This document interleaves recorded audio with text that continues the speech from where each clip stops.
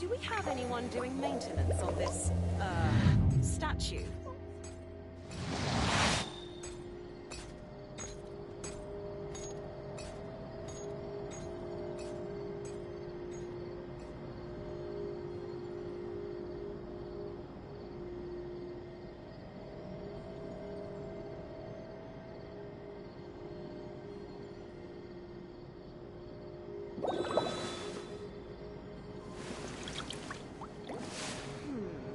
Do we have anyone doing maintenance on this, statue?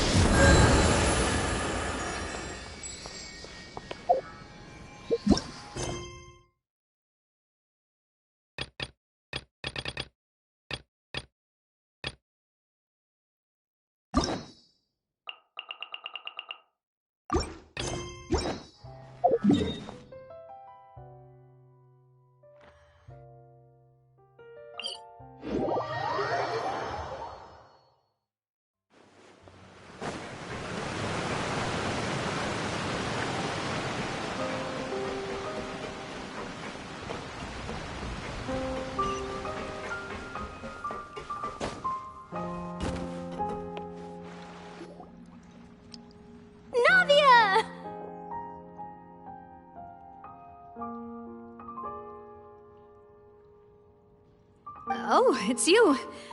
What brings you all here? Hey, we're just having a look around. I'm here to update myself on how things are going here. Oh, the Fatui are here too! Let me introduce you. This is Mr. Garunt Snezhevich. He represented the Knave in sending us a large amount of supplies, and is helping with our work. Our residents are hard at work as well. Thanks to everyone, work is progressing nicely. We've lost a lot of people, but we're moving forward. That will have to be enough. Hello, Miss Charlotte. I'm a big fan of yours. I especially like that article you wrote last year about Fontaine's stray cats. But if you don't mind, could you not emphasize our role too much in your report? It's not charity we're doing here. We just happen to share the same interests as the Spina. I get where you're coming from. I'll keep it as simple as possible. Or would you be willing to feature as friendly neighbors? That would be fine. Thanks! Oh, you're back too. How are things? We finished laying down the construction materials. It'll be another hour before the workers are able to go over there. Huh? You're here too, Clarence? Well, her reputation's greatly risen after that whole duel business with Miss Farina. So she's here in Poisson to wait out the heat. All right. She really came here to help me out. There's too much to consider in the reconstruction of Poisson. The Spina has need of more decision-makers. And, well, I do already happen to be connected to Mr. Callis. Oh, wait just a moment. Do you mind me asking a few questions? You know, about how you felt before the duel, about what it was like facing down a god. There's lots of exciting material there, I bet. Forget it. I'm sure you can find a better theme than that, Miss Charlotte. I see you're the same as always. Couldn't you do me a favor, for Navia's sake? Well, if we're talking about doing things for my sake, you might as well just take a few more photos of me. Or of the Traveler. It's better than wasting time persuading Chlorand, at any rate. Of course I will. I'm not gonna let her off that easy. All right, then everyone who wants to be in the photo, gather up. And smile.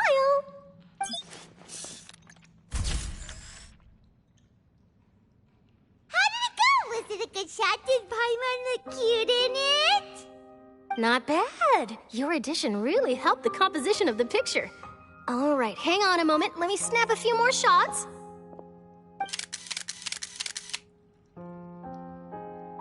All right, that should do it. I'll be back here later anyway, so let's call it a day.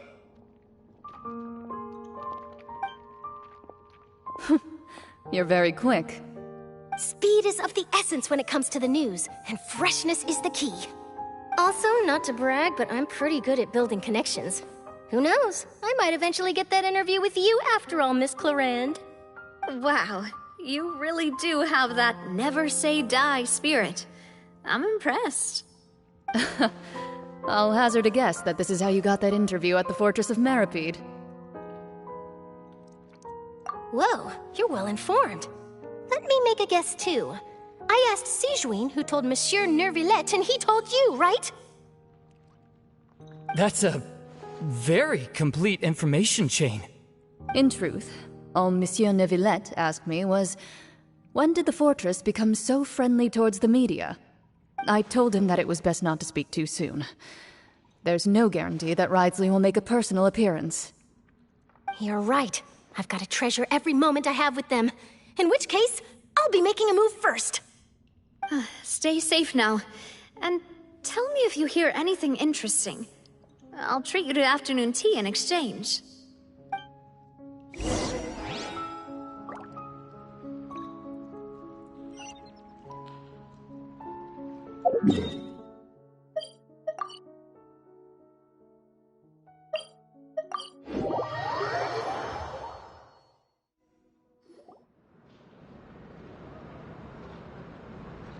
Wow, guess we're here again, huh? There's a real nostalgic feeling to this place. Looks like you've been missing us. Duke! Did you come all the way to the entrance to greet us? Of course. I'm here to welcome you and our dear Miss Charlotte, whom our good head nurse recommended to me. It's an honor to finally meet the much-rumored Duke. Thank you for consenting to my visit to the fortress, sir. No need to thank me. But that said, I shouldn't be the focus of your interview. I trust you recall our agreement? Of course, of course. All right then, this way.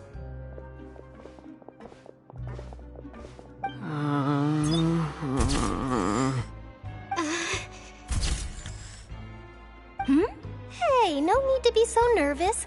I've already taken all the photos we need. Miss Charlotte, do these pictures really need to be published on the cover of the Steambird? It would seem that Miss Lorvine doesn't want her face to appear beside that of Mr. Jurier, Sir, please don't say things like that. But it looks like dear Mr. Jurier denies it. Might this interview be very important to you then? No, I just... This is my first time being interviewed, and I'm very thankful to the Steambird for... Now, I might not look it, but I actually did meet Mr. Edwin once. And I'll be honest, I enjoyed chatting with you more. You've definitely got more of that genius vibe going on. The boat that brought about a miracle, the ark that saved the people. Why, you recreated a myth back there, like an emissary of legend. Still, if I might ask, where's that flying ship now? Huh! Looks like Charlotte's trying to get herself another exclusive scoop. I have to apologize, but that ship is presently in the bowels of our factory. I'm afraid it won't be easy for you to get a shot of it. Really? Well, then in that case, could I have an interview with you to make up for that loss?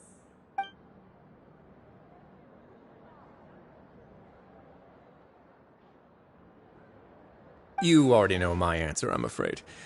Best you interview our head nurse instead. Or perhaps you'd like to take another photo of this couple of researchers? Did you really have to use the word couple? Well, then, 2 solo photos will do. Is my hair messed up? Please, someone help me have a look. Things sure are getting pretty lively here. We've seen this kind of thing before.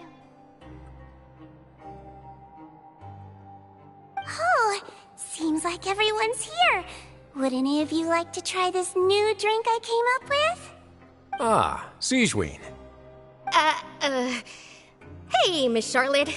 Why don't you, take some pretty photos of our head nurse? Sure. Come on, Miss Sigewinne. Over this way. Let's find a brighter spot.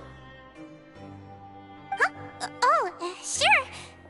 Do I have to smile? So, how have things been at the fortress?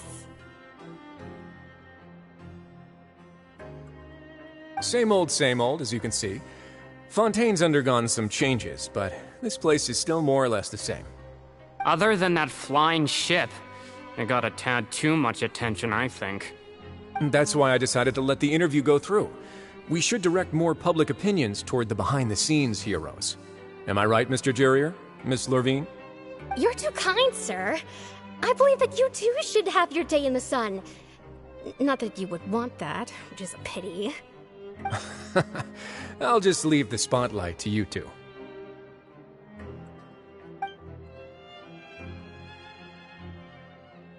I see.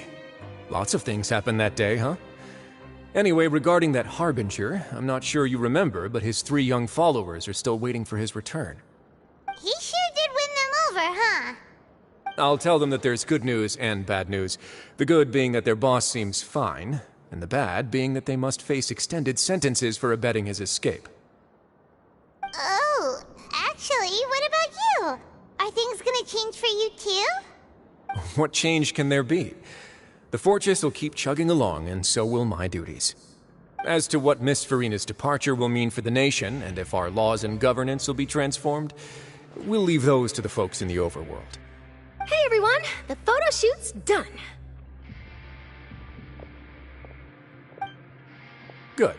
In that case, let's call it a day here. Thanks for your cooperation. Come on, Traveler, let's go. Till next time, everyone. There'll be a next time? Maybe. Who knows? I might write a story about the underwater factory next time. Until then. All right. Last stop, the docks.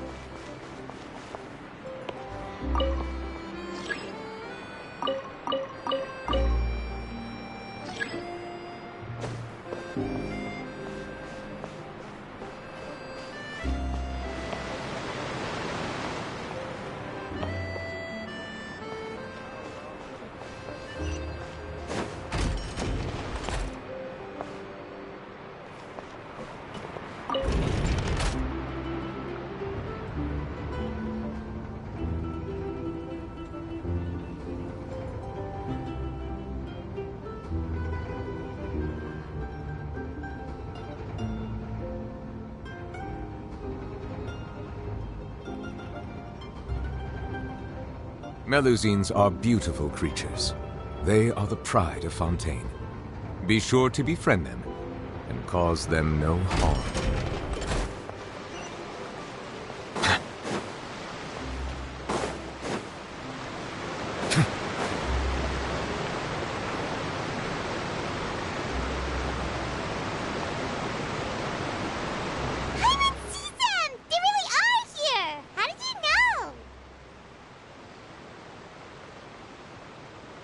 Navia mentioned that she stayed in touch with Linny and the others after working together. Apparently, they've been at the docks distributing these strange pockets the whole time since. Traveler, Paimon. Ah, and Miss Charlotte, too. Would you like a magic pocket? What sort of gadget is it?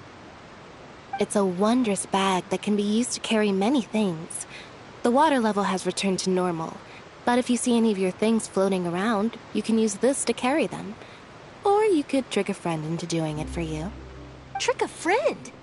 I wonder which of my friends would fall for that.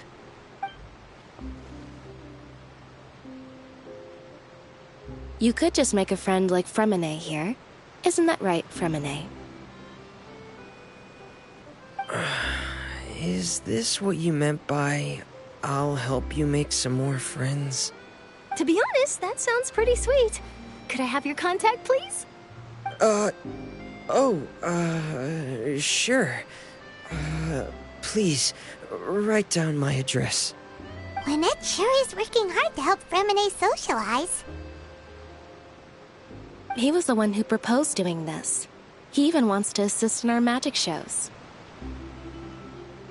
Yes, I was planning to first introduce Pear as an assistant, and later Fremine himself. In the future, I think we can leave underwater escape magic to him too. That said, would anyone want to see a diver escape underwater? Oh, it'll work out. Every journey begins with the first step. He'll become a part of our show eventually. Lynette, could you come over? Miss Charlotte says she wants to take a picture of us. Got it. My, that Charlotte is rather perceptive. She got rid of everyone the moment she realized I had something to say to you. So, how have things been, Traveler? Father says that you did a great deal during the latest events. She's very grateful for your contributions to Fontaine. That's all right. We were more than happy to help.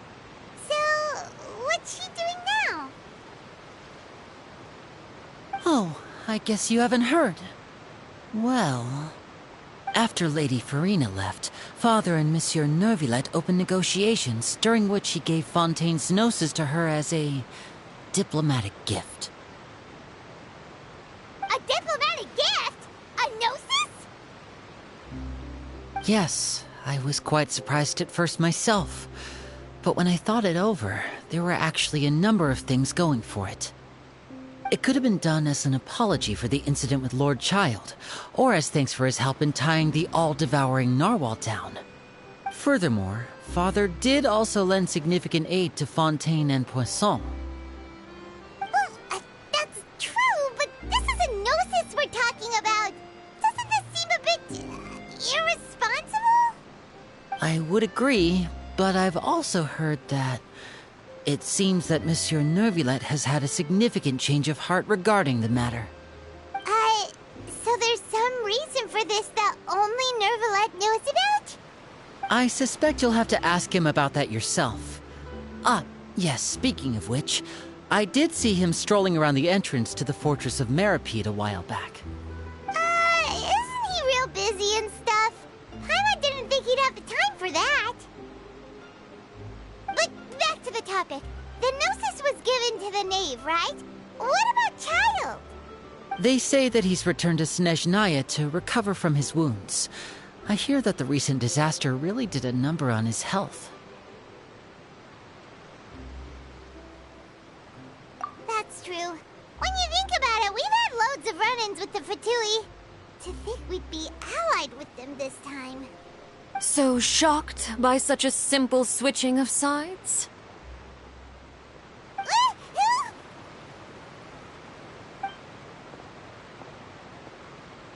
Father! Well, what do you know? Come to the docks to see how my children are doing and meet the Traveler by chance. Please do not pay my accomplishments in Fontaine too much mind. I would have done them regardless. Are you going to take the gnosis back to Snezhnaya?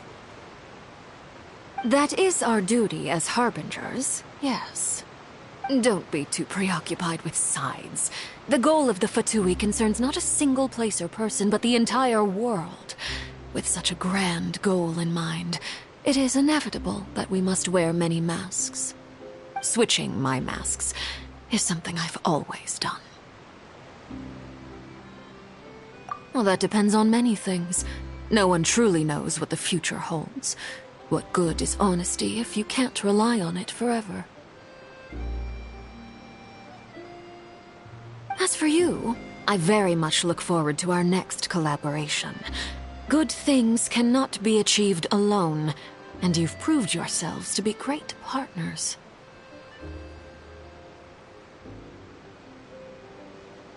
A vision? All right. I'll remember to return it. Thank you for keeping it safe for him this entire time. And that's a wrap for me. Huh? You're... Greetings, Miss Journalist. Hello. If I'm not mistaken, there are diplomatic channels I'll need to report to take a photo of you. That is correct. So forgive me, but I will not be able to serve as a subject in your article. However, feel free to write as much as you'd like about our dear magicians and our upcoming rookie talent. I will. The sea breeze is quite pleasant. I shall continue my walk while the weather remains so agreeable. Farewell. Farewell, Father. Oh, she has such an intimidating presence. I didn't even dare to take a picture. Thankfully, I've already wrapped up all my pre-scheduled interviews. Thank you all. This'll be more than enough for me to write about, I'm sure. Don't be too nervous. Why don't you take a magic pocket before you go? Here, Traveler, Paimon, you take one too. To move things about? That's right. Funny. I was giving out magic pockets when we first met too. And what do you know? I'm doing the exact same thing right now. So many things have happened, but the pockets are still the pockets. I guess this must be life. We will all follow our own paths, and serendipity will lead you to your fated friends. All right then. We'll be handing out pockets in some other districts later, so we'll get going now. Have a good day, you two.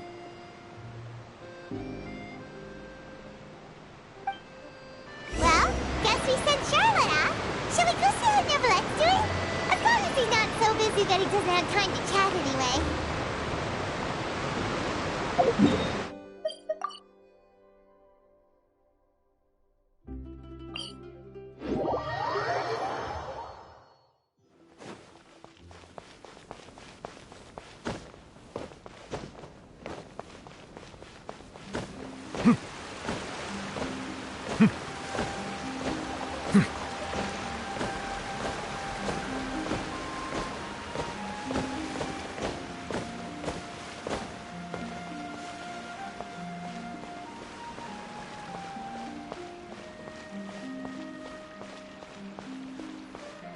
The entrance to the fortress! Ooh, he really is there!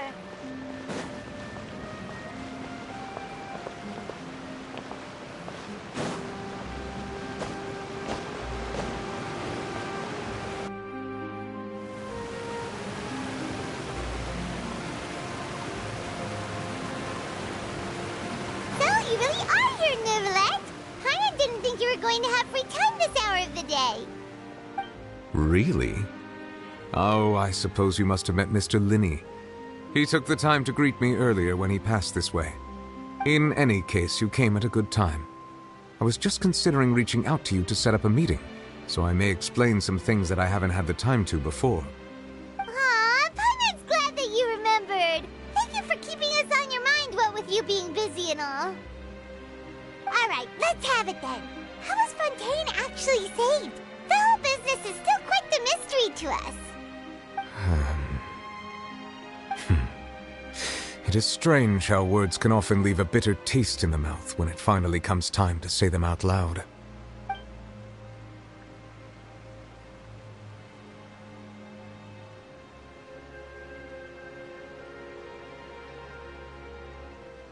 Whoa. So that's what happened? Focalord destroyed the divine throne of the Hydro Archon and restored your power to you, transforming you into a fully-fledged elemental dragon sovereign. But Paimon still doesn't quite get what you did to save the Fontainians from dissolving. For me, the authority of the ancient dragons refers to absolute control over the hydro element. Fontainians were incomplete humans born of Egeria's use of the power of the primordial sea, with constitutions similar to that of mimics. But so long as those primordial energies remain within them, I could use the ancient dragon's authority to grant them true blood, after the fashion in which life was first brought into being on this planet. In other words, when I gave my verdict, Fontainians became true humans, and thus would naturally no longer be dissolved by water from the primordial sea. Focalord must have counted on you to make that decision as well. Your verdict was the key to making the prophecy appear to have come true while saving everyone. Yeah, And in a manner of speaking, Focalor finally managed to fulfill the original Hydro Archon's wish to turn Oceanids into real people too! It seems from your expressions that you still have more things you wish to ask. Ask away. I will tell you the truth as I know it. I have investigated his case along many avenues, and I have learned that he once fell into an unknown chasm when he was young. There, by chance, he awakened the all-devouring narwhal. But whether it be by sentiment or reason, that should not have been enough to consider him the root cause of the disaster. At most, he would have had tangential liability. As for the judgment passed by the Oratrice during the trial, whether it was due to that liability by association, or Focalor deliberately using him to buy time for us on the assumption that he would be able to hold the creature off, I cannot say. Guess Focalor had Fontainians in mind the whole time. In the end, it was thanks to her that they finally became real humans. Hang on a second. Paimon suddenly got another question. Back when Fontainians hadn't yet become real humans, were the children they had also transformed Oceanids? Life has always flowed like water. Do you recall how Fontainians would often come to the Fountain of Lucine to pray for children? Yeah, Lynette said the fountain is where all the waters in Fontaine converge. In truth, even those couples did not know that such prayers were no mere custom, but instead a form of ritual. Those Oceanids who were blessed within the spring water would later descend as new humans in the coming months. Paimon sorta gets it now. Either way, seems like this ritual won't be of any further use, but it'll probably live on as a local custom. Ask away. I will tell you the truth as I know it. Yeah, about that. Risley said Farina has already left. What's that all about? Ah, Lady Farina. The people are only aware that her death sentence has not been carried out. She abdicated the post of Hydro Archon and left affairs related to that title to me, before leaving the Opera House. I related Focalor's words to her faithfully and completely. After hearing them, she seemed neither saddened nor comforted. She simply said that she was tired and needed to rest. Having said that, she then packed her things and moved out of the Opera House, not unlike how an ordinary person might. But she's still got a place to stay, right? You need not worry. I will make arrangements to ensure that she will not want for food, clothing, board, or travel. In truth, I am somewhat happy for her. The wear and tear on her spirit will, of course, take time to heal. But now that she no longer has to play the role of Focalor the Hydro Archon, she can finally lay down her burdens and lead a normal life.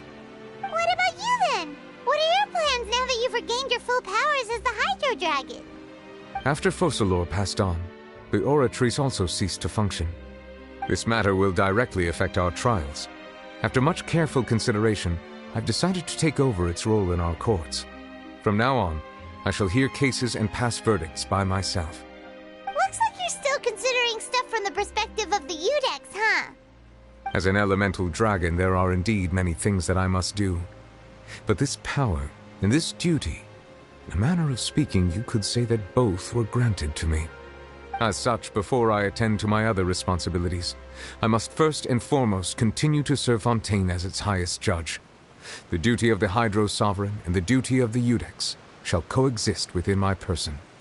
Additionally, the Hydro Archon's departure has brought about another problem, which is that the Opera House shall no longer produce indemnitium.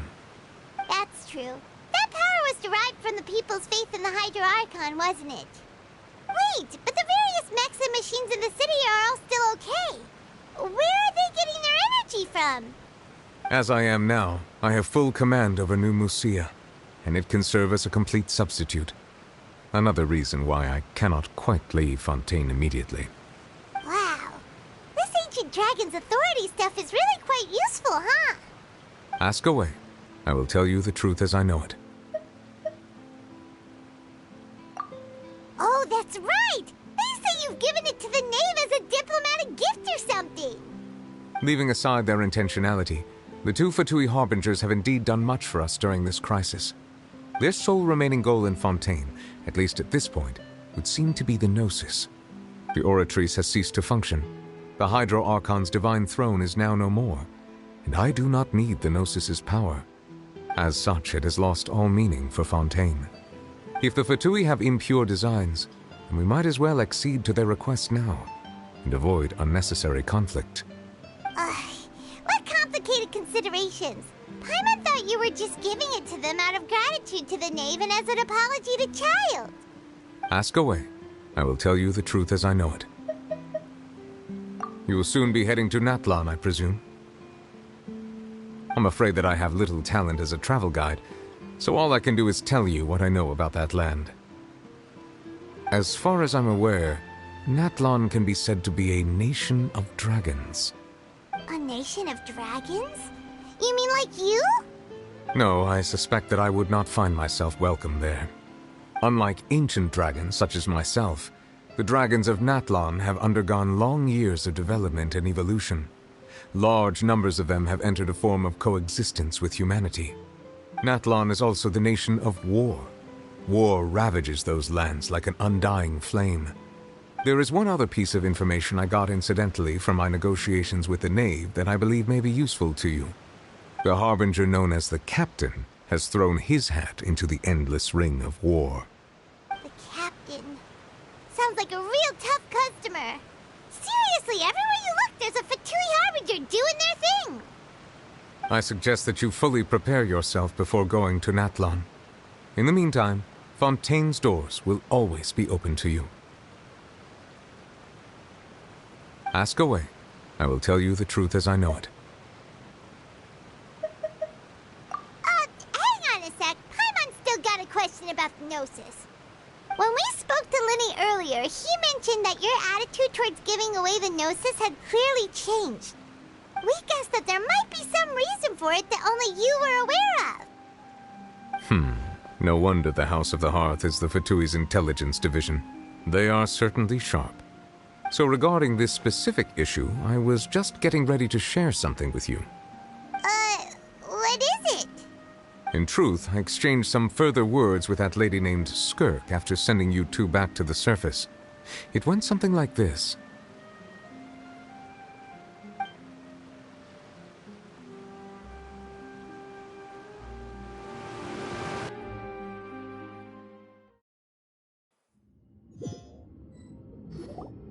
Well, we're going to head topside to see what's going on. You hurry over soon as well, all right, Nervalet? What next? The all-devouring narwhal isn't here, so I'm no longer getting any interference. I can finally catch the scent of your power, what it's made of. It is the authority of the planet's primordial dragons, but with something very similar to a god's curse mixed in. It's quite a novel blend. I'm sure I've encountered something like this before. What was it again? I do not know what you speak of. Of course. How could I forget? You should have the remains of the third descender on your person, yes? Remains?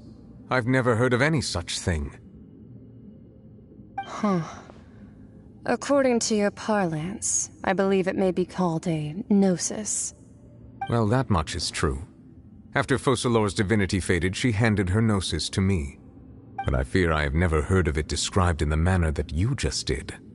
I've been training with my master, the Foul, ever since I was young, and I have never returned to the surface since. So most of the information I possess, I got from him. It is only natural for those who are greater than humanity to possess a different sort of common sense, which is why there are so many problems in our attempts to communicate with humans. Regardless, you should probably get rid of objects of misfortune to prevent any disasters from befalling you. To live in itself is a blessing. But once a person dies, the bonds he once had with this world shall all turn to curses. What do you mean by that? No need to fret. These are just my personal thoughts, and my reason for no longer wishing to return to the surface. This third descender you refer to, who are they? And when did they die? Master never mentioned them to me. Perhaps it just wasn't that important for me to know. If you're interested, though, I could ask him. I'll be sure to pass the answer on to you next time. Next time? You believe we will meet again? I do. Wait. I have a disciple of my own, don't I? He can be the messenger then.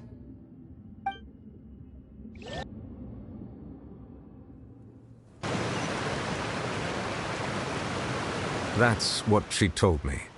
Whether it would prove useful or not, I wanted to pass that information on to you. The remains of the third descender? So that's what the Gnosis actually are. Paimon just thought they looked like chess pieces. How could they be a person's remains? All the same, assuming that there was no misunderstanding or special metaphor at play, that is what she meant to say. And she said that it would bring misfortune and that you should check it, which is why you gave it to the Fatui. If she speaks the truth, then I would simply be putting Fontaine at unnecessary risk by keeping it here.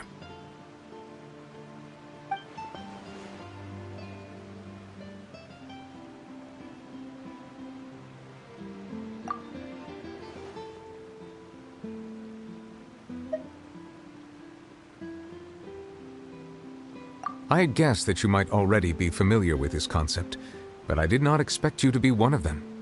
That means that the Gnosis, which are exceedingly element-compatible and can even enhance elemental abilities, do indeed come from the third descender. I wonder, does your body also possess similar properties? Like being able to use elemental powers without a vision. That does sort of count as special compatibility, right? No, let's not think about this stuff right now. It just feels creepy. Comparing the Traveler to the dead third descender and all. That's what you say, but this topic still feels like bad luck. Once Child recovers, let's get some more answers out of him. Or go look for his master and get the answers that way. I too believe it unwise to make too many blind guesses when information is lacking. The same is true of being at court. All right. Whatever the case, it seems like the crisis here in Fontaine's over for now. Yes. All of Focalor's efforts were for this moment as well. But she sacrificed herself in the end as a god, and she suffered through all those years as a human. Was that really what she wanted? I suppose that would be the mystery of a god's will. I suspect not. But once in a while I too would guess that if wishes were like the clouds in the sky, they will one day return to the earth as raindrops. Life flows like water, and rain is the final answer. The water levels may sometimes tilt one way or another, but the rain falls fairly upon all. And what, ultimately, is the difference between the rains that fall upon all of us?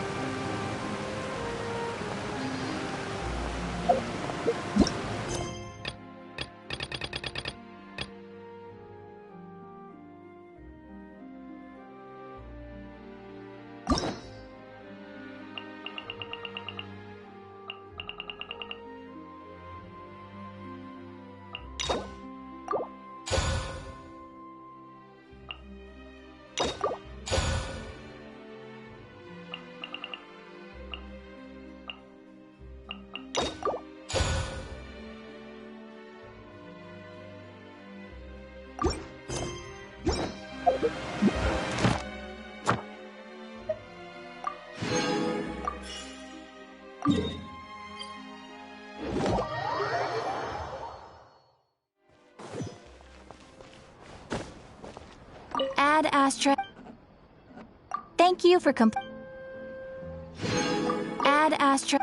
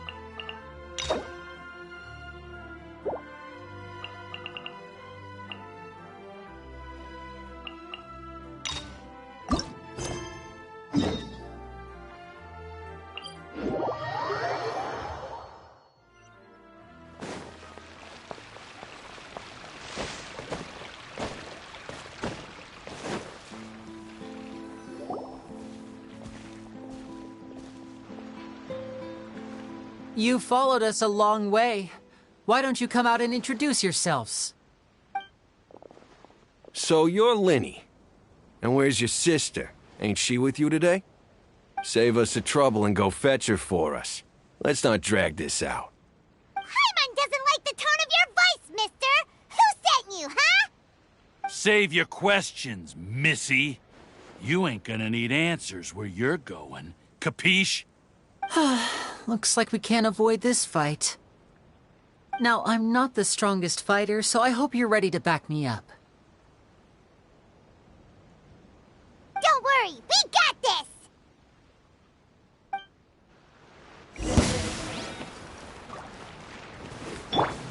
I see everything! Right now, emerge, right here. Bow your head.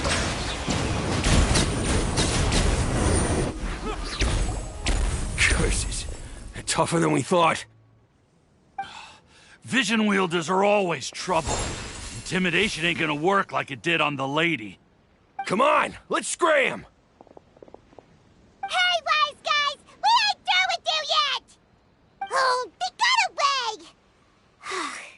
Did you catch what they said just before they left? Something about intimidating someone else. Sounds like they just wanted to rough us up as a scare tactic, and they've already done it to someone else, but who? You're right. She was injured when we saw her yesterday, and she acted like she had something to hide. Maybe she was too scared to tell us the truth because those guys had threatened her. Well, if that's the case, she should be more willing to open up to us when she learns that those thugs won't be bothering her anymore. Let's head back to the cafe and see if we can get any information from her.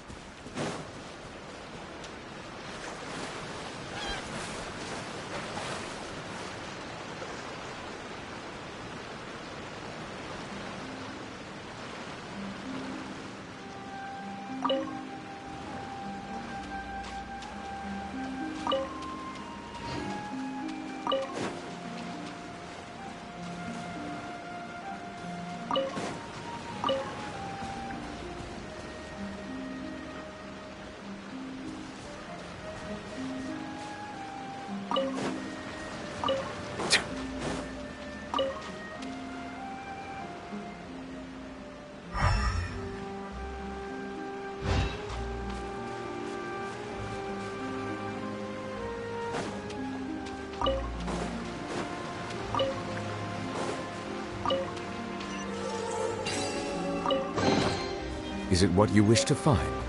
Hopefully the excitement of opening a treasure chest has at least made it a worthwhile experience.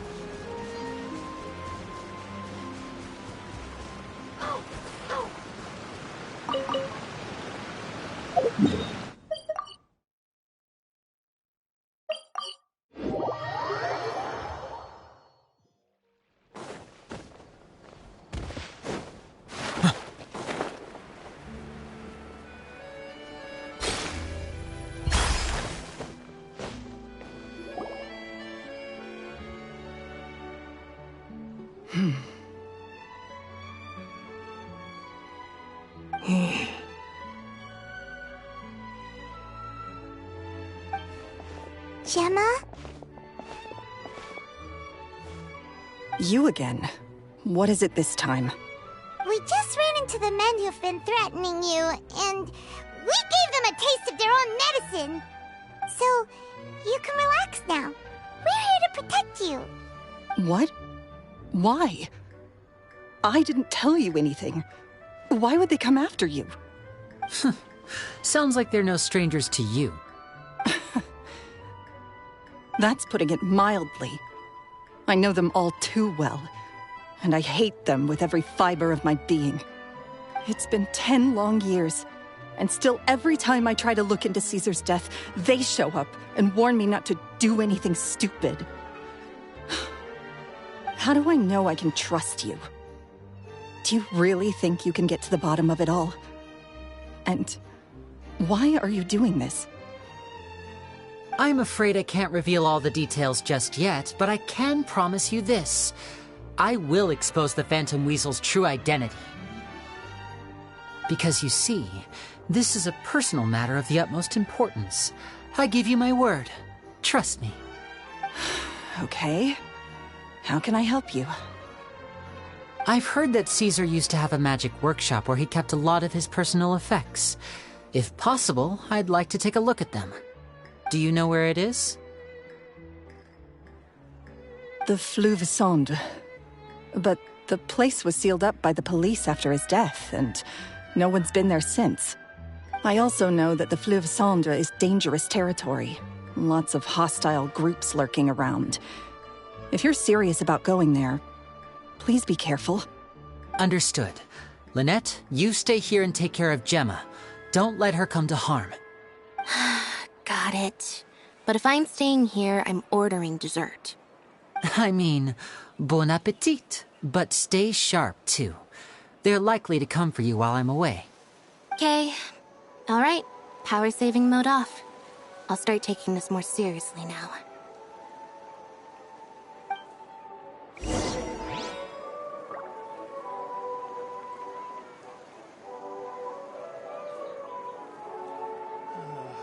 Looks like no more free coffee for me. This coffee smells as good as ever.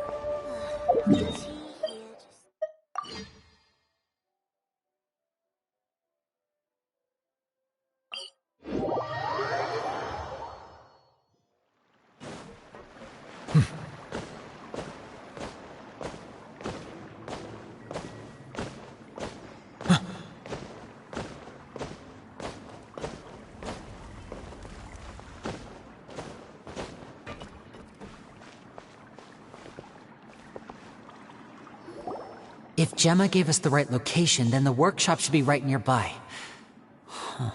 Looks like these boxes are blocking the entrance. Let's shift them away first. There we go. It should be just down here.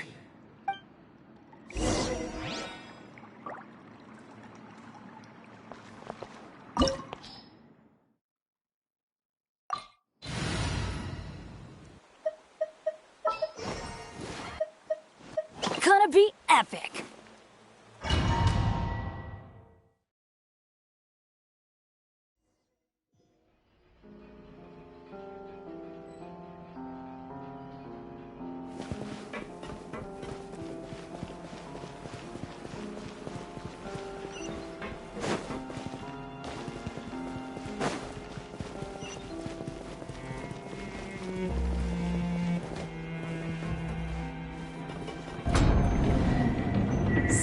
This was Caesar's workshop.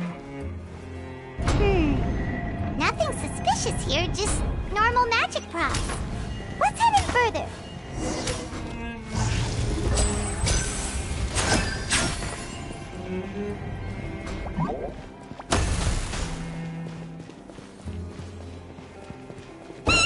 What was that? Oh, is this one of Caesar's gadgets? Guess we must have triggered some sort of device.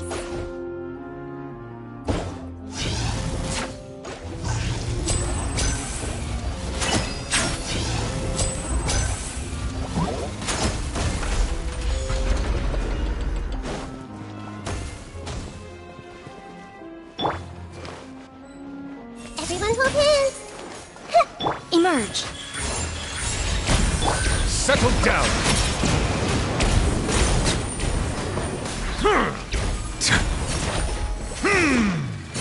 Whoa. Look. The doll in the box is glowing.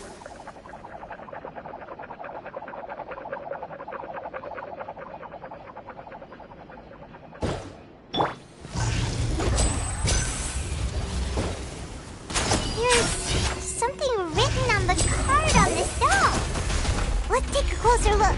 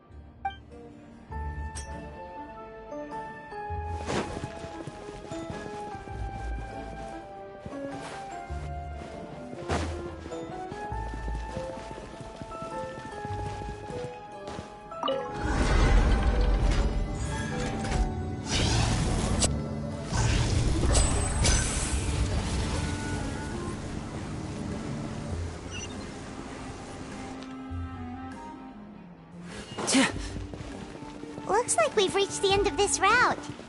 Shall we try a different one?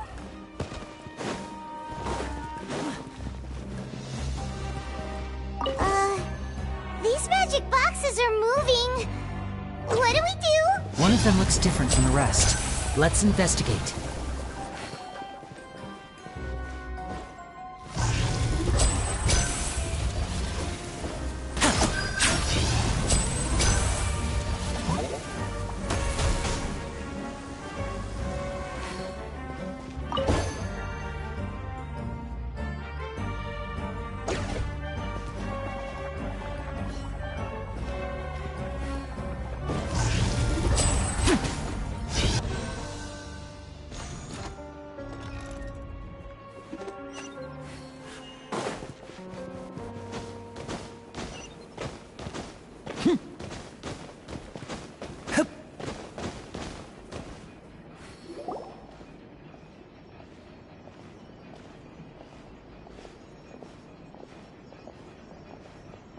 That's weird. Have we reached the end already? There's nothing here. Maybe this was a wasted trip. This place seems a little too ordinary for a magician's workshop. There's a distinct lack of mystery. We've triggered quite a few devices on the way here. I'm starting to wonder whether Caesar built this whole place as one big, elaborate magic contraption. If so, then there must be more to this place than meets the eye. Maybe a hidden room somewhere. Aha! If I just move this book, then hopefully... and... presto! A secret passageway! How did you know? I'm a magician too, and apparently great minds really do think alike. Looks pretty big inside. Let's head in and take a look around.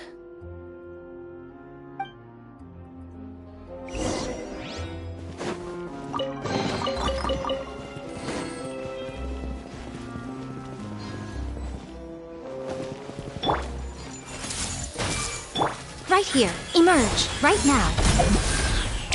Silence!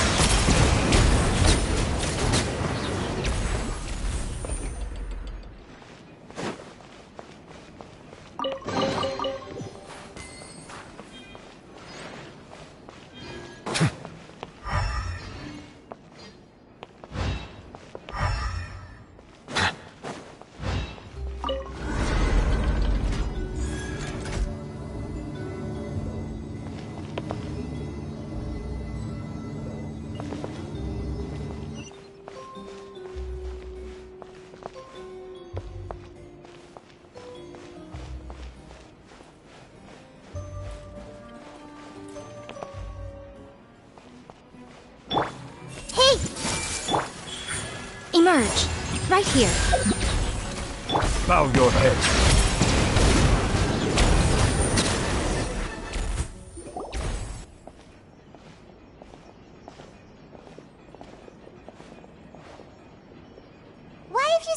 Penny? Is there some device in that box?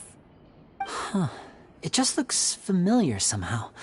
Let me check this out for a second while you guys go on ahead. If anyone makes a major discovery, let's rendezvous here. All right, see you in a bit!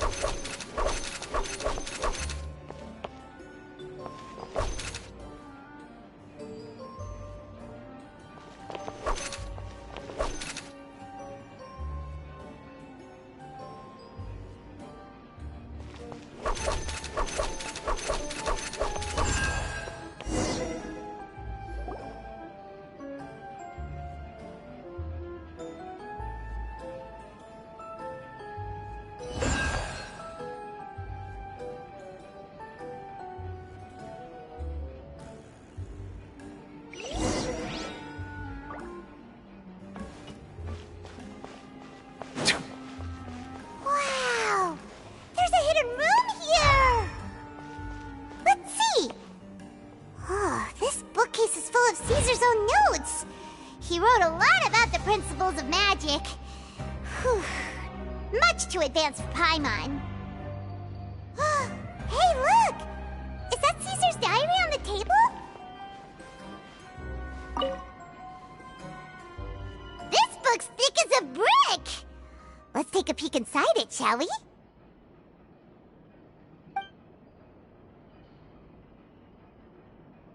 At one of my shows a few days ago, a child asked me how I pulled candy out of my hat.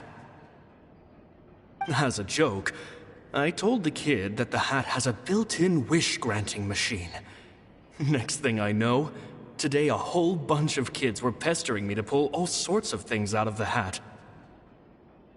So I told them another white lie. The machine needs time to power up, but in the meantime, you can write your wishes down. Well, they took me up on that offer, enthusiastically. As I write this, I've only just got back from running around all over town, buying the things they wanted. Boy, are my legs sore. I wound up saving very little this month, but that's not a major issue. I now have a bigger problem. How am I going to hide all these things inside my hat?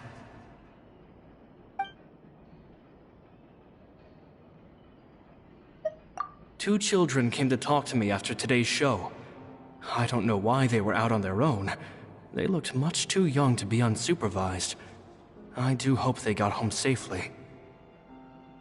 Anyway, they said that they wanted me to teach them how to do magic. It's not uncommon for children to ask this, of course, but I've never seen any of them as serious about it as these two. I told them that learning magic is very hard work. But that didn't faze them at all. It's like they already knew. And they seemed so committed. I couldn't turn them down.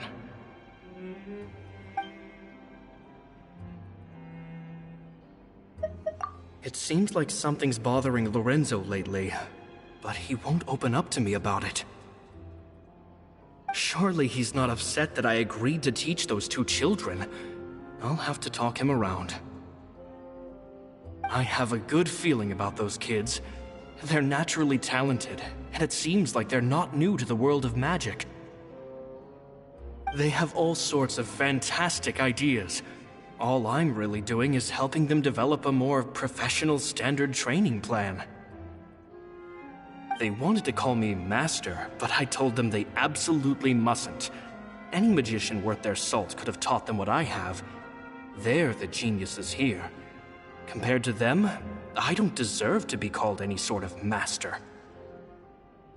With time, I have no doubt that they could become far greater magicians than I.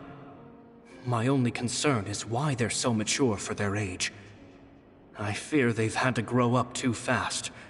I don't dare to imagine what they must have been through. Gemma thinks so too. She doesn't like being around them. Says that their eyes are too piercing. They don't bother me, but then again, I've never been the sharpest tool in the shed.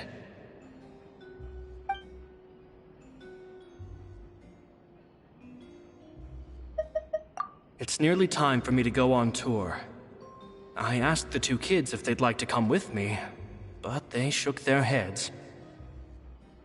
I once overheard them talking about their father and their mission. Sounds like their parents have other plans for them. I guess we'll be parting ways soon.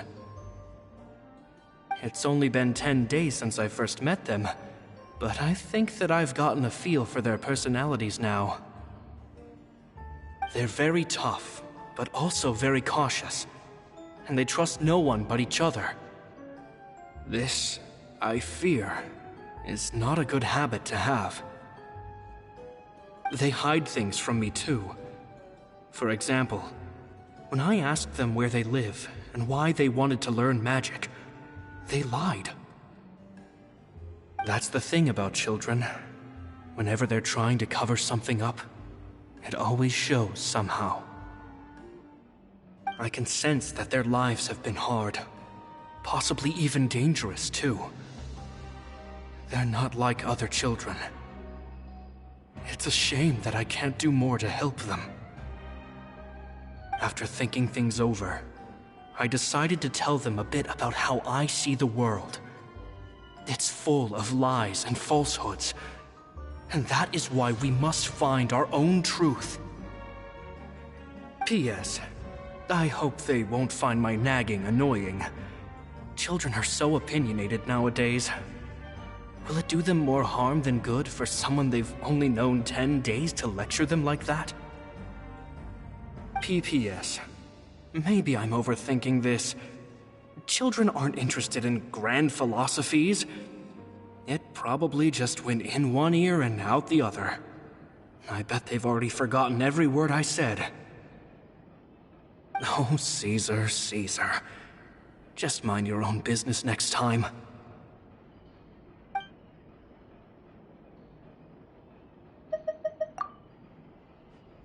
Two magic geniuses with a father and a mission, huh?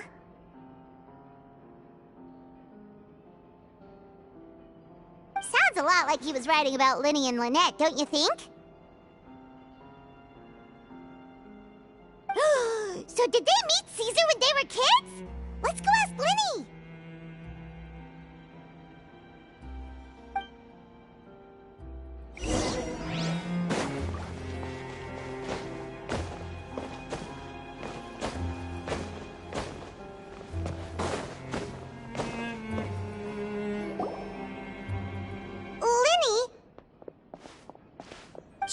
Hold that thought.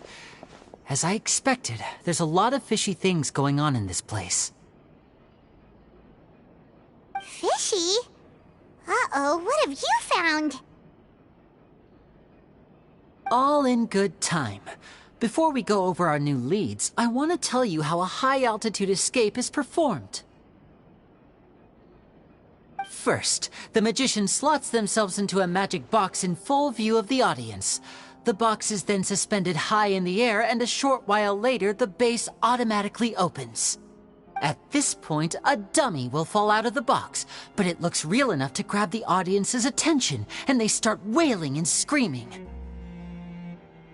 Meanwhile, the real magician, who has by now blended into the crowd, waits for a good moment to make their appearance and put on a hysterical performance. Oh no! Is that me? Did I just fall to my death? Very vivid description. Paimon can really picture it. And then what?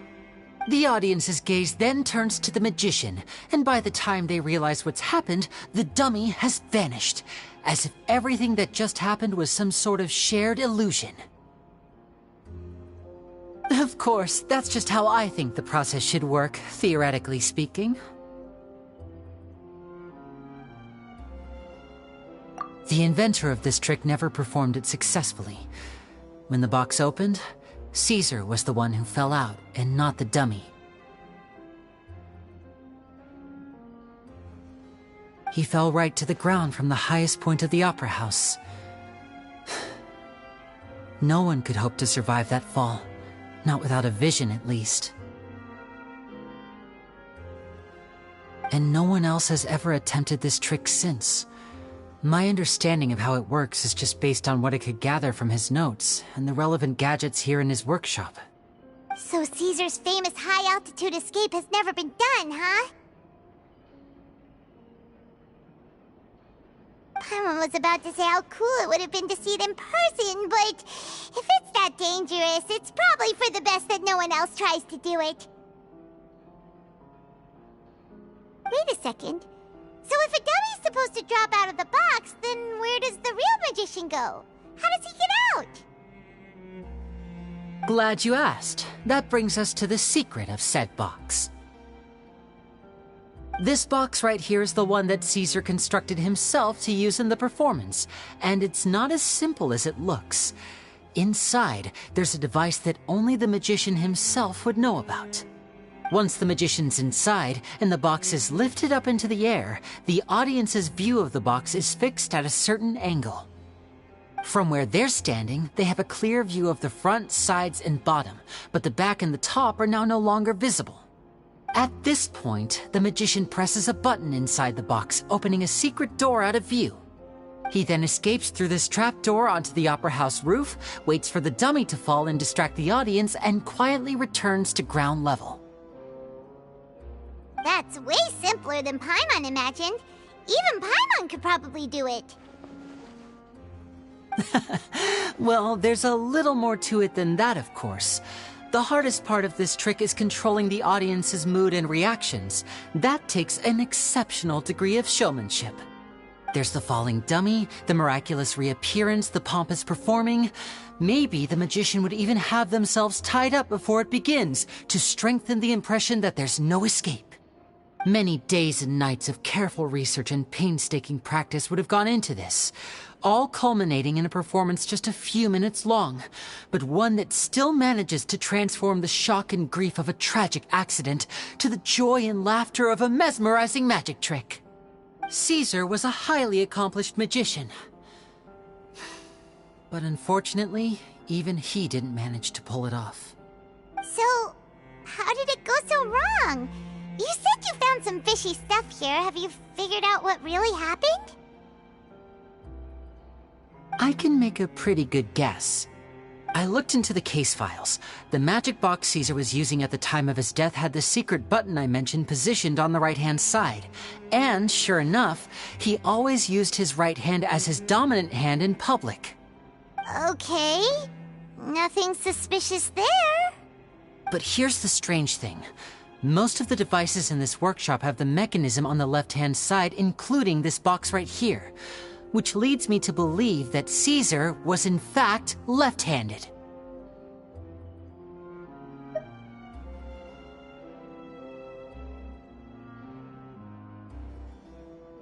Because a magician can't afford to have their most basic habits stand out too much. People naturally focus their attention on the most important details of the task or situation at hand. But a magician needs to be able to redirect an audience's attention at will so as to avoid arousing their suspicion. The essence of magic is getting people to believe a lie. If even the truth raises eyebrows, the falsehoods become all the more difficult to mask. And so, Caesar trained himself to use his right hand to align with his audience's expectations. Great magic always requires sacrifices. But in his most stressful and nerve-wracking moments, and when no one was watching, reflex would kick in and he'd use his left hand. That's why he set his gadgets with the mechanism on his left. Exactly. I think that's likely what happened. Caesar would have been under a lot of time pressure during the escape. He'd have had mere seconds to open the hidden compartment, retrieve the dummy, then open the secret door and make a swift escape. But I'm sure he was confident. He would have rehearsed countless times to the point where it was second nature. He'd barely need to think about what he was doing because muscle memory would guide him through. So he opened the compartment, took out the dummy, checked everything was in order, and then went to leave. With his left hand, he reached for the button, and suddenly, his heart skipped a beat. It wasn't there. Much like when you reach for your keys but find your pocket empty, his mind needed a moment to process what was going on. Instinctively, his left hand would keep feeling around for the missing button, maybe for another second or two, until the bottom of the box gave way. With the stakes being as high as they were, just a 2-second delay cost him everything. The authorities would find nothing suspicious and conclude that his death was due to his own error. When in reality, someone switched the boxes, and they did it to murder him. But how would they be able to make the switch without being noticed? That would be difficult to pull off, no? It would have to have been someone who knew that he was left-handed, and who could move his props around without arousing suspicion. Someone who was always by his side. Isn't that right, Lorenzo? You just couldn't let sleeping dogs lie, could you? There's not a lot of people who'd go to all this trouble for some magician who died 10 years ago. I didn't want to have to do this, you know. Silencing you the hard way just creates more problems for me to deal with. But I gave you your chance. I hoped you'd do what's good for you and back off like the lady, but you disappoint me. You mean Gemma? So you are the one who's been threatening her! Yes, although however stubborn she might be, she was never much of a liability. But you people, you never even knew him, but for some reason you just wouldn't drop it. Which is why you can't leave this place alive. Take them out, and make it quick. Do your worst!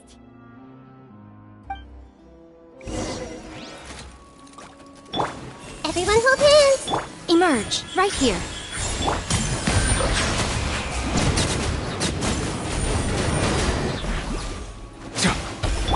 Hey!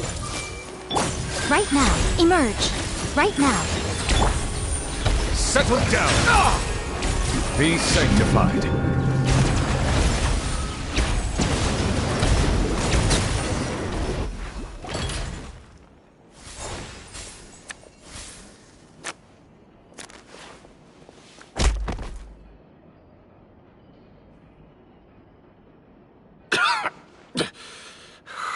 You kids are tougher than you look. Had enough yet, Lorenzo? Your cronies can't help you now. I think it's high time you started talking, and what I'd really like to know is, why did you murder Caesar?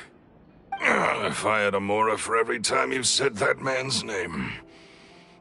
Of course you idolized Caesar, everyone else did. But I was the real genius magician. Me! He was just an amateur who did cheap tricks for gullible children. I was the one who made magic into the fine art it is today. The aristocrats doffed their hats to me! So it was jealousy. Jealousy. Hatred, more like. I hated Caesar. All he cared about was his magic. He lived and breathed it. He poured everything into his street performances and his stupid tours like it was just a hobby to him, never bothering to think about Mora. What sort of fool devotes their life to the art of deception and never has a Mora to show for it? But the people loved him, didn't they? Oh, how they looked up to him. No one gave me a second look. All I ever heard was, "Oh, your master's amazing, isn't he?" Amazing. Yeah, so amazing that he was completely broke. Every other apprentice was living it up at their master's expense, but no, not me. I put in all the work, mastered all the skills, and it brought me nothing more than the life I already had. He forbade me from using magic to trick people out of their Mora. There was nothing he hated more than that. And with his reputation in Fontaine, it was too risky for me to go it alone. As long as he was alive, if I dabbled in my own brand of money-making magic, he would expose me, and it would destroy me. I had to kill him. There was no other way. He had to go. And this was your only motive? It was reason enough. What other motive would I need? Well, I was under the impression that there might have been other factors at play. For instance, maybe you were in love with Gemma, but she was engaged to Caesar. In love with Gemma? Don't be ridiculous. Guess I was wrong about that then. Next question. Are you the Phantom Weasel? I am. Caesar was so strict with me. He insisted that his way was the right way, that the sole purpose of magic was to bring joy to the world. I never bought into any of that. I was more interested in the practical value of magic. Sure enough, it helped me fill my pockets with all kinds of valuable treasures. Oh, yeah! Charlotte told us that the weasel would steal whatever people valued, no matter how much it was worth. That's just how it looked from the outside. What would any thief want with second-rate loot? I've only ever targeted high-value items. I stole cheap things as a way of practicing my craft. It was other people's overactive imaginations that conjured up the preposterous image they then dubbed the Phantom Weasel. So, that's the story, huh? Well, I hope you're ready to tell it all over again during your trial. What choice do I have? You're a pack of wolves, and you've got me between your jaws. You've seen what's here, and my last-ditch effort to stop it getting out has failed. What else can I do? So be it. I've enjoyed power and wealth for the last 10 years, the likes of which Caesar could never give me. I wouldn't choose for things to end this way, but I regret nothing. Very well. In that case, I'll contact the guards. Traveler, Paimon, keep an eye on Lorenzo for me. I'll meet you just outside the workshop when I'm back.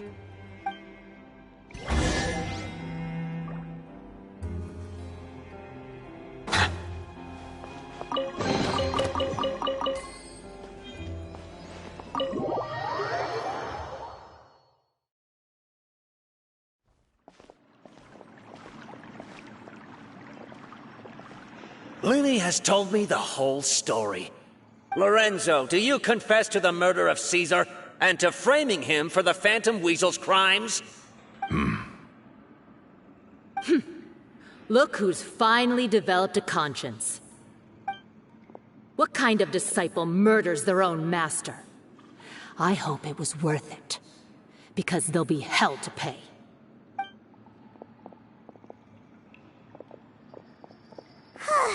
Looks like it's all over.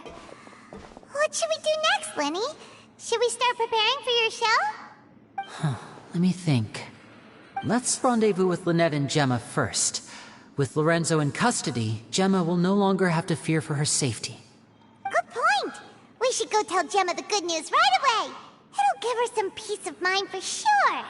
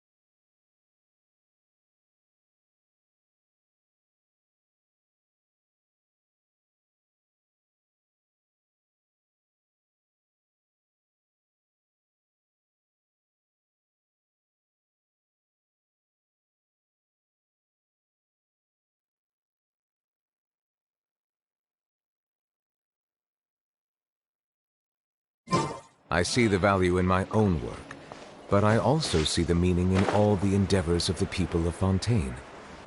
I believe I will continue to take pride in fulfilling my duties.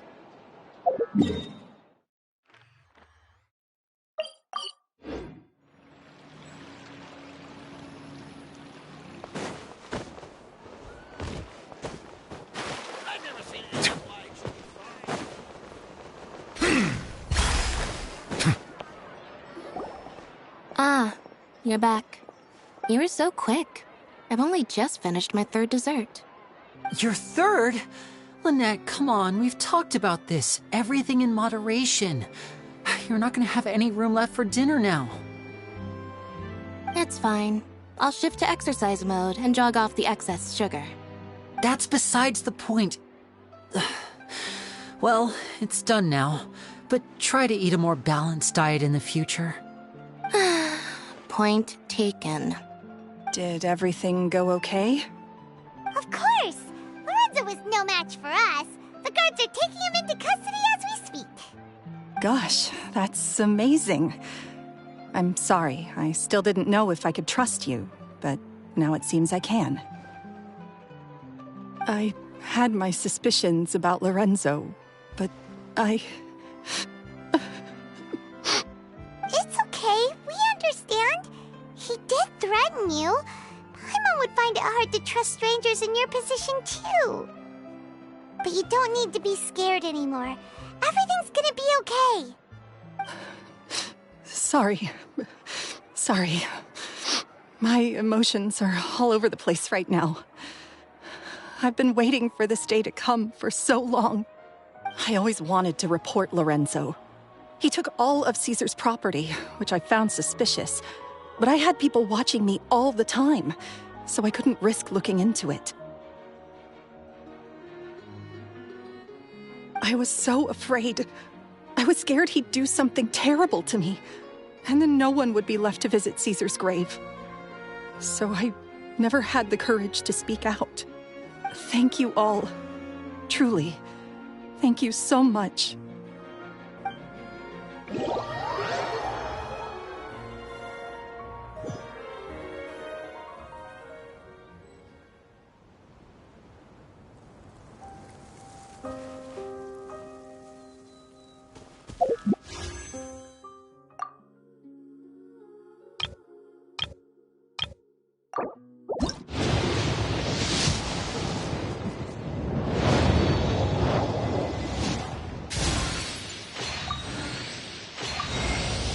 Hello, I'm Shilonin from the Children of Echoes. If you'd like me to forge some tools for you, just let me know. But I do have quite the backlog of commissions at the moment, so even if you submit a request now, it might be a while before I get to it. Oh! Well, if it is...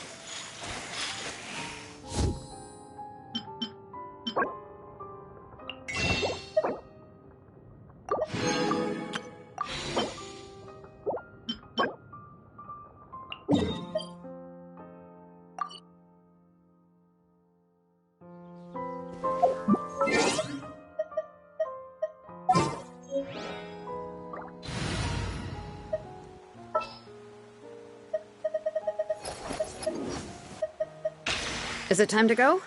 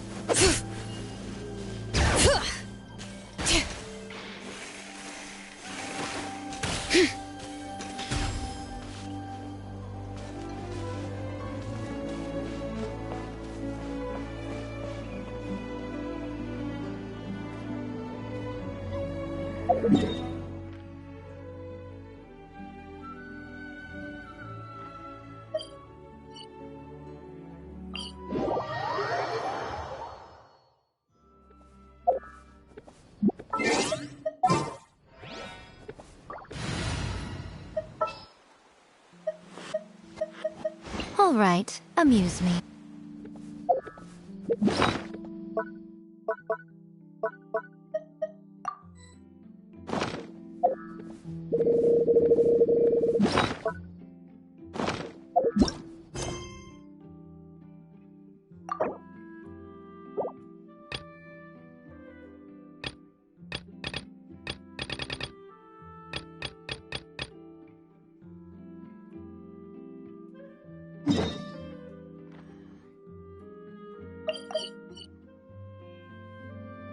Most human could have.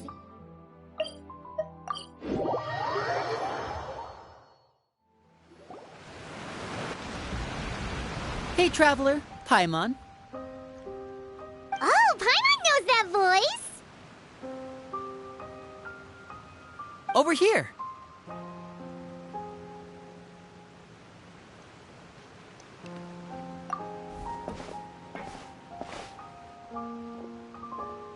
To borrow one of the more popular turns of phrase at the moment, this appears to be quite the fated reunion. Running into you two out of the blue like this has really made my day. I certainly wasn't expecting it. You can say that again. What brings you to Poisson? Wait, Paimon's got it! You must be here for one of your magic shows, right? Actually, we've run into a bit of trouble on the home front, so Father arranged for us to stay in Poisson for the time being. Oh, are Lynette and Fremine here too? Yep, along with most of the other members of the House of the Hearth. You may have noticed Poisson seems a bit more crowded than usual. So you're saying nearly the entire organization has moved to Poisson? Sounds like you've run into way more than just a bit of trouble. What's really going on? Well... Since the two of you are so curious, perhaps I can fill in the gaps. You scared Paimon half to death! Father, you're here. You know... On second thought, maybe we don't need to know. It's all probably super confidential House of the Hearth stuff, right? We totally weren't trying to pry or anything. No need to be nervous. I could sense your genuine concern from your conversation just now. Of course, I can also understand your confusion. Sending so many Fatui here to Poisson, it's only natural that some might suspect an ulterior motive to be involved.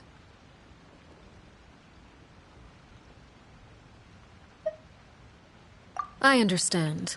I'm well aware you've had your fair share of confrontations with the Fatui in the past, and I can't exactly guarantee that we'll remain on good terms in the future. As for right now, however, I would say we have little reason to be at odds, wouldn't you agree? The House of the Hearth could stand to be more open with those who have worked so closely with us in the past. As for the issue at hand, well, it hardly relates to any ulterior motive. To be frank, it all stems from a certain rumor circulating around the House of the Hearth. It's an internal matter. What sort of rumor? A rumor that a certain phantom child is hiding away in the House of the Hearth. A phantom child? Ooh, just hearing the name is giving Paimon the creeps. A spirit that should have long ceased to exist is lurking in the shadows of the House of the Hearth. So I decided to bring the children to Poisson before continuing to investigate the situation. I expect I should be able to track down the spirit fairly quickly. After that, it's just a matter of resolving the situation, if you will. It shouldn't be much trouble at all. If you're curious, or if you still have some concerns, it might be advisable to stick around for a few days. I'm sure the children would be exceedingly pleased to welcome some visitors. Lenny, I'll leave you to entertain our guests. I have some matters to attend to. Of course, Father.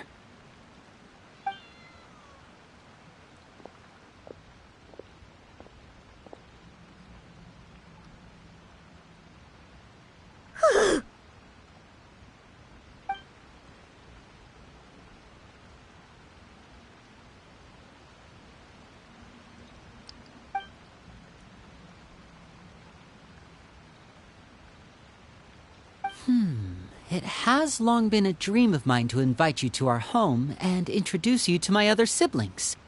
You're quite well known in the organization already. A lot of people have been talking about you, especially after everything with the prophecy. If you're willing, why don't you stay a while and have a little chat with us? Alright.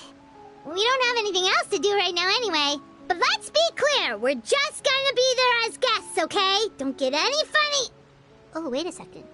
If we're your guests, that probably means we'll be treated to lots of yummy food, right? Of course.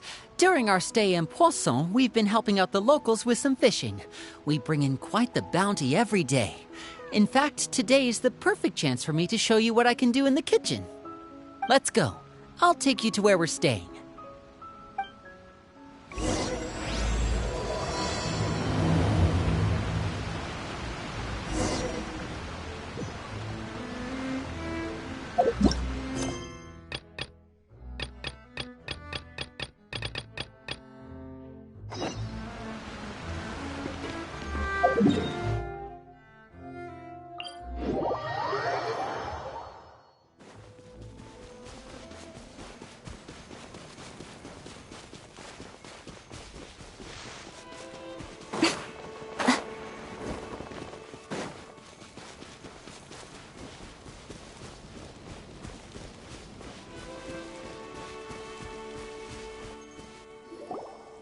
Thank you all for clearing Caesar's name.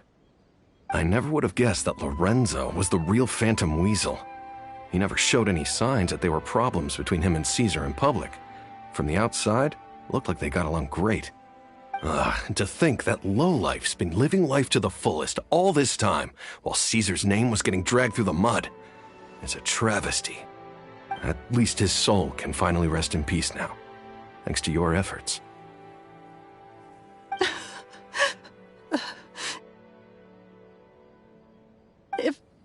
If only I'd realized before it was too late. Don't blame yourself, Gemma. This isn't your fault. Yeah, you still have the rest of your life to live. Caesar wouldn't want to see you spending it feeling guilty. Cheer up, Gemma. My brother's doing a magic show at the Opera House tomorrow evening. Would you like to come along? It might raise your spirits. This show will be a special one. We're holding it in Caesar's honor. In Caesar's honor? Really? Oh, thank you. I'll be there. Great. We'll see you tomorrow evening. Traveler, Paimon, don't be late. Don't worry, we'll be there. No way are we gonna miss out on a free magic show. Wait, Paimon feels like we're forgetting something. Oh yeah, Caesar's diary! We never found out if the two kids Caesar taught magic to were Linny and Lynette or not. Linny changed the topic back in the workshop, so we didn't get a chance to bring it up. Oh well, guess we'll just have to ask Linny tomorrow evening.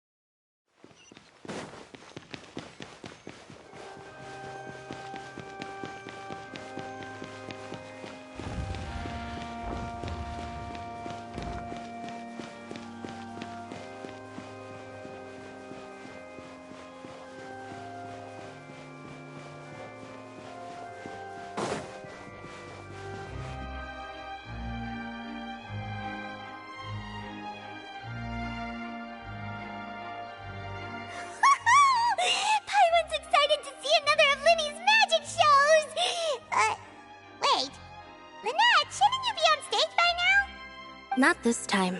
My brother's going solo today. So, I'll be watching with you. Good evening, ladies and gentlemen. I hope everybody's ready because the show is about to begin. The great magician Linny has prepared a spectacular show for us all tonight, concluding with an all-new grand finale that no audience has ever seen before. Wow! A new trick! Thank you all so much for coming. Now, prepare to join me on a journey through the mystical and miraculous.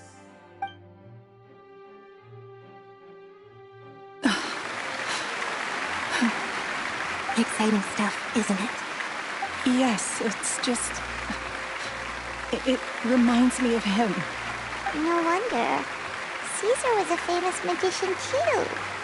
So, how did you two first meet, Gemma? Well, I was out on the street once, and I saw him performing for little children. Children love magic, because they're willing to believe in things that can't be rationally explained. Caesar had this amazing way of bringing them into a dreamlike world. And somehow, I felt drawn to him too. So I went up and asked him to do a trick for me. Aw, that sounds so romantic.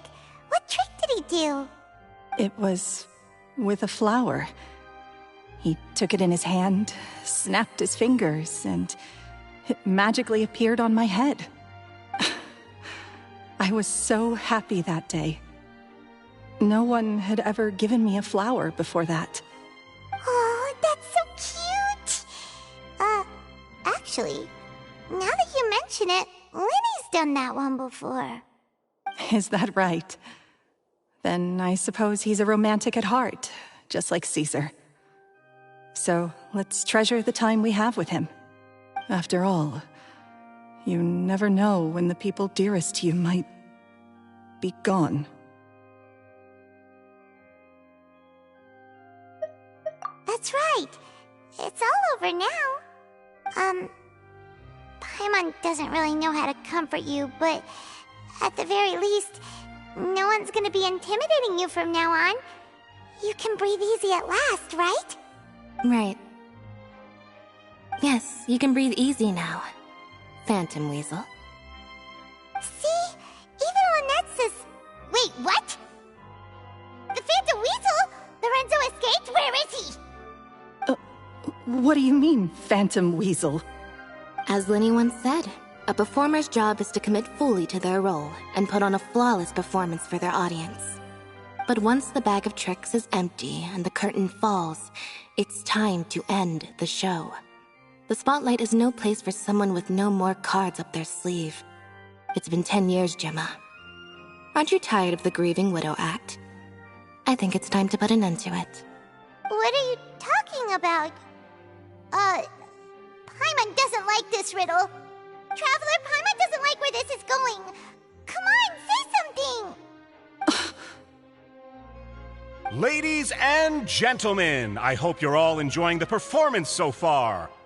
There will now be a brief intermission, after which Linny will perform the most electrifying act of tonight's show, the one we've all been waiting for.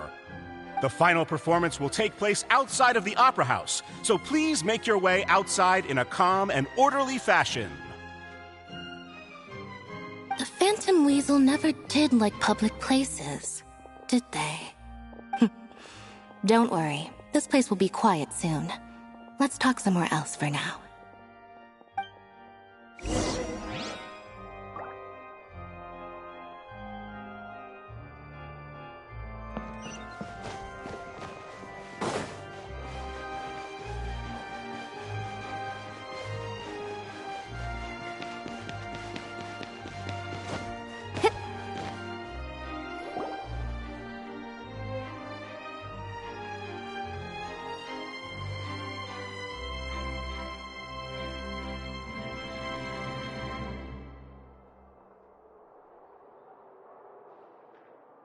Dear me, this is awkward, isn't it?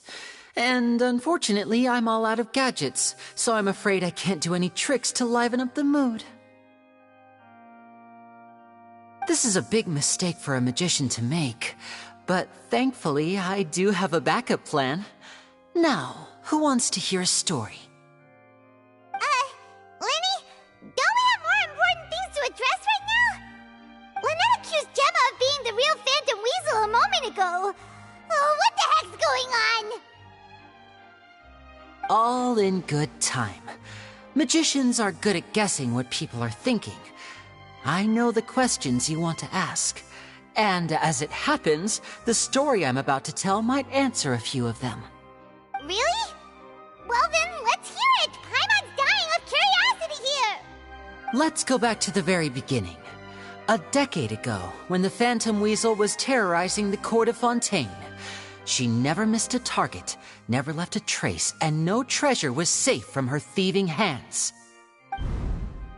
But as her infamy grew, so did the readiness of the police, and her opportunities to act became ever fewer. Every day, she ran the risk of being exposed for who she was. Of course, she could not simply take this lying down, and before long, she found her ticket to freedom. She would create a scapegoat, a false weasel to close the chapter on her behalf. After weighing her options, she set her sights on a renowned magician, Caesar. After all, magic and theft shared enough similarities for people to buy the story when the truth came out. So then what? Being the master deceiver she was, the weasel easily earned Caesar's trust. Now all that remained was to frame him for her countless crimes. But as she was considering how to make her move, she noticed Caesar's aggrieved pupil, and a new thought entered her mind. Maybe I don't need to get my hands dirty after all. At her encouragement, Lorenzo tampered with Caesar's magic box, causing him to fall to his death. Afterwards, Lorenzo seized his master's property, and the weasel set about tarnishing Caesar's reputation. Two co-conspirators committed the perfect crime.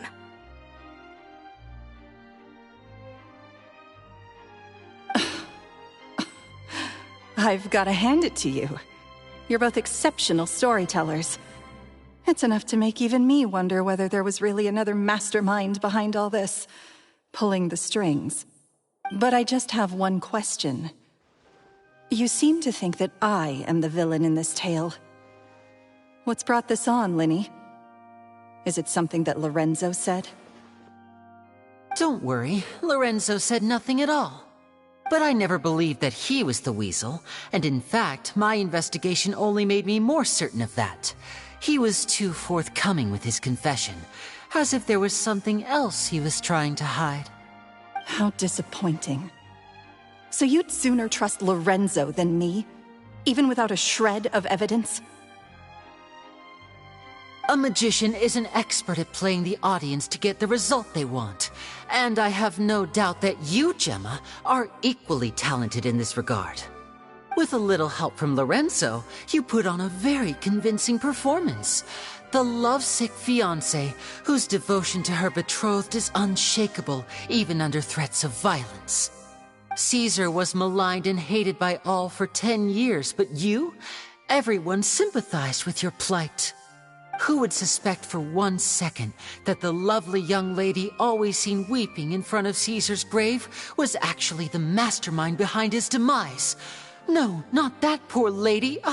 Perish the thought.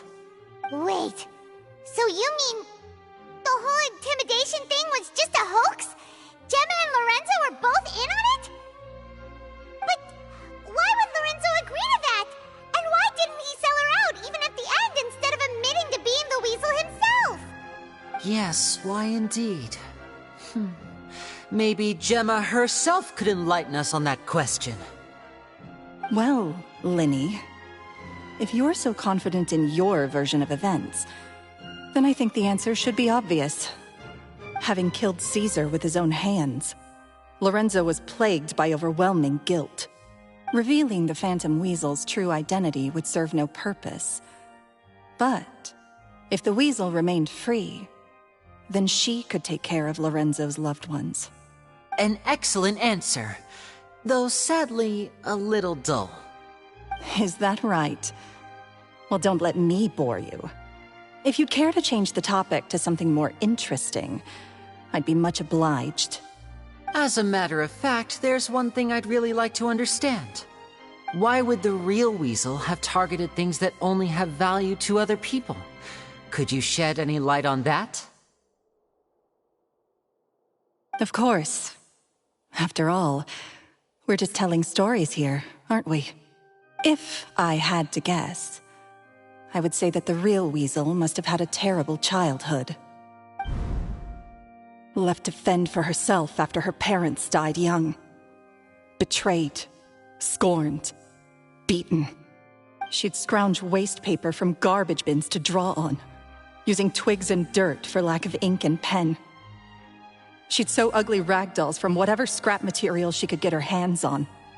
This was her only source of happiness in life. But it was all she needed, and she was content. Until the world decided that even this was too good for her. Once again, she was betrayed. And this time, everything was taken from her. She felt like life was a miry pit that dragged her further down the more she struggled to escape. At that tender age, she should have been happy. Instead, she stood in the shadows and watched with envy as all good things in the world passed her by. This was a fate too cruel for anyone to bear. Her pain became a breeding ground for dark thoughts. Thoughts which festered and grew into a twisted solution to her troubles. I detest the happiness of others, in all its forms alike.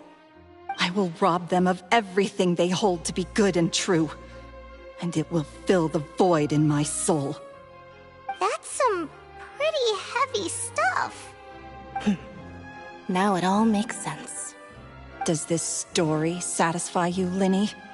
Yes, it is quite to my tastes. Thank you for helping to clear up my confusion. Huh. That's right! What drove you to write that letter, Gemma? What were you trying to achieve there? Because without that, none of this would have ever come to light. She didn't write the letter. After 10 long years, I'd hoped that the Phantom Weasel would be consigned to the history books by now. But it seems like someone still wasn't ready to let her finally be at peace. Linny. Or should I call you the Phantom Copycat now? You were the one who posted that letter outside the Opera House. But why?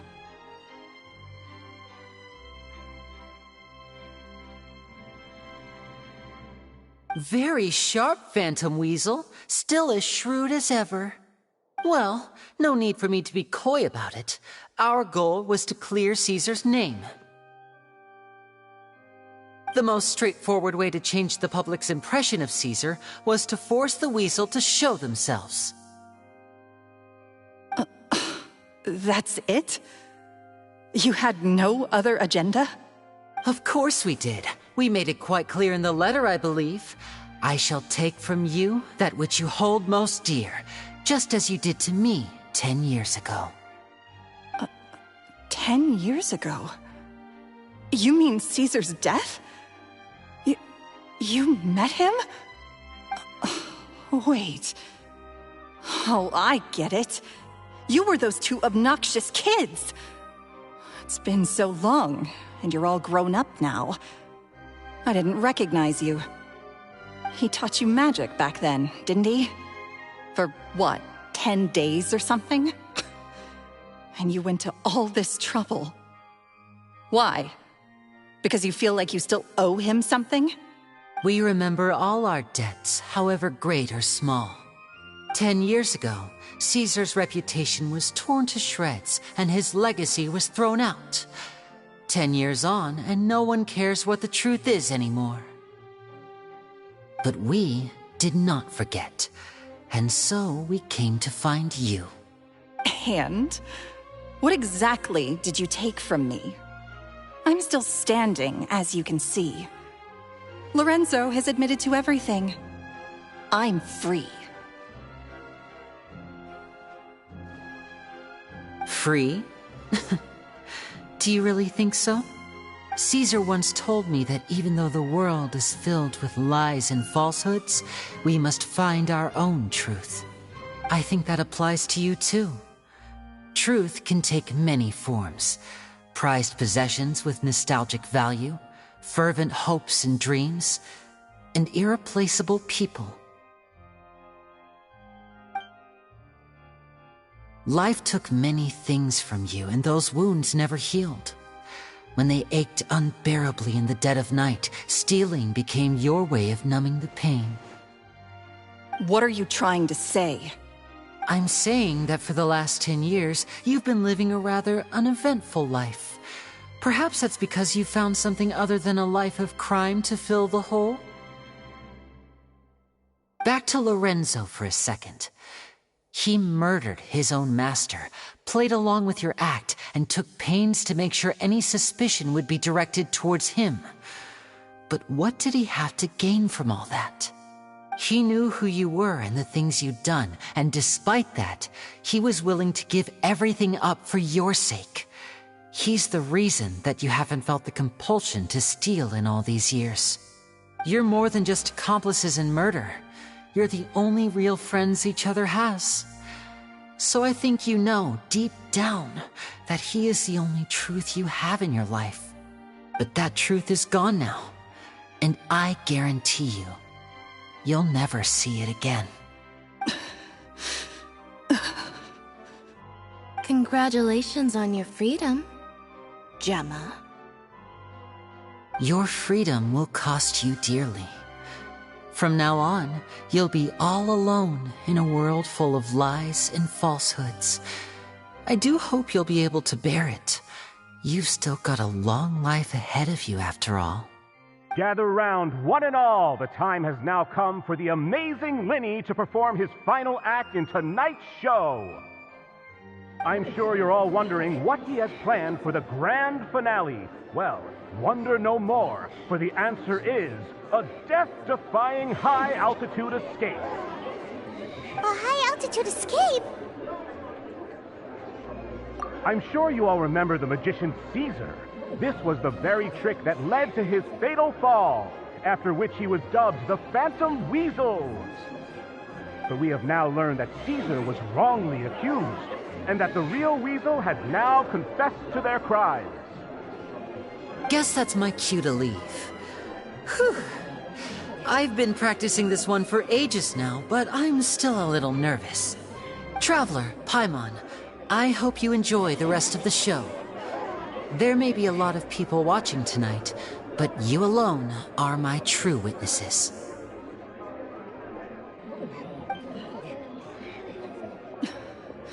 Lenny, wait.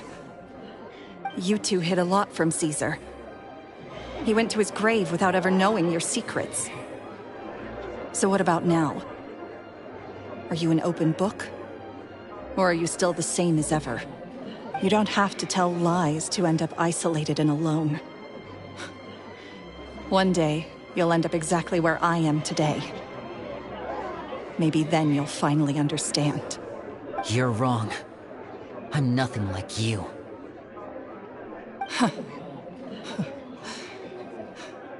So, what are we, doing now? Like Linny said, when you're ready, let's head outside and watch the show. But what about Gemma? She'll figure out what's best for her soon enough. Oh, and if you'd like to see Linny after the show, you know where he'll be. The usual haunt. All right. Well, let's go and watch Lenny's finale then. This trick's a pretty dangerous one, but he should be able to pull it off, right?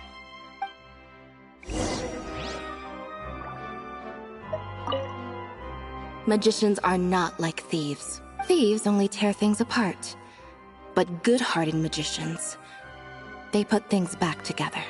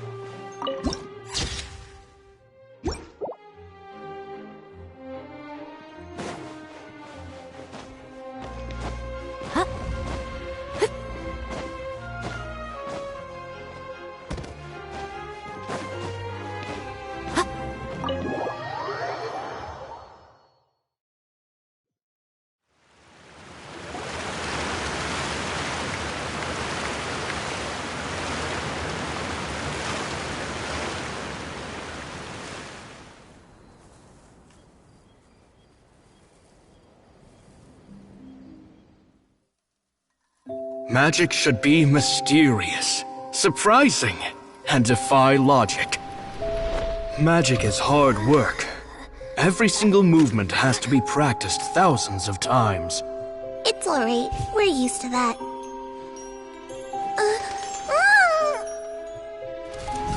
We're sorry. You've taught us so much, but we can't tell you the whole truth. It's okay. Do you still remember what I told you? This world is full of lies and falsehoods. I only hope that one day you can find your own truth. What about you? Have you found your truth? Magic is my truth. I want to perform a magic trick so great that people will always think of me when they talk about it. For a magician, what greater honor could there be? Look! Behold! Linny is sealed inside the box. Will he manage to escape? 10 years ago, Caesar attempted this very trick, and it was at this precise moment that...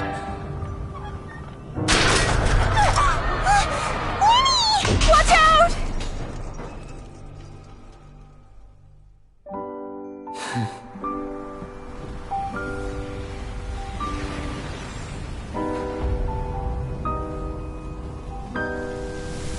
Mysterious. Surprising. And logic-defying. Isn't that right? This honor belongs to you, Caesar.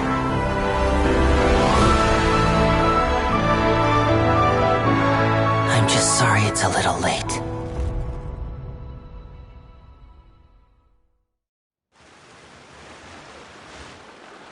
Did you see that? 1 minute he was falling, and the next, he turned into flowers. How could he possibly have done that? How mysterious. I didn't blink once. He just vanished, right in front of my eyes. What a heart-stopping magic show. This was really worth the trip. Caesar's name has finally been cleared, and Fontaine's new star magician Linny has fulfilled a wish on his behalf. Oh, I couldn't ask for a better grand finale. It will make a great headline for the Steambird tomorrow, even if I do say so myself. Whew. Looks like everyone really loved Linny's grand finale. Paimon doesn't see Linny anywhere. Where'd he go? Oh, Lynette said he'd be waiting for us at the usual haunt. But, where is that? Oh, you mean the one where Caesar's buried? Yeah, that's probably it. This whole magic show kinda seemed like Linny's way of saying goodbye to Caesar. So it makes sense that that's where he'd be afterward. Alright, let's go look for him there.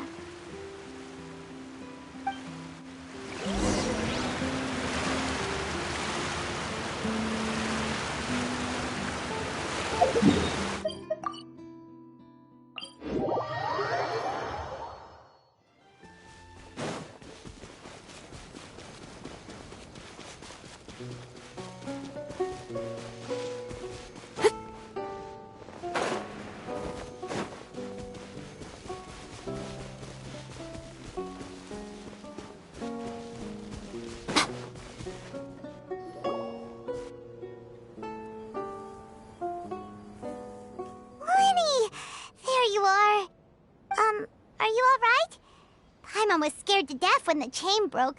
Paimon was sure something had gone horribly wrong. Magic is a performance art. A magician has to get creative to keep the audience on tenterhooks. That's our job. So I tweaked Caesar's original setup a little to keep it fresh. I was honestly a little nervous during the live performance. The thought of falling, suddenly feeling weightless, seeing the sky and the ground spinning and spinning.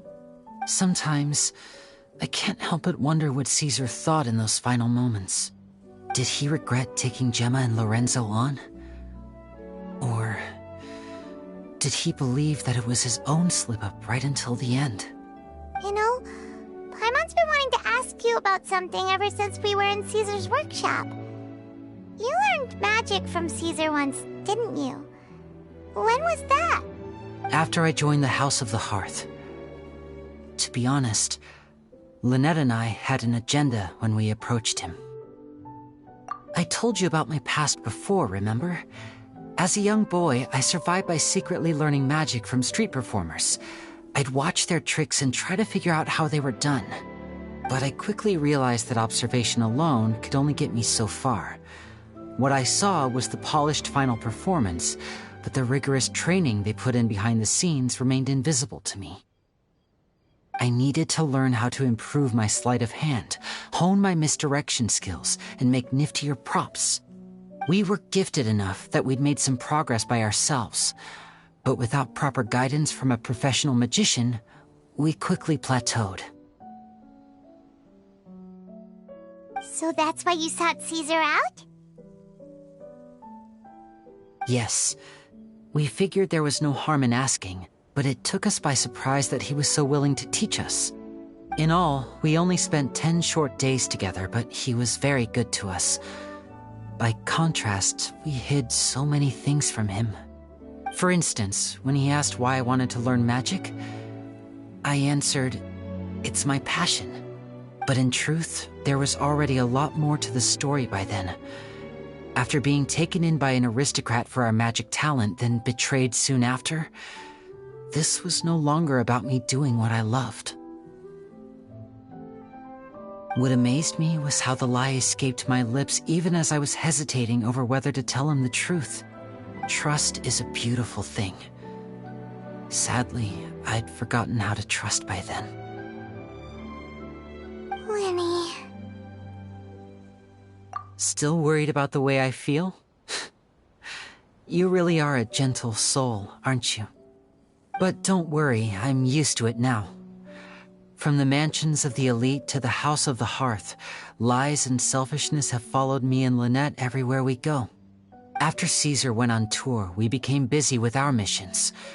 The next we heard of him was that he'd fallen to his death, and was now declared to be the Phantom Weasel. That night, I remembered his smile. But as I lay there, I didn't know what to say to him. To keep secrets is to put up walls. The longer you keep them up, the less you let people in. Then, one day, you look around and realize your life is like an empty auditorium after a show, full of seats once occupied by all the people who left. But I guess that's the price we have to pay. You only realize how much someone really meant to you when you lose them completely. That's why I was so confident this would hurt Gemma. Because I felt it for myself. Yeah, cheer up, Winnie.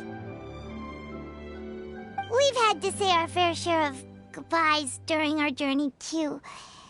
But whatever happens, Paimon always believes in what tomorrow brings. Delicious food, fun toys, and the Traveler by my side. Paimon just needs to focus on things like this, and all the unhappy stuff goes right out the window. You know, Traveler, doesn't that kind of make you Paimon's truth? Exactly. It's the same for me and Lynette. We are the truest thing each other has in the world, and nothing can replace that.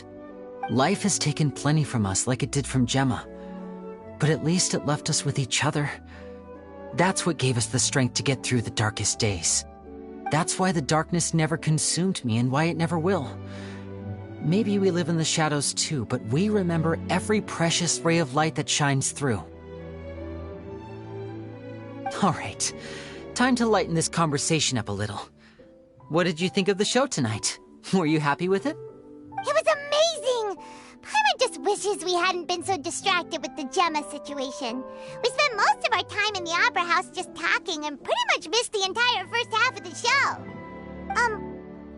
Winnie, could you do just one more trick for us?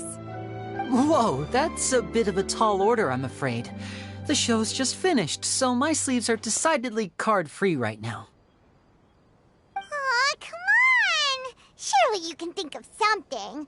The Winnie Paimon knows can do anything if he puts his mind to it. Oh, all right then. I'll give it a go, but only because it's you. Watch closely. I have a flower in my hand. You liar! There's nothing in your hand! We ain't going along with this! Huh? My goodness, you're right. But I could have sworn I brought one here with me. Okay, try this. Count down with me. 3, 2, 1. 3, 2, 1. Now, have another look around. Maybe the flowers appeared somewhere else. Really? Let's see. Wow, there it is! Oh, this is a different flower from the last time, right? This one's called, oh yeah, a rainbow rose. But more importantly, Paimon has to know how the trick is done. Please, Linny, pretty please! Well, if you want to learn magic, you'll have to start by addressing me as teacher. Ugh. Fine. Please, teacher, please!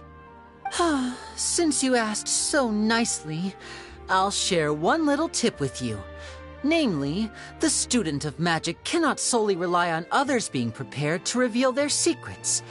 You have to observe, think, and find the answers for yourself. Is that it? Look at the time. We shouldn't linger here too long. Thanks again for coming to see my show. I bid you both good night. I look forward to seeing you again. All right, fine. See ya. Shall we head back now, too? Oh, Paimon can't wait to read the Steambird tomorrow. Paimon bets Linny and Caesar will be plastered all over it. Let's head to the Steambird's offices tomorrow morning and see what we can find out.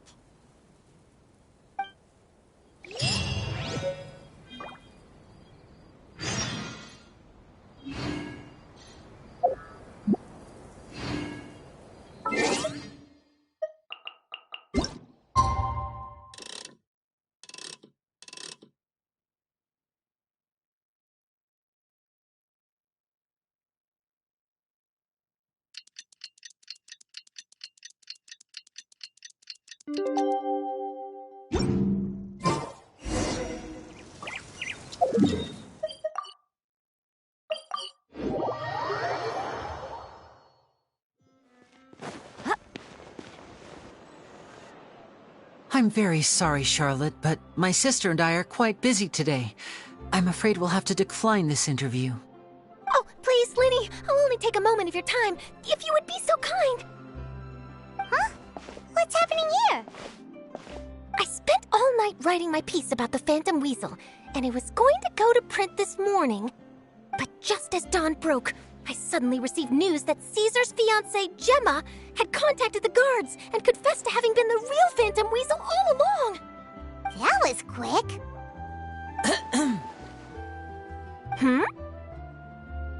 Too late, bro. That was quick, you say? It sounds like I've got some catching up to do. Please, fill me in. Whoops. Aha! My instincts did not lead me astray. You do have something to hide. Gemma turning herself in must have something to do with Linny's performance last night. Maybe watching my high-altitude escape trick reminded her of a better time with Caesar, and she could no longer ignore the voice of her conscience. Okay then. Wait, no, there must be more to it. If that's all it took for her to have a change of heart, how did it take her 10 whole years? Well...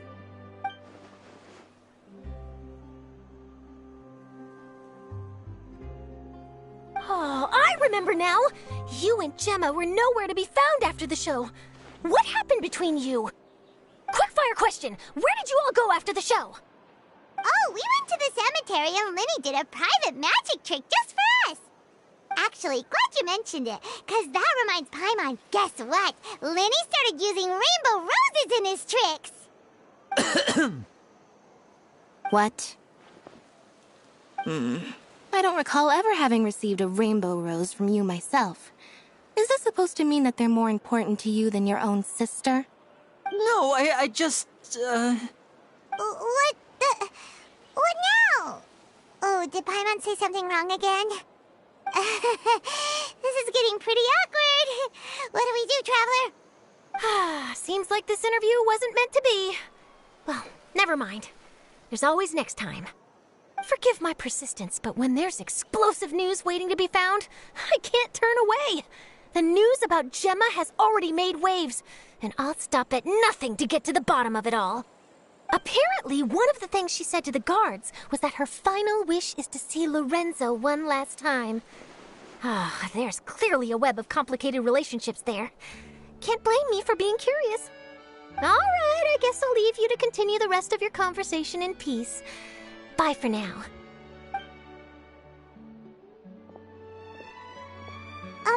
Lynette? Paimon didn't mean to. Don't worry, I wasn't angry. I was just trying to distract her. Oh, really? Oh, thank goodness. You scared Paimon there. Phew. You and me both, Paimon. You and me both. At least it did the job, right? Please, take good care of that rainbow rose. I'd be really upset if you lost it.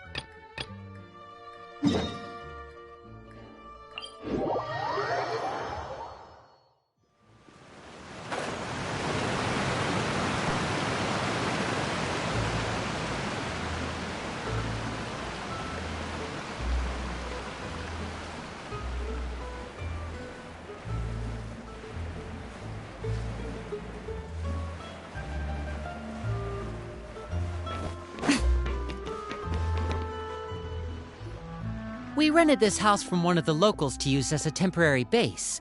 I'll come back later and tidy up a bit. After that, it should be all ready for you to stay in tonight. Awesome, thanks! So, where are we off to now? Well, when I happened to run into you two earlier, I was actually in the middle of distributing some supplies. With this many people staying in Poisson, we have to bring in outside supplies every now and then. I should probably make sure the rest of these provisions get delivered. Otherwise, people might start to get antsy. Okay, we'll come with!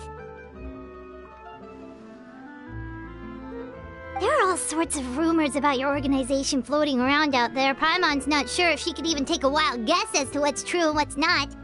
But now that we finally have the chance to see a day in the life of the house, we can take a good look at how you operate! Well, you're more than welcome to come along. Just follow me.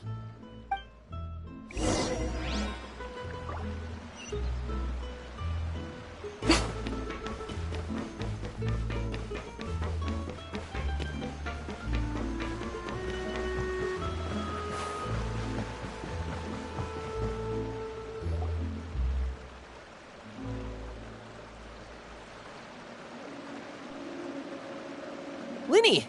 You're finally here. The supplies. I'm assuming you've... Brought them with me? Yep, here you go. Hello? Something caught your eye? It's the Traveler in Paimon! No way! Come here, everyone! Hurry! The Traveler and Paimon are here!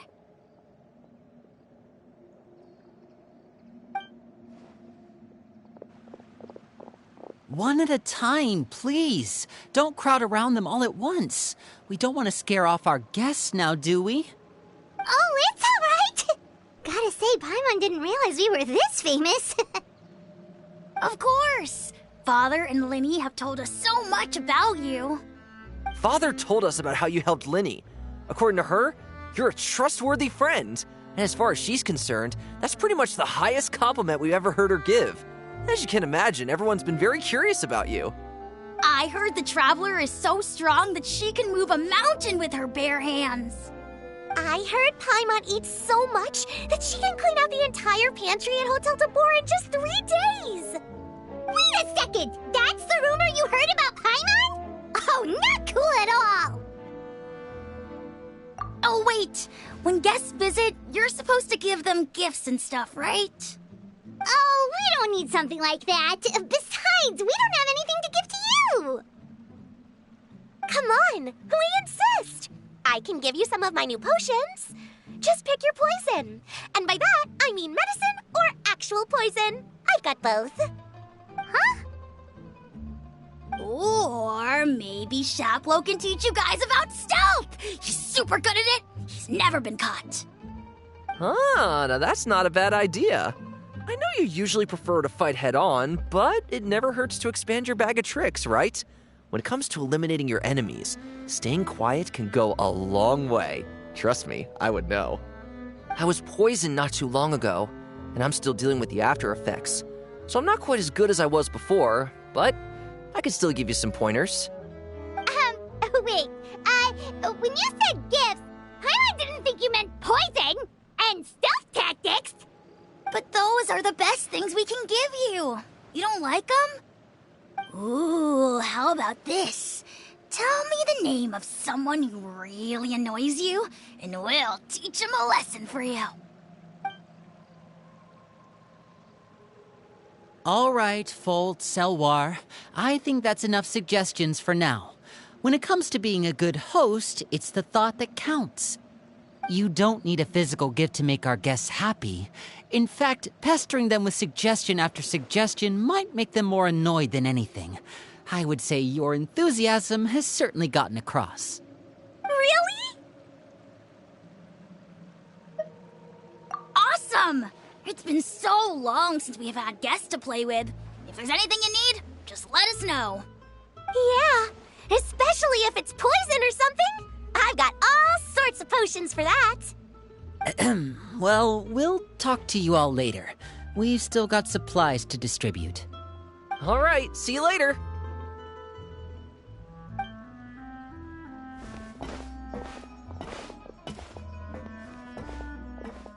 Bye!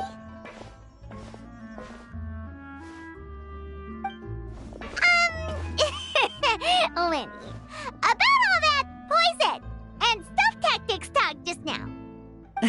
Scared you, did it?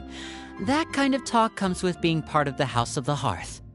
When Foltz was really young, he strangled all of his family pets, just out of curiosity. He was labeled a dangerous problem child and was abandoned by his family.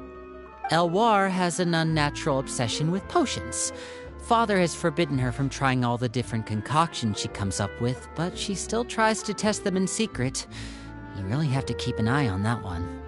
Chaplot is around my age. While I'm mainly responsible for collecting intelligence, he handles surveillance. He's very passionate about his work and has no reservations about taking on some very difficult missions. I know you two probably aren't used to that kind of talk, but I can promise you they only had the best of intentions. Things like stealth tactics and developing different poisons, they really mean a lot to them. They were just trying to share the best of what they could offer, that's all.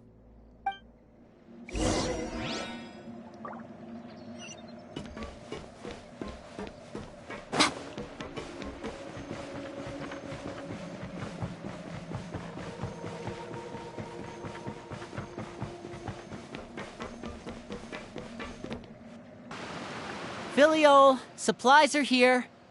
Thanks. And who are these two? Outsiders?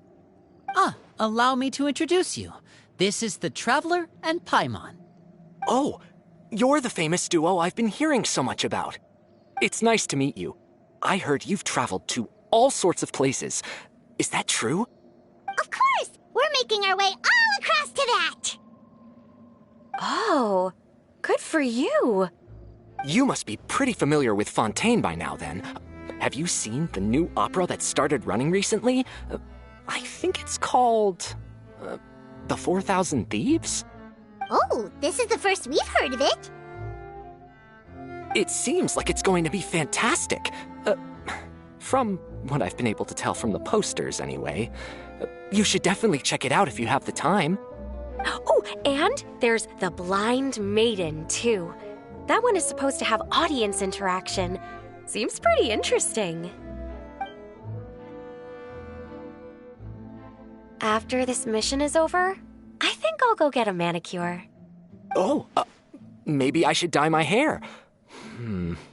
Wonder how much it'll cost. Is it just Paimon, or do these two seem much easier to get along with than the others? Looks like the House of the Hearth has some normal members after all. I heard that. Oh! Oops. I'm guessing you're referring to Foltz and the others? Yeah, we're definitely not all like them. I bet those crazies are practically foaming at the mouth right now. I'm sure they just can't wait to get back to Snezhnaya to carry out the plan.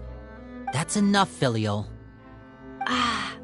Don't talk about family members behind their back, right? Whatever. Let's go. Guess this is goodbye then. If you ever have some time, we should go see the opera together.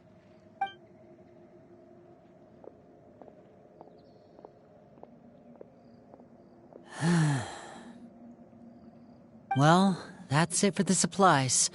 We should probably head back as well.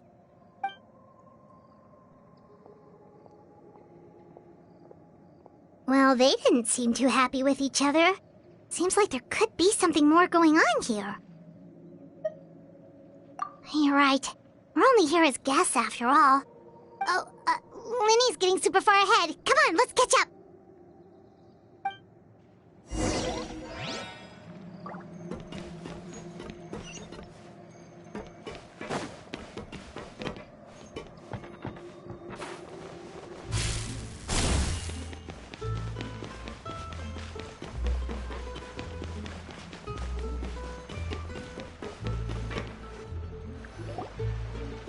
So, what do you think of the members you've met so far? Well, Father is always encouraging us to be strong-willed and independent. So if there's one thing we've got, it's people who aren't afraid to speak their mind. Well, I should probably get cooking. Wanna join? Of course! Then let's head out and... Fremine? What are you doing here? Fremine! Nice to see you again! You too. I heard you're here as guests of House of the Hearth. Welcome. We were just going to make some food. Why don't you come along? I could use some help in the kitchen, and I seem to remember you mentioning you wanted to make seafood soup for the Traveler and Paimon. Seafood soup? Oh, Paimon's drooling already. Were you looking for something just now, Fremine? Maybe I can help. It's nothing. I just wanted to see if there were any extra supplies. Yeah, we've got some left over. What do you need? Some food and water, and some clean cloth, if possible. No problem. Give me a second here. Food, water... Wait a minute. What do you need all of those for? You're not on any missions as far as I'm aware, and you were just going to come eat with us. So what's this all about? I I thought I'd grab an extra portion because I get hungry at night. Could be because I'm growing, you know? And... Fremine, you remember what I told you? You're not like me. Your lying skills still need some work. Tell me what's going on. Is it really bad enough that you have to keep it from your own brother? Maybe it'll be better if we gave them some space.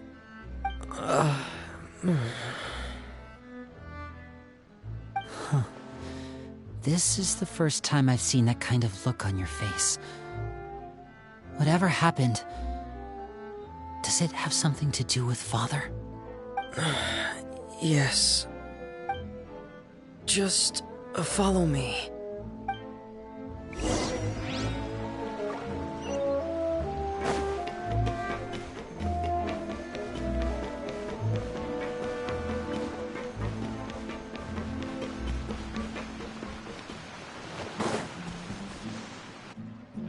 You're back!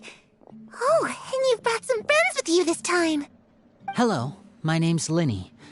I grew up in the House of the Hearth. And you are? Hi, Linny. I'm also a child of the House of the Hearth, just like you. You can call me Clairvy. Clairvy? It's nice to meet you. Does that name ring any bells, Linny? No, not at all. That's not a name we have on our roster, I'm sure of it. What I'm not sure of, though, is how she managed to sneak in. She must be the phantom child Father's been searching for. From the looks of it, I'm guessing you were the one that found her, Fremine. You, haven't told Father, have you? No, I haven't told anyone. I've just been keeping her hidden. For how long? About half a month now. So ever since we got to Poisson, then? Do you have any idea what you're doing? I know what I'm doing. Really? 'Cause from where I'm standing, it looks like you're hiding the very person Father has been trying to find. If Father finds out about this, everyone involved is going to be punished. You know the rules of the house, Fremine. I know you do. Father doesn't tolerate any form of betrayal. So why are you doing this? I've thought it through. And I just can't hand her over like that. Linny, don't you remember last year? Chaplot nearly died after getting poisoned during that one mission. He wasn't able to get back before the poison started taking effect, and not a single person was there to help him. That night, while I was sleeping, I heard a voice telling me to go save him. I opened my eyes, but I couldn't find the source of the voice. I thought maybe I was just hearing things, but I went to look for him anyway. Luckily, I got there with enough time to save his life. That feeling of being haunted, of hearing voices, it's happened many times in the House of the Hearth. I'm sure you've noticed. So what you're saying is, that was her? She was the one who spoke to you that night? Unless there are other spirits roaming around the House of the Hearth, I don't think there's any other possibility. If Clairvy were our enemy, it wouldn't matter whether she was a spirit or an actual child. I would have acted without a second thought, because that's what Father ordered us to do. But she's been living with us, helping us from the shadows all this time. I think that makes her family. I couldn't just hand her over to be dealt with. Not when there's so much we still don't know. So what's your plan then? You can't keep her here forever. Someone is bound to find out eventually. I haven't thought that far yet. I don't want to disobey an order from Father, but I also don't want to put Clairvy in danger. Come with me. There are a couple things I'd like to say to you in private.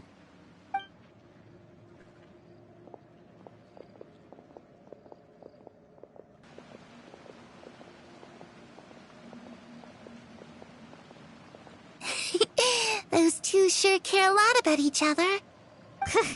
Well, they got a funny way of showing it. From where Paimon was floating, it sure seemed like they were about to bite each other's heads off. No way. They have a really deep bond. I could tell right away, 'cause I also have a friend like that. I just don't know how long that kind of bond can last. The darkness in the house runs deeper than you can imagine. No one can get out alive. I'm sorry, Linny. I really didn't mean to drag anyone else into this.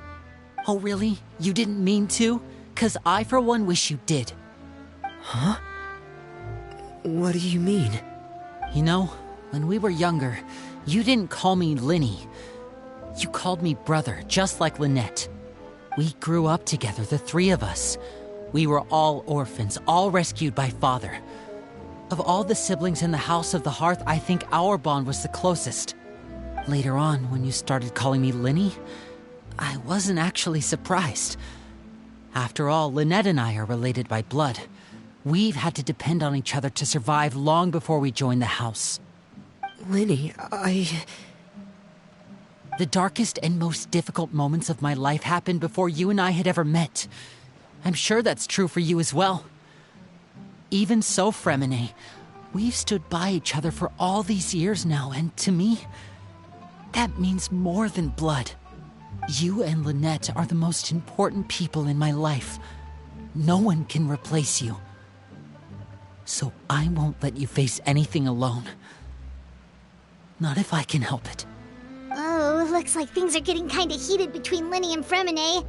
Maybe we should go check on them. Oh, it's raining. I should put my clothes away.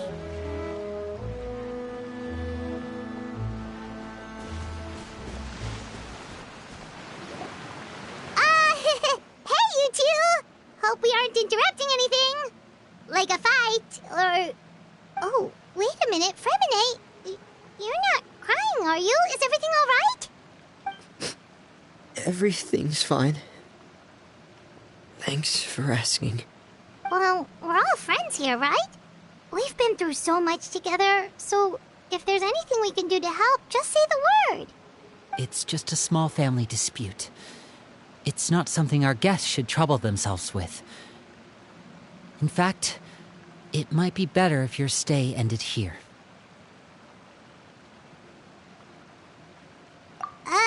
What are you getting at, Traveler?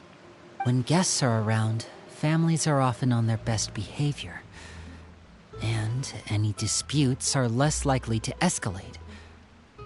That's what you're trying to say, isn't it? I just... Thank you. I was really hoping to keep you out of it. But even if I could think of some other reason to turn you away, I'm not sure I could convince you. I know things could turn dangerous, so I promise you this. From now on, I'll protect you like my life depends on it. Me too. Well, back to the matter at hand then. If we don't plan on handing Clairvy over to Father, then our only other option is to solve the mystery of her identity before Father is able to track her down. That means finding out where she came from and what she's doing here. Then we can send her on her merry way and pretend like none of this ever happened. I've tried that already. And? And... nothing.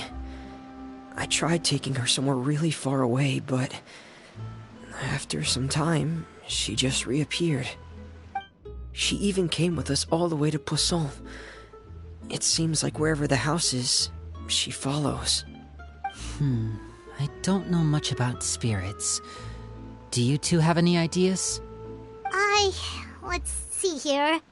Paimon remembers hearing something like, if you fulfill a spirit's last wish before they died, they'll let go of whatever's keeping them here and return to the ley lines.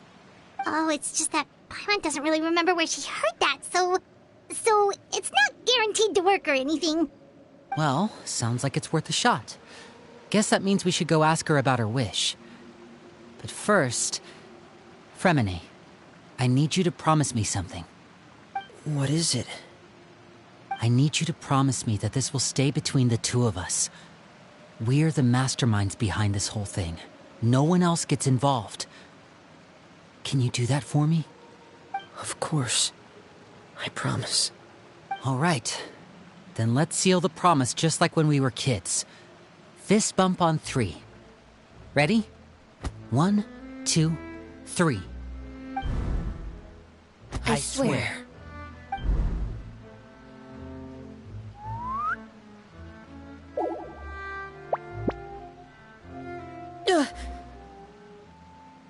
Whoa! Lynette! But what a surprise! What brings you here, dear sister? And, when exactly did you get here?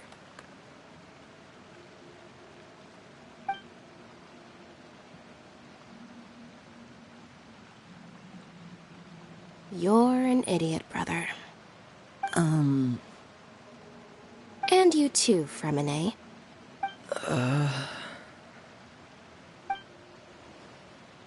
You 3, Traveler. And you 4, Paimon. Wait, what did we do? I've seen Clairvy around the House of the Hearth before. I hadn't seen her in Poisson, so I figured she must not have come with us. But it turns out you were just hiding her. I heard you talking about your plan. Rather than steering clear of the situation, I'd rather fully join in.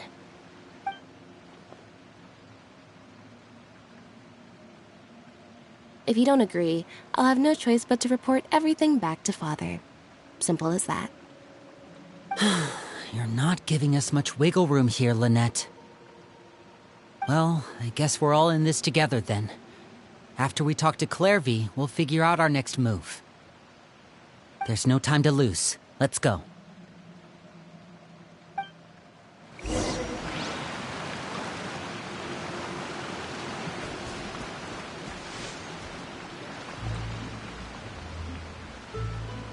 I'm full.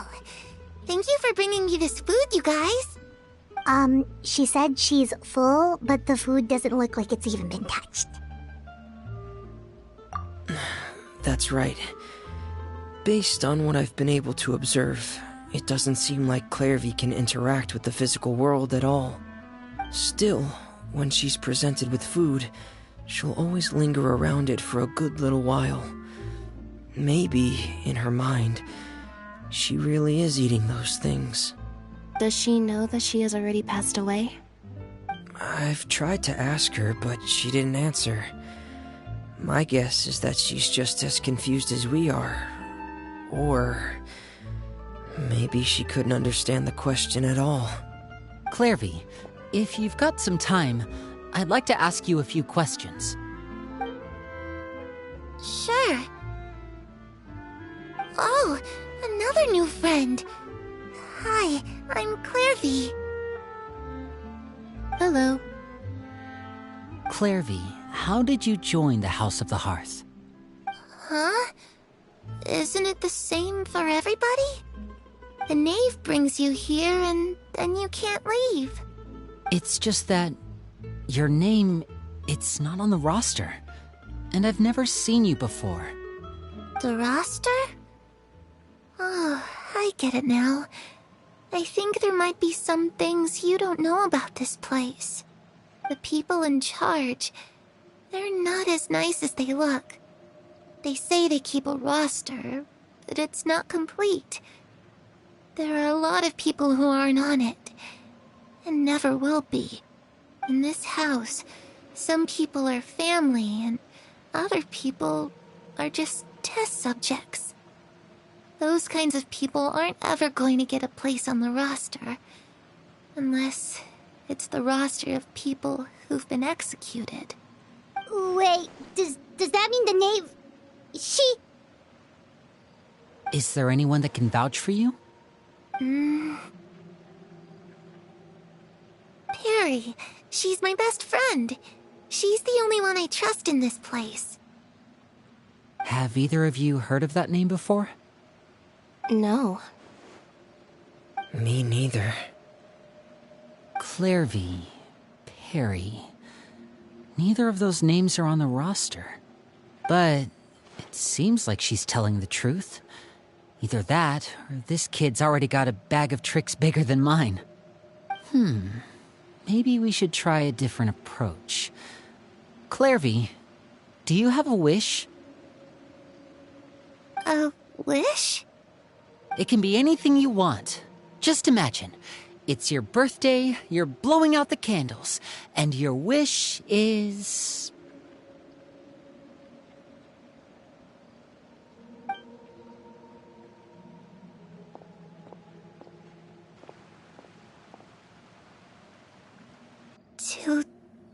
To go outside, where the sun can find me.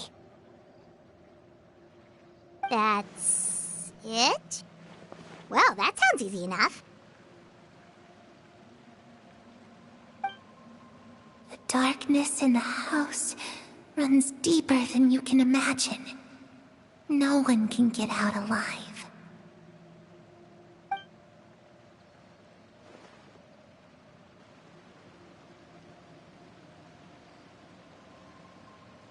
Okay, time to divide and conquer. Listen up, I've got a plan.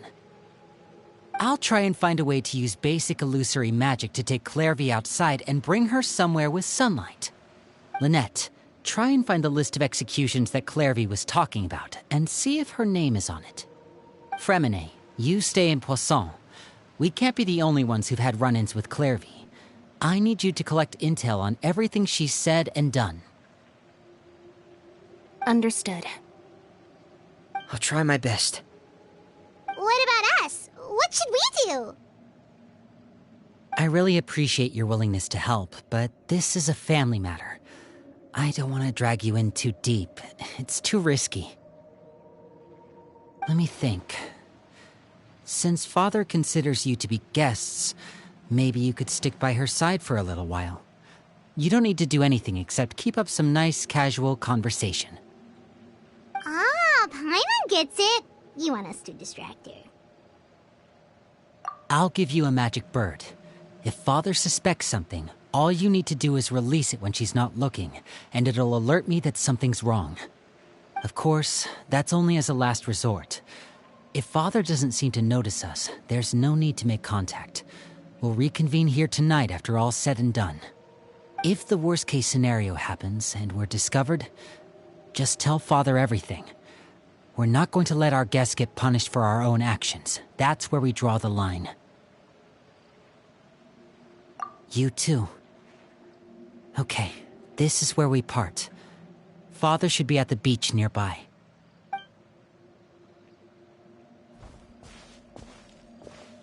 I really hope this goes well.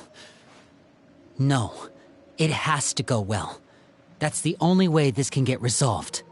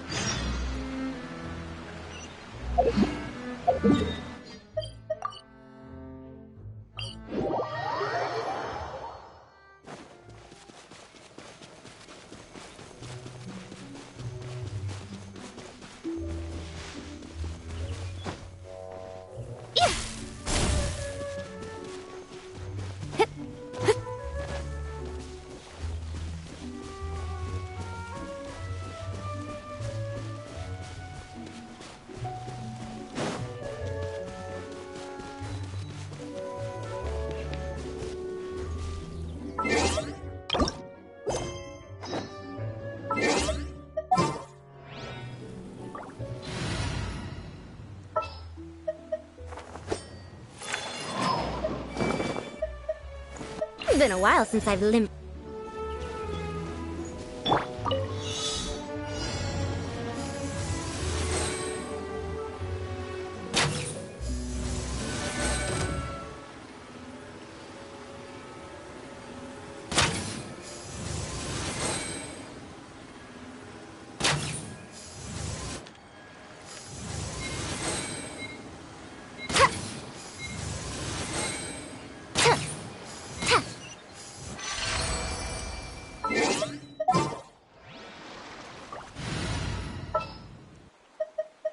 Perhaps we could take a walk.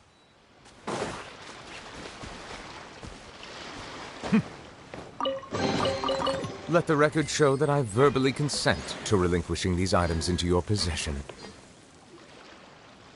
It's the knave! And... child! Hey, aren't you supposed to be in Snezhnaya recuperating? What are you still doing in Fontaine? Oh, it's you two. I didn't expect to run into you here. I was unconscious for quite a while after the fight in the Primordial Sea. After I woke up, I realized I was being taken back to Snezhnaya, and well, I couldn't have that now, could I? Not when I've still got unfinished business here in Fontaine. So, I mustered up all my strength and made the journey back on my own. What sort of unfinished business are we talking here? It has to do with Skirk, my master. I really wanted to meet up with her, but by the time I got back, she had already left. I still have so many questions for her. Without any other leads, all I could do was ask the knave to help me track her down. She must have left behind some traces from her time in Fontaine. Oh, okay, so have you found any clues? Unfortunately, no. While the House of the Hearth is adept at collecting all manner of intelligence, certain existences can still manage to escape our purview. Basically, unless Master feels there's a need to meet with me, she's not going to be found. But that problem has an easy fix. I just need to become stronger, and then... Paimon thinks you should focus on getting better first. The worst of it is over. It's all thanks to that one kid from the House of the Hearth. Elwar, I think her name was. She gave me a bunch of random potions to drink. They didn't go down easy, let me tell you. Pain and chills all over. But they really did help speed up my recovery. And that's good, because it looks like I really do have to head back this time. The old man's been putting the pressure on me. He sent someone to tell me I'm needed for some sort of project. Project Stuja? Yeah, that's the one. I heard Regrader's involved too. I'm not looking forward to having to listen to all his monologuing, that's for sure. Hey, maybe you could think of a way for me to stay in Fontaine for a little longer. Helping Linny and the others brush up on their fighting skills would be far more interesting. If you and I could spar, that would be even better. I've been waiting for a chance to see you go all out. And what a sweet little daydream that is. But I also have a role to play in all this. I'll be leaving Fontaine shortly as well. Besides, considering how little they see fit to step outside the homeland, being called on to return to Snezhnaya by such illustrious dignitaries, what a great honor. Wouldn't you agree? One I could do without, I'd say. Is it just Paimon? Or does it kind of seem like they're... So, dear guests of the House of the Hearth, to what do I owe the visit? Well, we just... Right! We're super close to Linny and the others, but we still don't know much about you! Is that so? Introductions have already been made, have they not? Well, you see, there's only so much you can learn about someone from a short introduction. At least tell us something a little extra, like, why do you call yourself father? Huh, good question.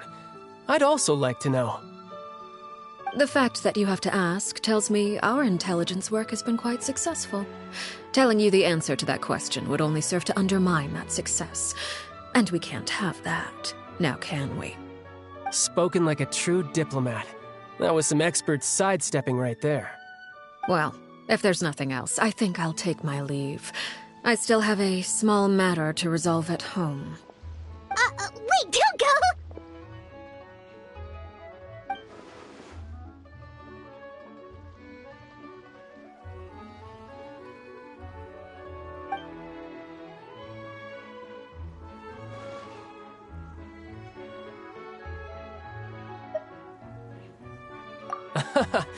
I'd also like to hear the answer to this. I've met some of the members of your organization, and they all seemed like really good kids. They actually reminded me of Tonya and Tusser. Which, by the way, if you ever betray them, I'm just letting you know, I won't let you off easy. And why would I betray them? Well, you've already betrayed the House of the Hearth once, haven't you? At least, that's what I heard.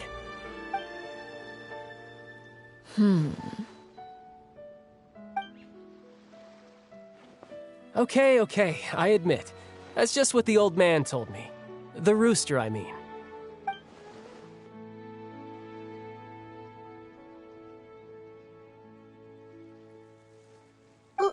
Wait, did you really do something bad to those kids?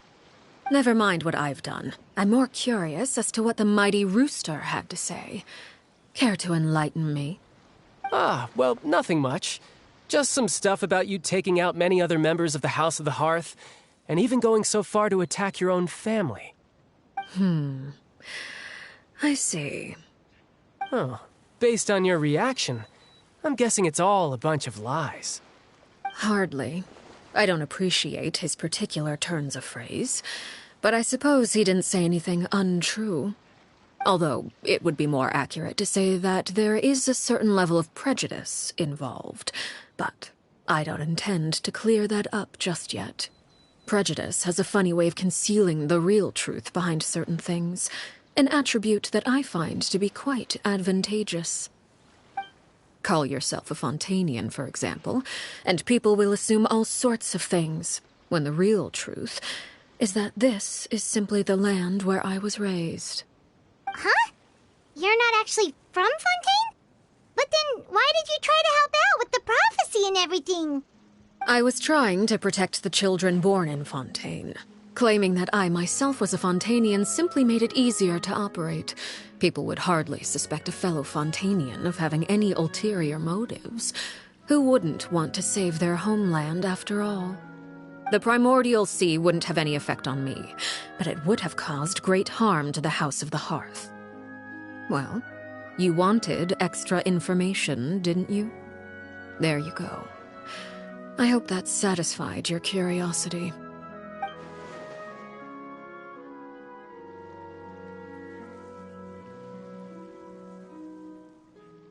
So, you stayed in Fontaine for the kids. I guess I was wrong to believe you'd betray them. Apologies. Looks like I was holding on to some prejudices myself. Good. Like I said, I like it when others have misconceptions of me.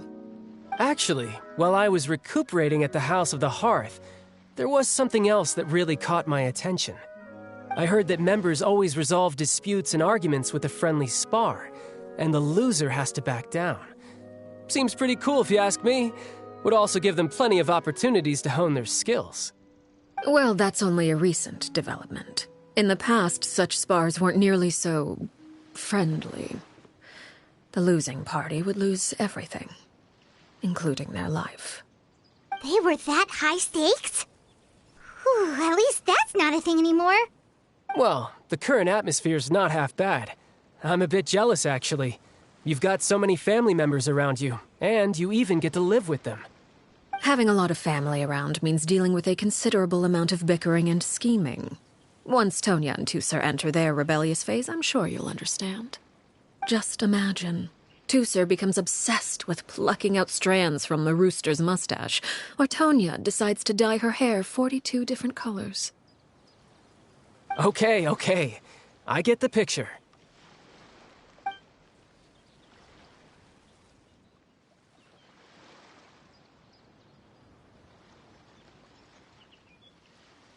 Well, would you look at the time? I should probably get going. Traveler, Paimon, I'm not sure where our paths will cross next, but the next time we run into each other, we should definitely try and find some time to spar. Again, maybe this is a conversation we can have when you look less like you're gonna keel over. All right. Well, thanks for everything, Arlecchino. No thanks necessary. You also played a part in obtaining the Gnosis. I would say we can call ourselves even. I like the sound of that. Well, I'm off. See you all some other time. We should probably get going too. Do you want to head back with us? Oh? You want me to leave so soon? Oh, well, you see,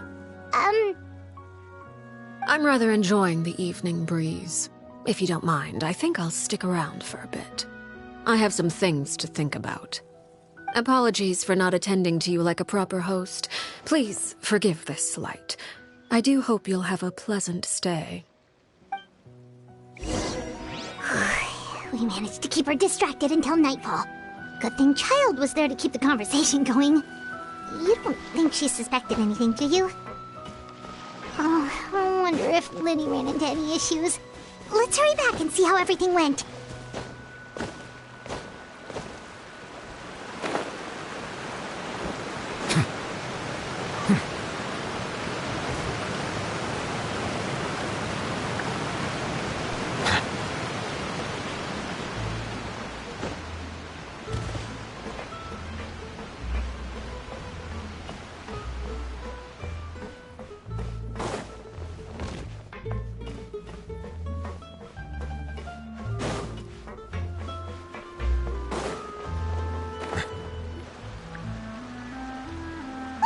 How did everything go? Well, long story short, we ran into a small issue. Clairvy can't go into the sunlight.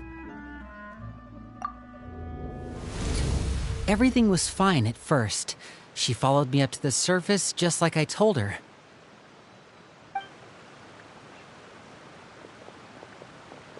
But as I led her out of the shadows and into the sunlight, she vanished. I turned around and there she was, standing at the edge of the shadows, silently watching me. Huh. Maybe she's afraid of sunlight, or... No, it wouldn't be her wish if that were the case. Well, we could always try pushing her into it. Oh, true.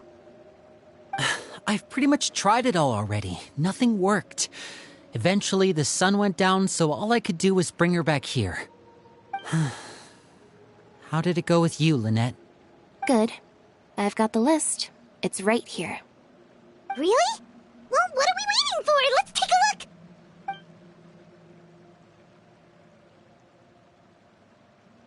Oh, that's a lot of pages. Oh, it's gonna take forever to get through it all. We can each take a section. Here. La Pouillade, L'Endroit, Chambel, Horaire.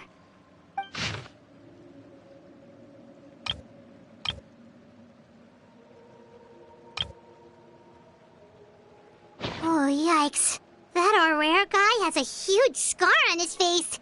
He's kinda giving Paimon the creeps. Ah, I've met him before. The scar is from an injury he received during a mission. I still remember him joking with me about it. He said any future lover would take one look at him and then lose all interest. Did he say anything else? Well, I asked if there was someone he was interested in. He said no, and that's where our conversation ended. It was only later that I learned he really did have someone he liked. He risked everything to escape so he could be with her, but it didn't work. One day, Father asked to see him, and, well, I never saw him again after that. Wait, so that means the knave, she...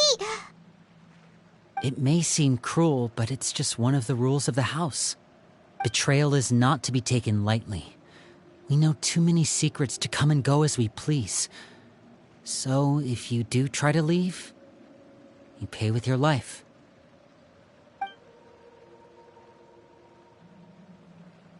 Her name's not here, huh? Well, that's not too surprising. It doesn't seem like this list is complete. It only contains records dating back around 5 years. Let's shift our attention then. Fremine, were you able to find anything out? Fremine. Sorry. I was thinking about something. I managed to talk to quite a few people, but I couldn't help but notice that the atmosphere in the house was a little... strange. Strange?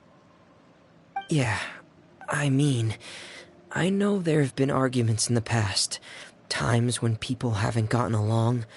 Chaplot and Filial are a good example of that. Oh, those are two of the people that we met while delivering supplies.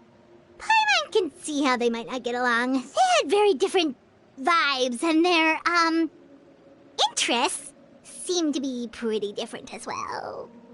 That's to be expected, actually. Father brought us all here, shared her knowledge with us, taught us how to fight. That's one thing we all share. But that's also where the similarities end. Not all of us feel the same desire to stay here. As members of the House of the Hearth, we're also considered part of the Fatui. And to a lot of people, that's an identity they never asked for. Certain members get older and realize they want something else for themselves. But considering the rules of the House, most people would never say that out loud. People like Chaplot and Foltz are loyal to Father and her vision. They're proud to be part of the Fatui. Filial and Nantoy, on the other hand, well, they aren't quite as enthusiastic. These kinds of conflicts have always been there. It's not like Father is in the dark about any of this. Well, that's true. But it just feels like things have gotten worse lately. Filial and the others, it seemed like they were meeting in secret to talk about something. I can't say for sure, but I think they've met Clairvy. You think she's been inciting them to act out? No, not exactly. But I wouldn't be surprised if she said something to them about the darkness in the house and how deep it runs. She's told me about it before. Experiments being run on children. People being used as pawns on the battlefield without so much as the strength to survive. And they just believed all that? Without any evidence? Clairvy's words probably gave them the excuse they were looking for. Whether they actually believe them to be true is secondary. This is all because of Project Stuja, isn't it? Whoa. Hold on a second. What's this Project Stuja all about, huh? This is the second time it's come up now. Sorry, but I'm not sure of the details either. I only know what Father has told us, which is that it's something the Rooster and Regrader have been working on together. Apparently, it has to do with the Fatui's strategic plan for the future. Because the House of the Hearth was so successful in obtaining the Gnosis, we now have the honor of playing a key role in Project Stuja. Wait, but isn't that a good thing? Key role is just another way of saying dangerous role. To us, the whole thing is an inconvenience. Father thinks so too, but she's in no position to refuse. Their plan isn't exactly unreasonable, and they've been funneling the house a lot of funding. It's just that we'll lose a lot of members in the process. Participating in the plan, it's an honor in name only. What they're really trying to do is subdue us. The existence of an intelligence organization outside their control makes them feel uneasy.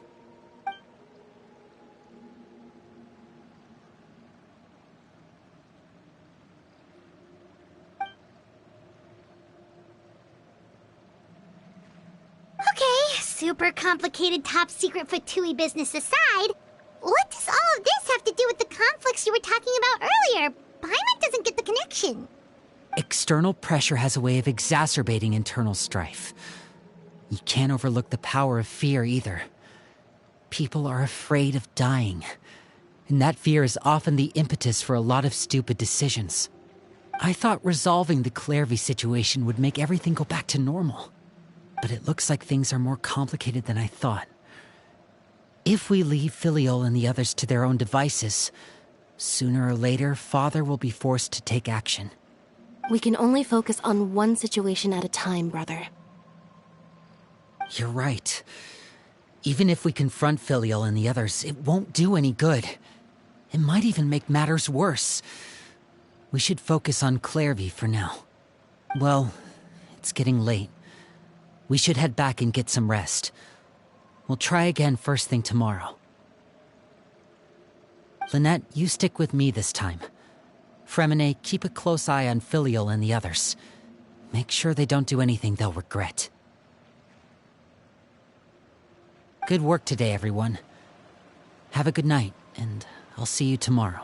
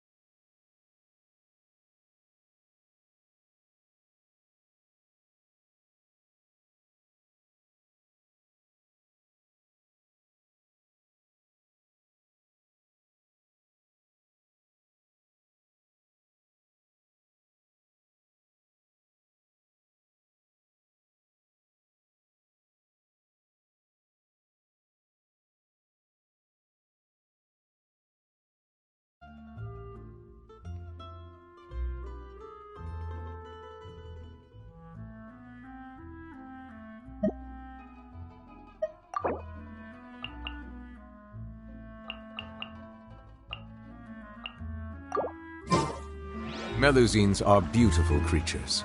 They are the pride of Fontaine. Be sure to befriend them, cause...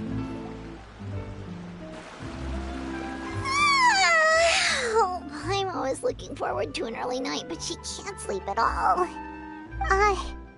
Hey, you don't think the knave will be too angry with Linny and everyone if she finds out about all this, do you? She's even scary when she smiles. If she were to actually get angry... Ooh, you have to protect Paimon if that happens, okay, Traveler?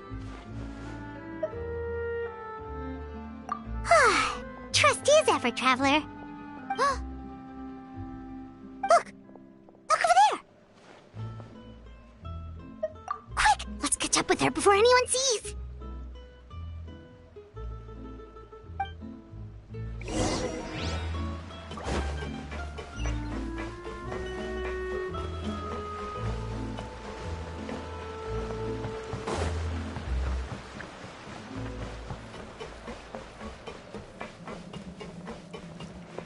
Over there!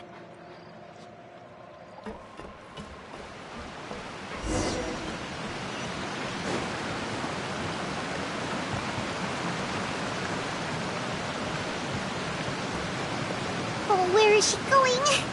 Oh, if someone sees her, we're toast!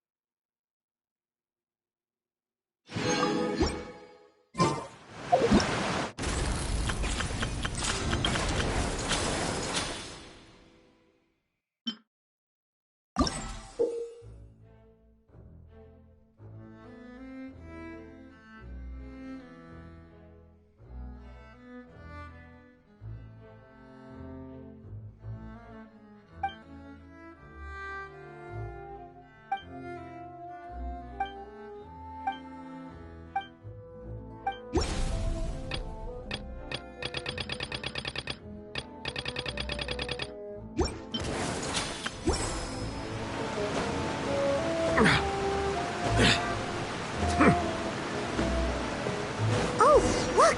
She stopped!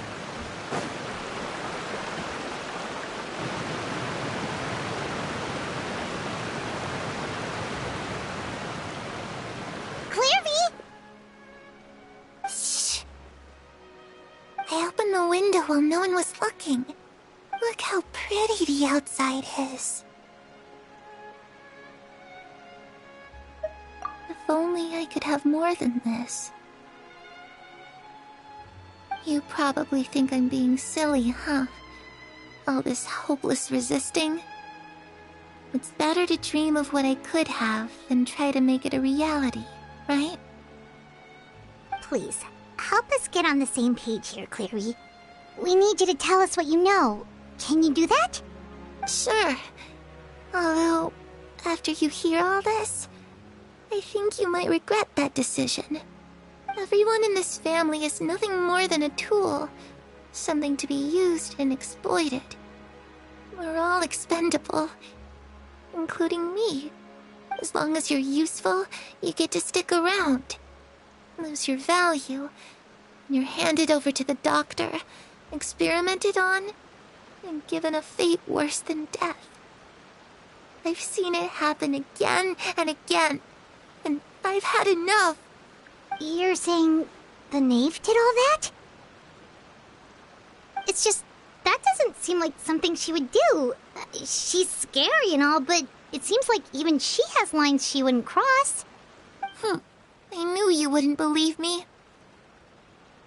Everyone thinks she's a good person. They all think of her like a real mother.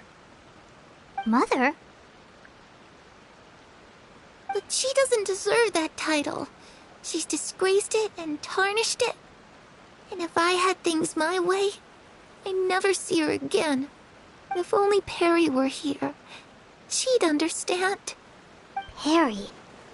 There's that name again. Also, Paimon's getting a strange feeling.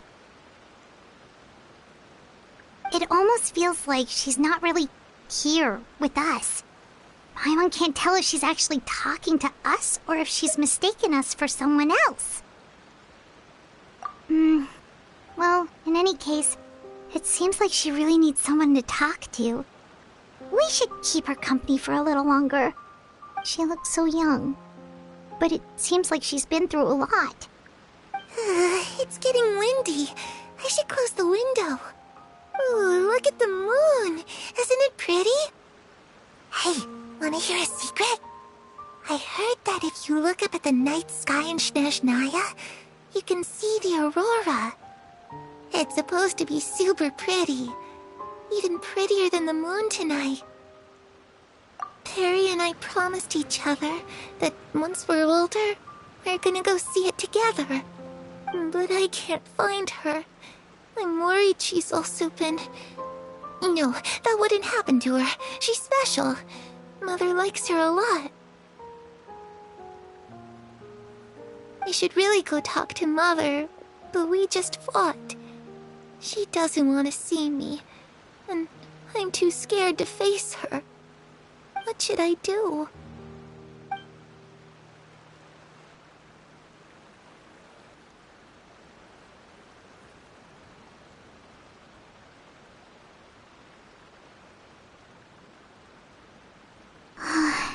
My mom really doesn't understand what's going on with her. Well, let's head back. We've got an early morning tomorrow.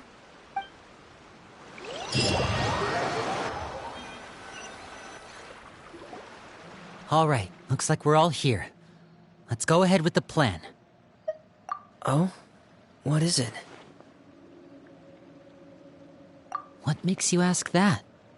Well, we kinda ran into Clairvy last night, and that's what she told us. We met the doctor back in Sumeru. He's super dangerous, and he's done all sorts of bad things. It's possible that Father and the Doctor have had certain dealings, but I don't think Father would work with him. We're not really on the same side, so there's not a lot of trust between them. That doesn't exactly set the stage for a successful partnership.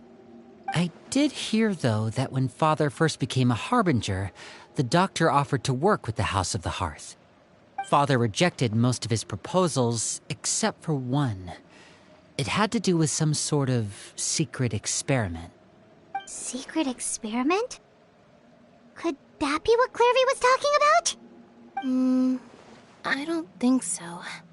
I don't know any details about the experiment itself, but I do know it's an entirely independent operation. The Doctor only proposed a direction for the research. That was the extent of his involvement. I still don't think that counts as working together. The details of the experiment are confidential, but complete records are kept on all participants. That doesn't seem to be the case with the situation Clairvy referred to. I know you don't agree with some of the Fatui's methods, and I'm not asking you to. But I am asking you to trust us on this. The House of the Hearth has its own principles. There are certain lines we're not willing to cross. Alright, that's good to hear at least. Clairvy seems to think the Knave and the Doctor worked together to do something horrible. If that turned out to be true, Paimon doesn't know how he would even face you guys. It's just that it doesn't seem like Clairvy is lying either. The easiest thing to do would be just ask the Knave directly, but Paimon doesn't think she'd tell us. Father didn't come back last night. She's probably still near the shore. We'll be counting on you to distract her. Lynette, you're with me. Fremine, you know what to do. Be on your guard, everyone. All right, let's get to it.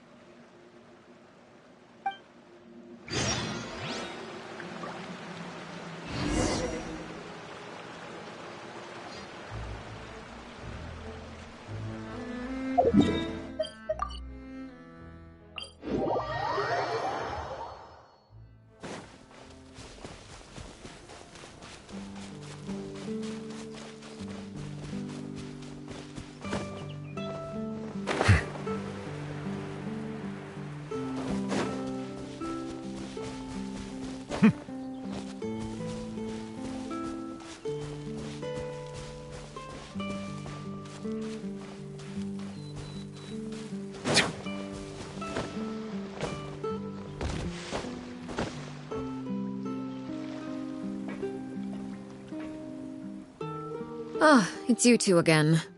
I must say, you look a bit pale. Did you have trouble sleeping last night? A little. Perhaps if you had less on your mind, you'd be able to absolve yourself of such troubles. So what are you planning to do now? Catch up on some sleep? Or should I give you some time to rack your brain for a topic to discuss before I ask any questions? Although I must profess to being curious. Without Child here, how do you plan on distracting me? Us? Distract you? A good one. But no, we were just here for a chat. Looks like you could have used some extra time to think. No matter. If you don't have any other plans, why don't you accompany me somewhere? Don't worry. I'll be sure to steer clear of any scheming children. The ocean breeze is sure nice today. Children always think they can hide things from the grown-ups, but nothing gets past me. Least of all a little scheming. I think I'll let them have at it for a little longer. I can be very patient. Well, I'll leave you to think things over. If you're so inclined, meet me outside the Palais Mermonia. Good things come to children who do as they're told. So I do hope you decide to tag along, if only for your friends' sakes. What should we do? She clearly knows about everything we've been doing, and Paimon doesn't think it'd be a stretch to say she was threatening us just now.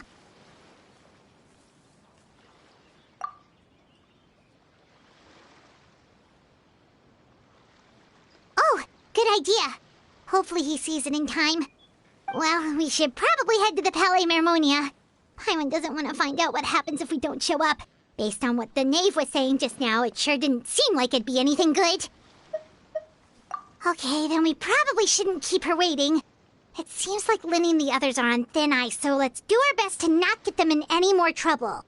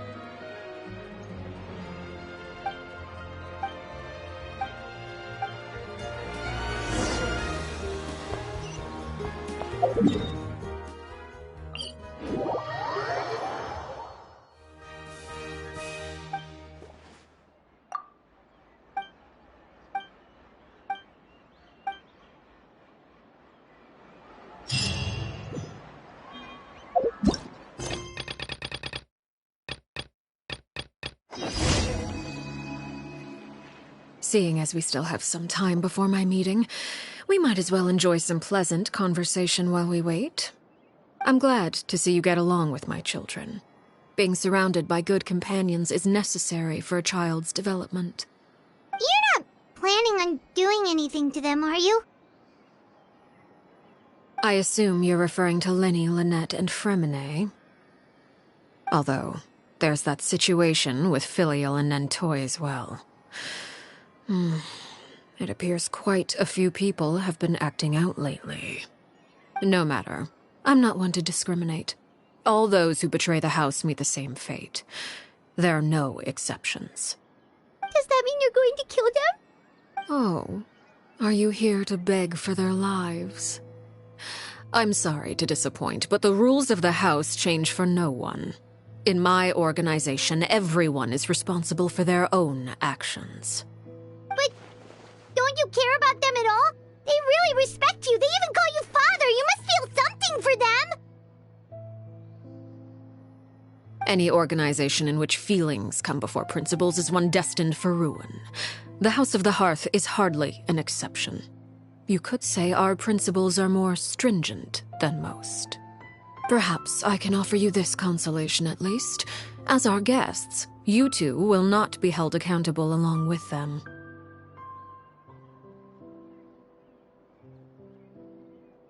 I would imagine Linny, Lynette, and Fremine will be able to keep their lives. As for Filion and Toy and the others, I'm afraid there's little I can do. They can try to escape, but once you know our secrets, there's no getting out alive. But that's awful. Ah, you seem concerned. Out of consideration for my guests, I suppose I could turn a blind eye for a little longer. If Linny and the others manage to dispose of Clairvy in the meantime, all evidence of their wrongdoing will be lost. In that case, I could hardly punish them for something I couldn't prove. If their efforts are unsuccessful, on the other hand, all will be held accountable, and the punishment will be severe. Of course. Oh, and here, I believe this belongs to you. Do try and keep better track of it next time. It takes a considerable amount of time to train a bird like this. It would be such a pity if you were to lose it. Permanently. Wait, where did you get that? Well, I'm afraid that's all the time we have to chat. Now, for the matter at hand. I asked you to meet me here because I have business at the Palais Mermonia. It has nothing to do with you, but I think it would be prudent for you to stick by my side for the time being. There will always be time later to run off and tell Linny what you've learned. Well, time to go. Looks like we wrapped things up just in time.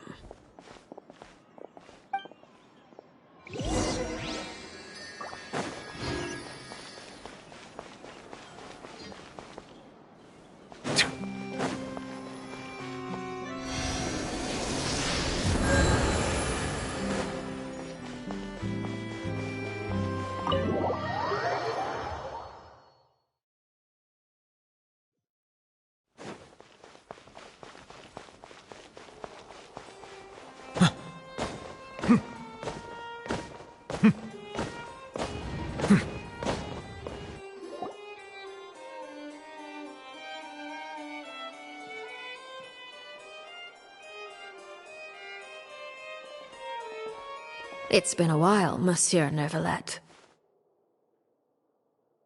I must say, I wasn't expecting my meeting request to be approved quite so quickly.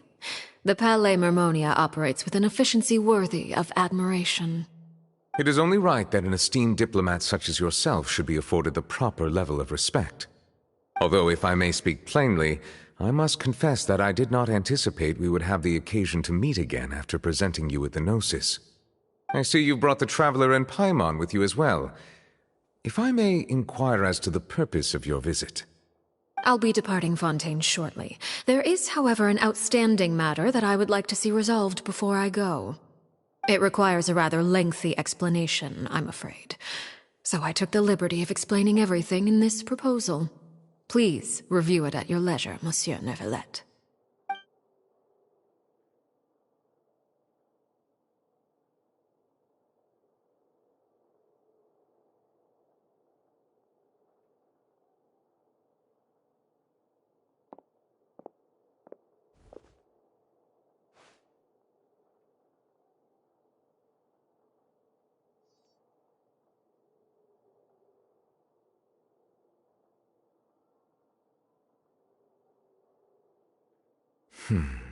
I understand your request. However, at the risk of causing offense, I must admit that I fail to see why you would wish for such a thing. I heard you have a certain fondness for water tasting, Monsieur Neuvillette, so allow me to use water as an analogy. A family is like a large body of water with countless rivers flowing in and out. As someone who watches over this system, I would hope that each river that flows from the source will eventually reach the ocean. Of course, objectively speaking, I know this is impossible. Most of the rivers will dry up along the way, disappearing into the ground and leaving nothing but a barren riverbed behind. Not all rivers are destined to reach the ocean, but I would not see their existence rendered meaningless. I believe the water that flows within them is simply meant for a different destination, like a field in need of irrigation. Or perhaps the glass of a certain water-tasting enthusiast. Did you get any of that, Traveler? Your words paint an optimistic picture indeed. Allow me to remind you, however, few among us are willing to sip from a glass filled with tainted water. It may have been tainted at one point in time, but not to worry. I'll make sure it's drained of all impurities and returned to its cleanest form.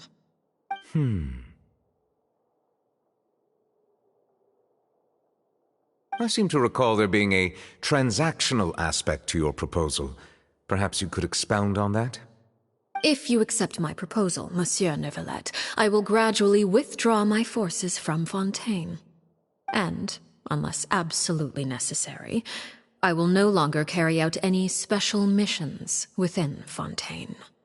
I presume I can take your words to mean that, in the future, cases similar to the Tartuffe assassination will cease to cross my desk? Tartuffe? Ah, that thief who embezzled funds from all those charities, you mean? My deepest condolences to his family, but without any evidence, I cannot imagine how the House of the Hearth might have been involved in his passing. Of course, if you accept my proposal, Monsieur Neuvillette, I'm sure certain measures could be taken to reduce the frequency of such troubles. You choose your words carefully indeed. In that case, I am inclined to accept your proposal.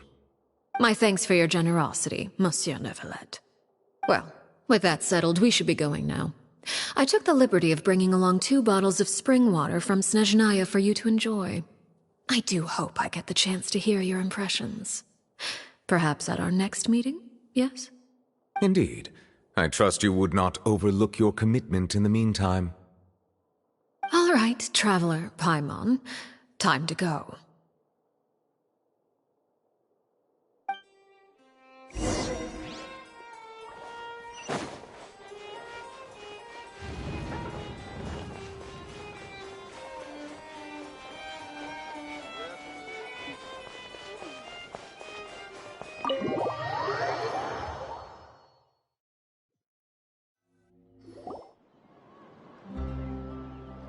So, what exactly were you talking about back there? Paimon only heard you mention some rivers, a large body of water, and then some kind of irrigation scheme. You really want to know? I would imagine there might be more pressing concerns at the moment. Lenny, Paimon really hopes everything's going okay.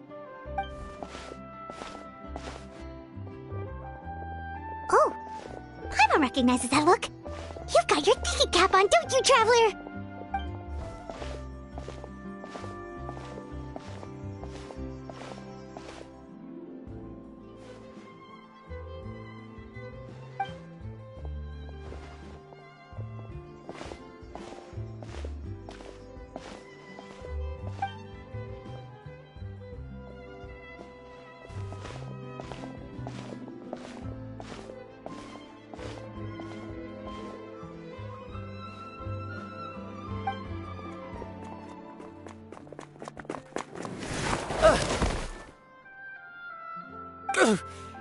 Oh, shoot.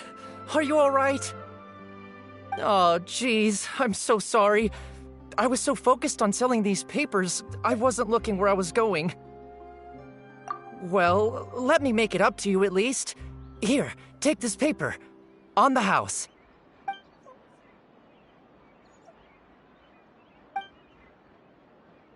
Oh, you don't have to give us anything.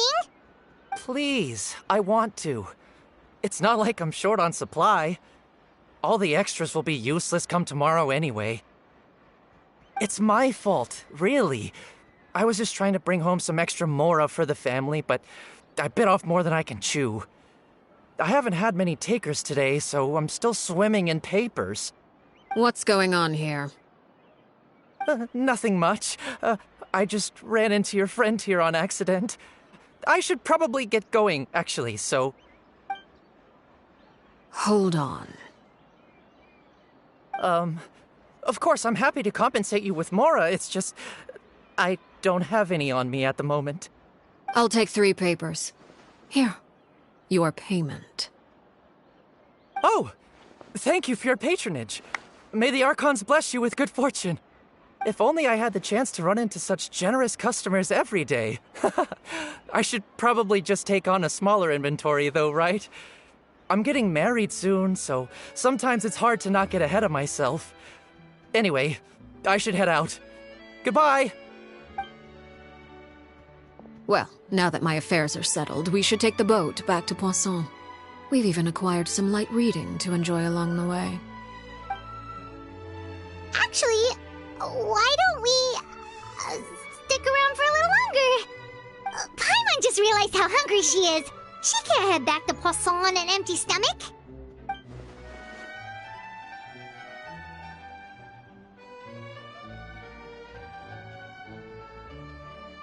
It appears you two are under the impression that delaying our return will somehow alter the situation in your favor. I'm sorry to ruin your fantasy, but your efforts are meaningless. That being said, I could be persuaded to give Linny some extra time. I just have one condition. If you agree to my request, I'll even answer some of your questions. You're quite curious about Claire V, are you not? And my relationship to her. Wait, why are you being so generous all of a sudden? You're not gonna ask us to do something bad, are you? You overestimate yourself. You don't have the talent for bad things. Then what can you possibly... The most important consideration in a negotiation is that both sides receive something they want. Demands and threats only get you so far. Wonderful. Here it is. When the time comes, make the choice that you deem most appropriate in the situation, and lend your help to the House of the Hearth. Okay, sounds normal enough. But what do you mean, when the time comes? When is that supposed to be? That is for you to decide. Then we have a deal. Follow me.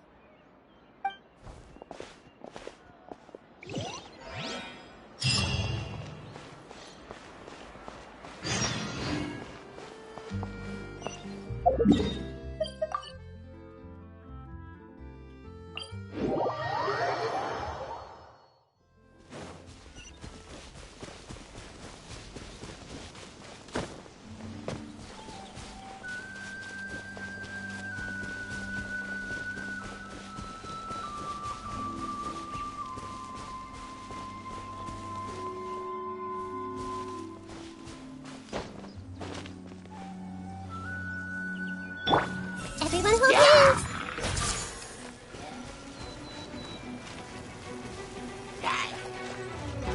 Hey! Emerge, right here. Bow your head.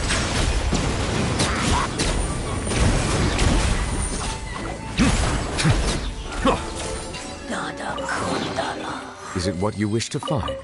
Hopefully the excitement of opening a treasure chest has at least made it a worthwhile experience.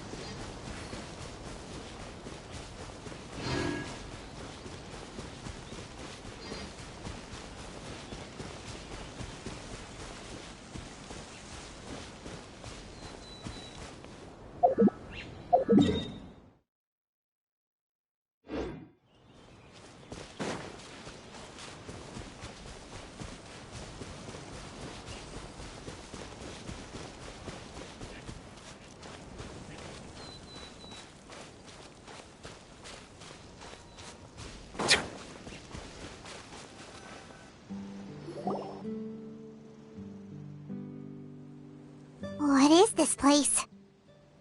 Somewhere long forgotten by everyone.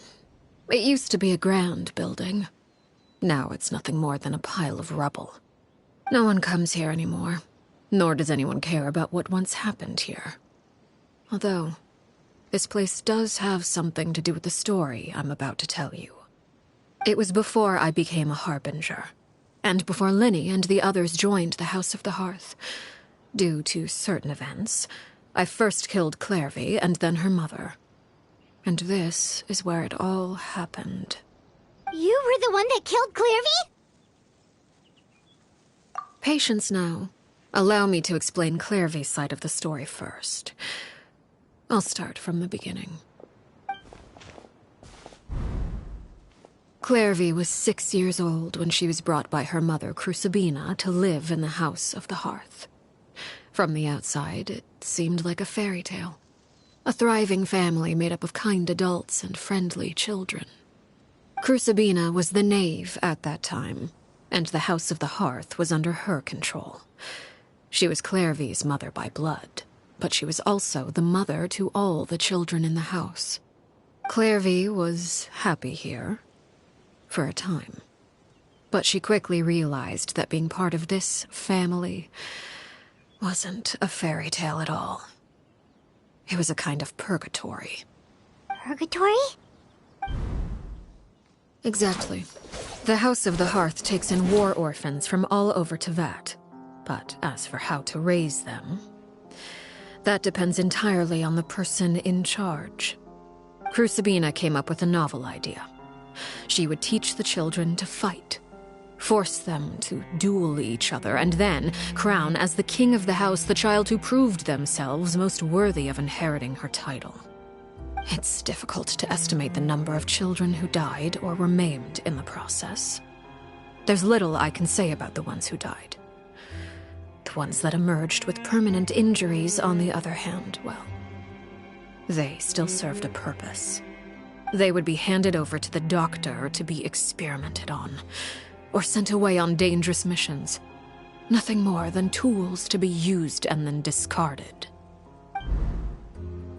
So those were the experiments Clairvy was talking about. But what actually happened to her? You said that Clairvy was Crucibina's daughter, so if Clairvy tried to convince her to stop what she was doing, Crucibina probably would have listened, right? Despite being Clairvy's mother, Crucibina cared little for her daughter. She forced Clairvy to join the House of the Hearth only as a means to demonstrate her own impartiality as a mother, to prove that she treated all her children equally. Clairvy did try to convince her mother to change her ways, but it was to no avail. After her efforts failed, the only other option was to rise up and try to fight back. Unfortunately, the other children had already been thoroughly indoctrinated into the illusion of happiness Crucibina had created. Of course, there was one exception. Someone Clairvy's age who knew the truth about the House of the Hearth. Her name was Peruere.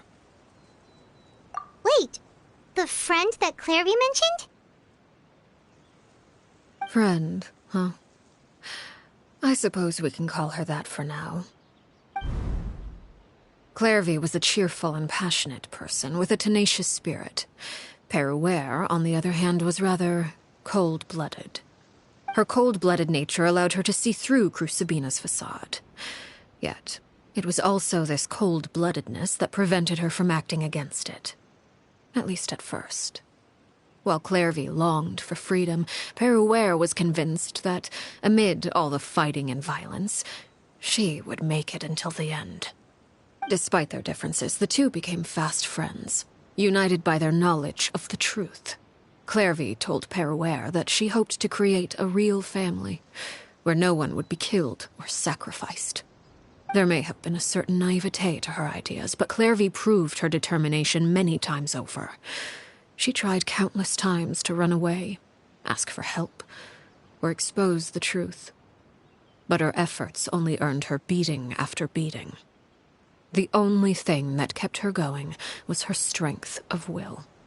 Even with her body racked with pain, she would still stand on her tiptoes and open the window at night. She and Peruere would look out at the moon together, a fierce longing for freedom shining in her eyes. But one day that light simply vanished. Oh no. What happened? Her hopelessness resulted from a culmination of things. 10 years had passed. 10 years worth of failure after failure. She and Perouer weren't children anymore, but finding any chance to escape still seemed as hopeless as ever. It was during this time that Perouer suggested a new plan. If escaping was out of the question, why not take down the very person sitting on top of this throne of lies? Mother herself. Clairvy rejected that proposal. She claimed that, as a famous harbinger, Crucibina possessed an unimaginable amount of power. Trying to kill her would have an incredibly low chance of success. Clairvy never gave another reason, but Perouer could see it written all over her face. Clairvy still thought of Crucibina as her mother. Killing her own flesh and blood was a line she couldn't bring herself to cross. If she couldn't escape and fight back, then only one option remained. Precisely. Death was the only way that she felt she could be free. It happened during a duel. When she arrived at the dueling ring that day, her partner turned out to be none other than Perouer, the very person that had stood by her side all those years. It was a fierce battle. But ultimately, Clairvy decided to let Perouer end her life. From that moment on, Perouer's journey was one written in flames. When the rain finally came and washed it all away, there she stood, the sole victor in Mother's endless game of slaughter. A trail of corpses strewn across her path to success. It was the very result she had predicted 10 years prior. Even then, she believed she would make it until the end. She wasn't surprised by the fact that she emerged as Mother's undisputed heir. Rather, her success left her with an inexplicable sense of restlessness. She was unsettled. And there was only one thing that could quell that sensation. Perhaps you two would like to take a guess as to what it was? Crucibina, you mean? But... Correct. This is the place where Perouer killed her best friend. A mere year later, this is also the place where she fought tooth and nail to kill the mother they shared. The moment she acted, any conception of what was right or wrong ceased to matter. It's one of the principles of the house. Only those who survive get to write the rules.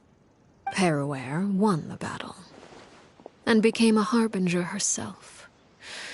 After which Her Majesty, the Tsaritsa, bestowed upon her a new name. Arlecchino. So the Perry Clairvy was talking about... It was you all along. You're Perouer. Arlecchino is just a name you got later. I left that name behind long ago. I must say, hearing it now does bring back memories. After I defeated Crucibina, the moniker of Mother died with her. I chose to forego the title she called herself, and even chose to give up my own name. I rebuilt the House of the Hearth under a new identity. Not only as Arlecchino, but as father. And that is where the story ends. Any more questions? Yeah. Based on what you just told us, Clairvy wasn't a little kid when she was killed. So the Clairvy we met... Was she really a spirit at all? I suppose you could call her an illusion born of flame. Her existence is like ashes to a fire. Something left over in the wake of blaze and ruin. You see, a certain power runs through my veins. It's not unlike a curse.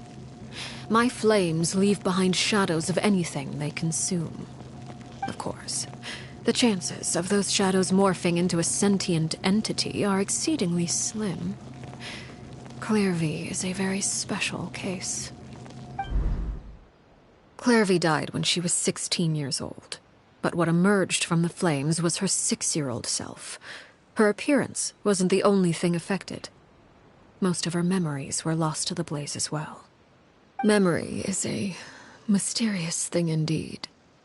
Losing a portion of your memories will alter your sense of self. Lose 10 years' worth, however, and it would be like living in the past. Like returning to a version of yourself that never grew up. No wonder Paimon got such a weird feeling when we were talking to her. Perhaps I should put it this way.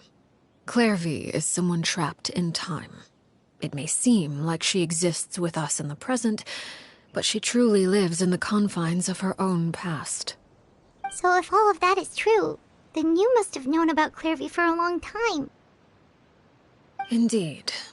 She's a rather volatile and unstable entity. Sometimes she would look after the children. She's even saved some of their lives. But other times, she would hide from me and become obsessed with revealing the truth about the house to anyone who will listen. Shadows don't have the capacity to learn or grow. Any new information they encounter is quickly forgotten over time. Your attempts to expose Clairvy to sunlight, they failed, yes? The reason is actually quite simple. In Clairvy's mind, the house is impossible to escape, and it is this very perception that traps her there. But no matter. All I have to do is kill her again, and all will be resolved. I don't anticipate so much as a single speck of ash will be left behind this time. Wait! Paimon can understand why you might want her gone, but isn't there another way? So what if she's trapped in her 6-year-old self? She's still your friend! At least talk to her first! It's too late for that. She broke the rules, and now she must be punished. That goes for Filial and Nantoy as well. She's had quite the effect on them. I hope you understand. The difference between Crucibina and myself lies in our formulation of the rules, not our policy for enforcing them. Upholding the rules without question is a trait we both share, because that is how a household should be run. Is this really what you want to do? Whatever could you mean? Don't you want to say a proper goodbye at least? Whether as a killer or as a father, there are two things that must be avoided at all costs: anger and sorrow. Anger makes you impulsive. Sorrow causes you to waver. Well, it appears it's about time to proceed. Before we arrived, I told some of my well-behaved children to bring our troublemakers here by nightfall. I do believe I've kept my end of the deal. I gave your friends quite a bit more time. As for what happens now, we'll just have to wait and see.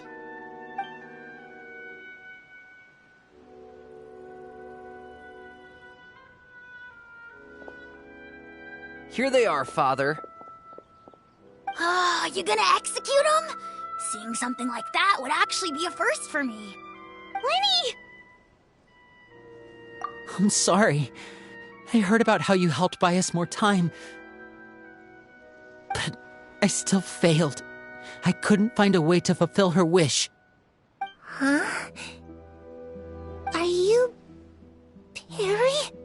Indeed, it's been a while, Clairvy. Perry! Shh. Stay right there. I'm sorry to postpone our reunion, but first I believe certain scores need settling.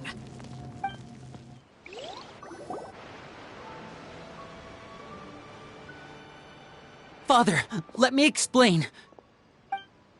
Out of my way. Father!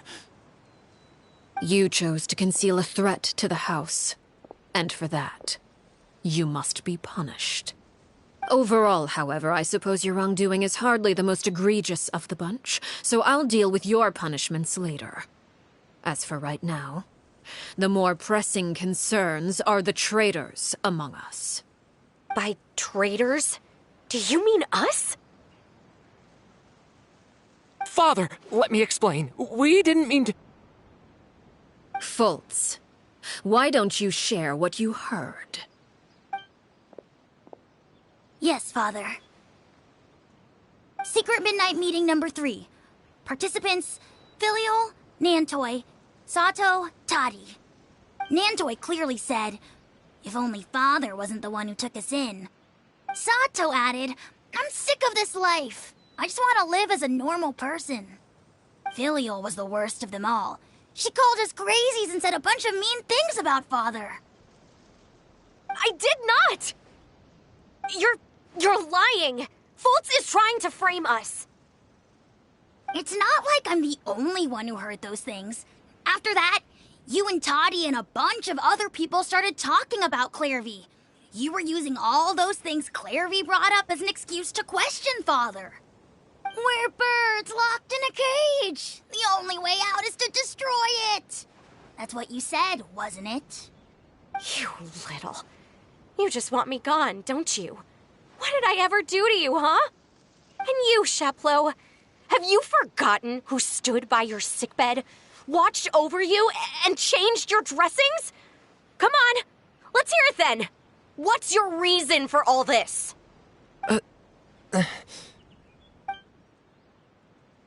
You're wrong, Filial. We don't want you to die. You're our family. Liar. You wouldn't be doing this if that were the case. So why? Why have you backed us into a corner? We all live in the House of the Hearth. You know the type of work we do, Filial. A single betrayal can cost dozens of us our lives. It's not like it's never happened before. That kind of thing is hard to forget.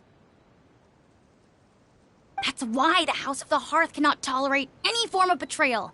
Ever since we came to Poisson, you've had 7 secret meetings. A lot of the things you talked about really crossed the line. You've been spying on us for half a month? Wait a second. Now that I think about it, the move to Poisson was just a way to make it easier to spy on us, wasn't it? Because we were all in one place. You've had this planned all along. Filial, Nantoi, I'm sorry. I owe you both my life. I owe Clairvy too. If it weren't for all your help after I got poisoned, I wouldn't be standing here today. If this were any other situation, I would do anything to repay that kindness, even if it cost me my life. But rules are rules. I'm sorry. My hands are tied. Why? Why? That's enough, Filial. We made a mistake, and we should own up to it. We broke the rules, plain and simple. And now we have to face the consequences. I'm sorry, Sheplo. Fultz. I'm sorry, Father. We accept our punishment. Chapleau, according to the rules of the House of the Hearth, how should these traitors be punished? All those who betray the house pay with their lives. And so it shall be.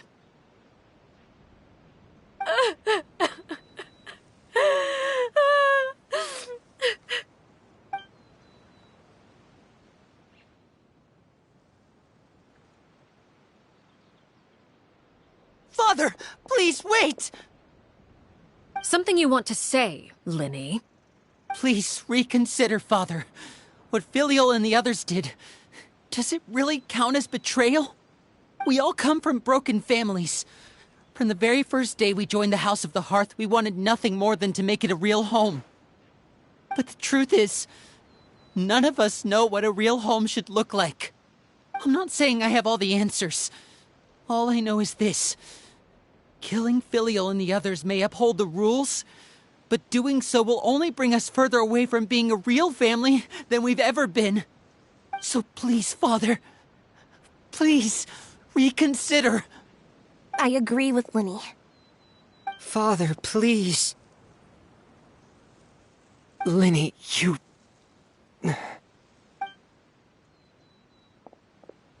I also agree with Linny.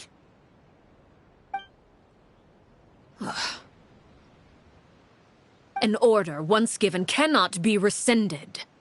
However, given the extent of your determination, I suppose we shall have to go about this a different way. Draw your weapons and face me. Our weapons? Father, are you referring to a duel? Precisely. The rules of the house will not be altered. Traitors must be punished. However, resolving disputes with a duel is also one of our rules, one that also applies to me. Demonstrate a sufficient showing of strength, and I shall offer a concession. Wait. Beat Father in a duel? Impossible. Father is way too strong, even for Linny.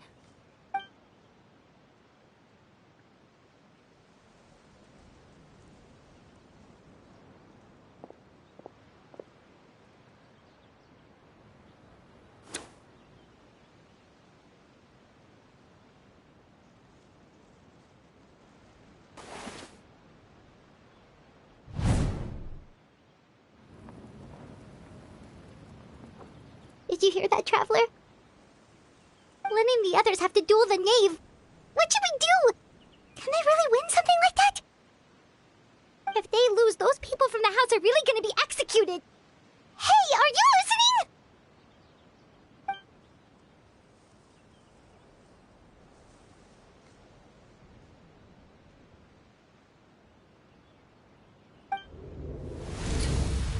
Don't you want to say a proper goodbye at least? Anger makes you impulsive. Sorrow causes you to waver.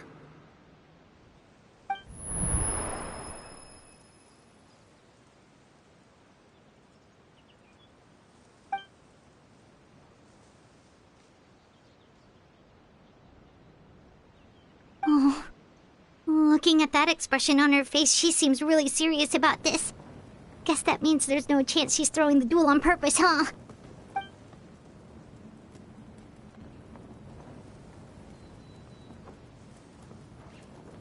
When guests are around, families are often on their best behavior. And any disputes are less likely to escalate. When the time comes, make the choice that you deem most appropriate in the situation, and lend your help to the House of the Hearth. What's wrong, Traveler? Hey, where are you going? Traveler?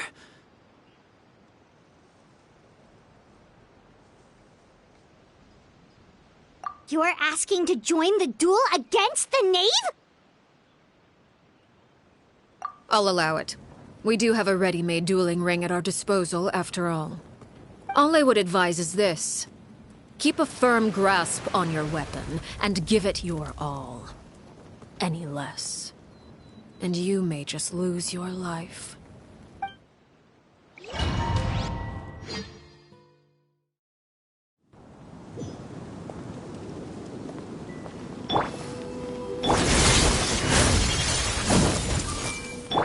Emerge.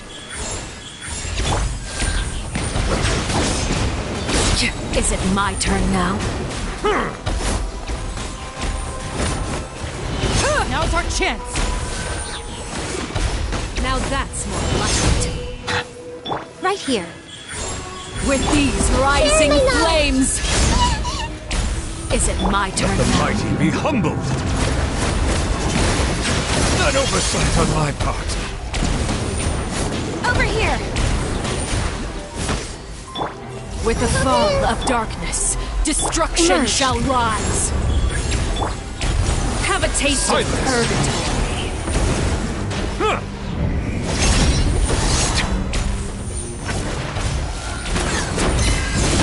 Getting here! Right now. Emerge. Hey! How amusing. Look at you. Trapped like a bunch Watch out of for Father's movement!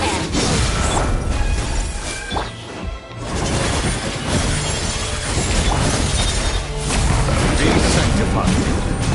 Is it my turn now? Not bad. You've proven to be a worthy opponent after all. Father's even stronger than I expected.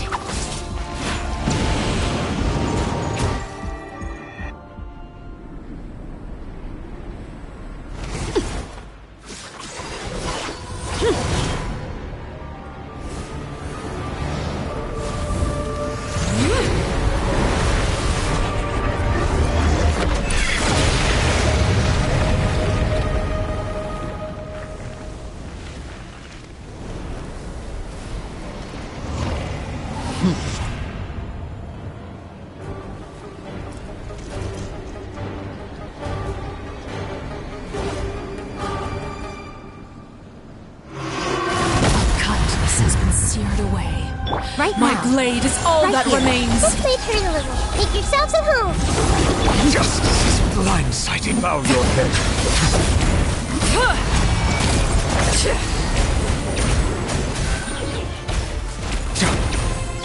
I'm always watching.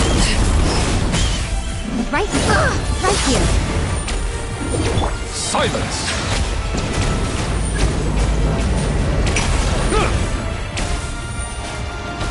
Your punishment made manifest. Over here. I see the temple waters of eons past.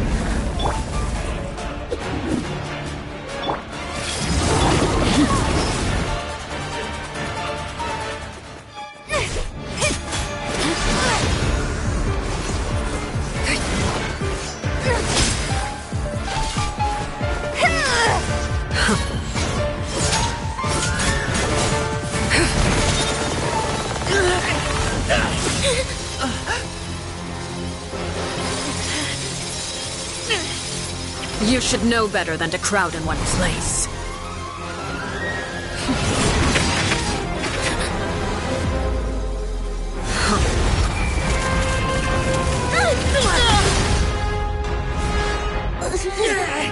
Oh, I know.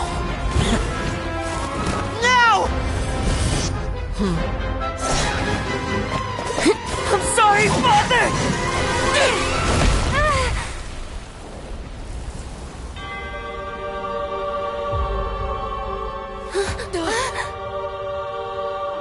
Sorry for what? This pitiful excuse for an attack.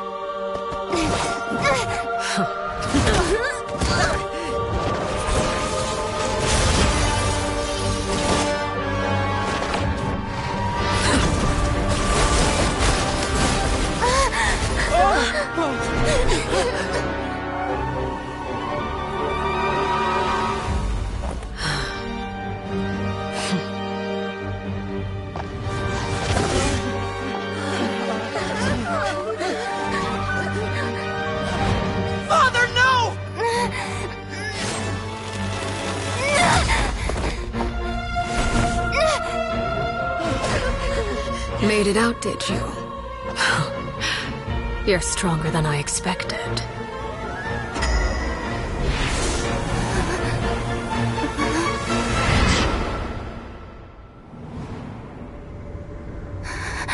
A crimson moon. I can't move.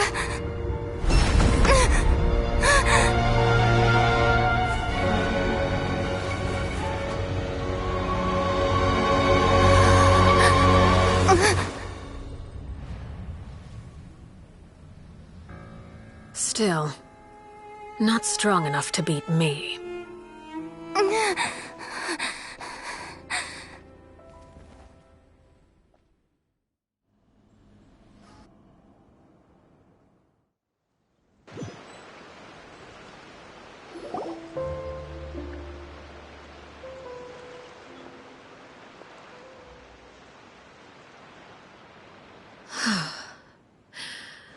I believe we can end things here.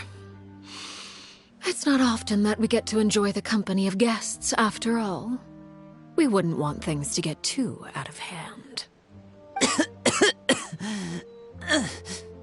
Brother, are you alright?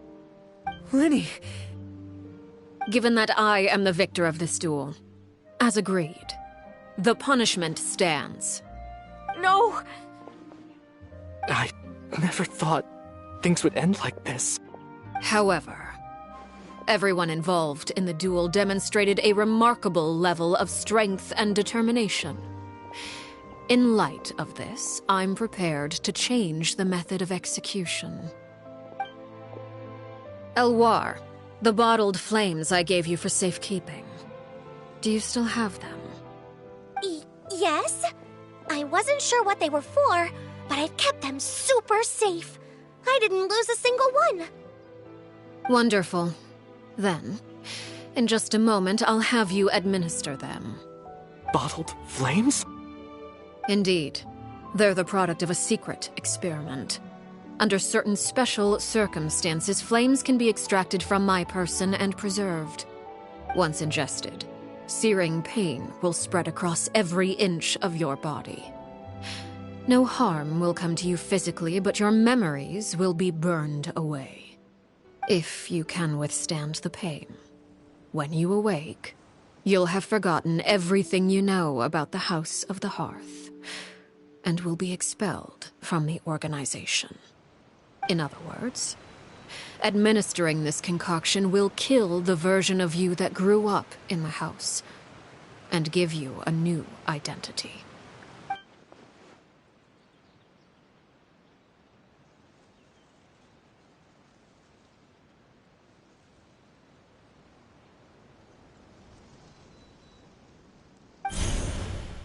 Memory is a mysterious thing indeed. Losing a portion of your memories will alter your sense of self.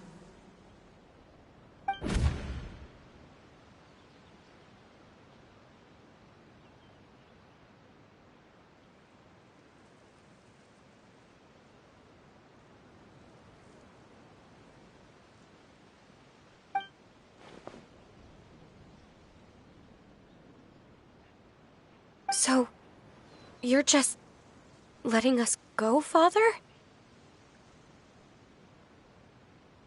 You misunderstand. Memories are extremely important. Once consumed by flame, the version of you standing before me will die, and our secrets will die with you. So no, I don't intend to just let you go, because the person who survives will be nothing but a stranger. Even so,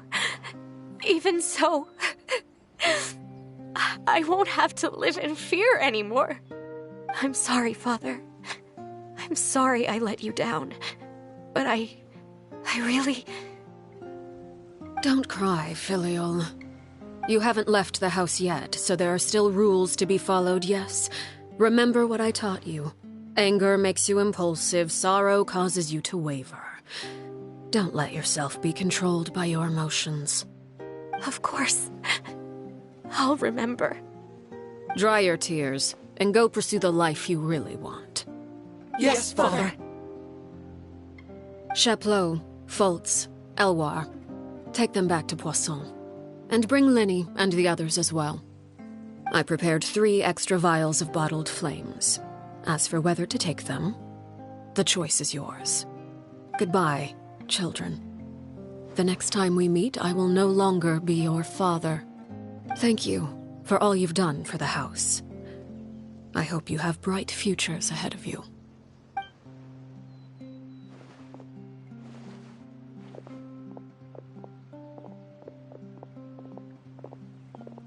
Father.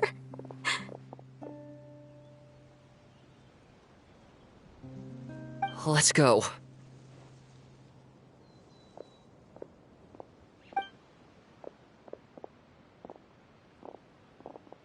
Here, grab my arm, Linny. I'll help you walk back. Thank you.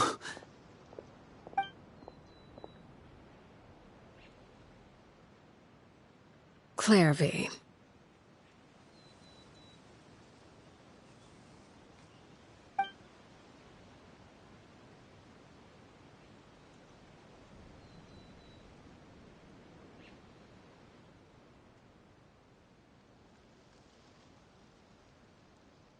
Can we talk now? I've been waiting for a super long time.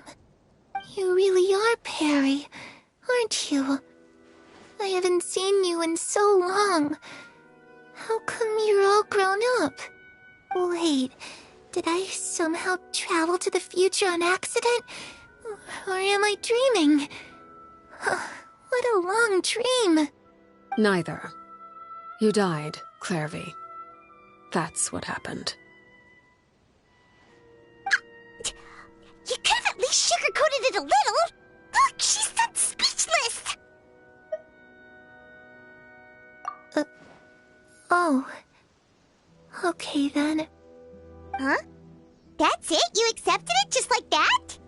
Yep. If that's what Perry says happened, then I believe her. Perry wouldn't lie to me. Plus, I don't really need to know why I'm like this.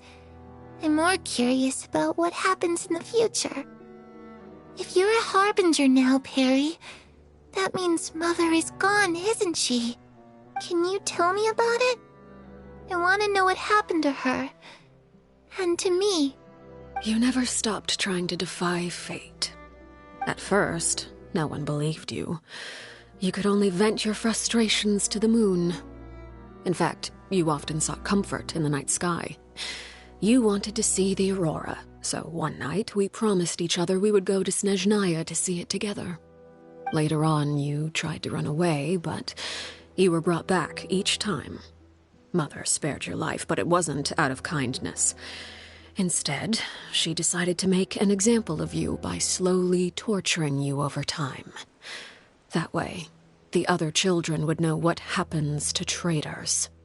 Still, you never gave up. Mother hoped that through ruthless duel after ruthless duel, she would be able to crown an ultimate victor among the children she raised. But you called on everyone to unite, to fight to a draw in order to reduce casualties. Your efforts may have only delayed the inevitable, but still. You gave them hope. You tried everything you could think of, but every attempt ended in failure. Still, you never turned your sword on Crucibina, and you never turned it on me. On that gloomy day, you told me, "For the last 16 years of my life, I've done everything I can to fight for freedom. But now, I realize that the only freedom I truly possess is the freedom to choose to die."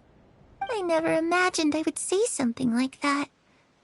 I must have been feeling really worn down. But somehow, I still think I understand.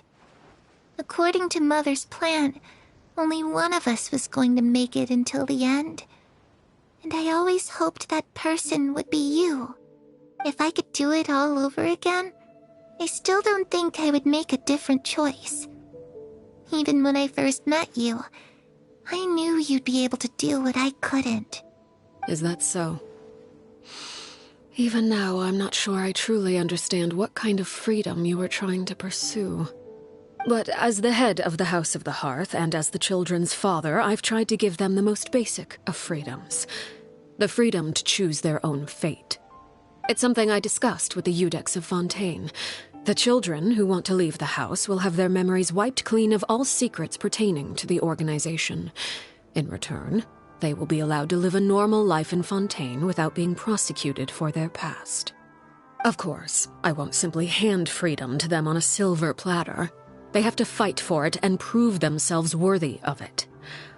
Only freedom that is earned has true value. That's more than enough.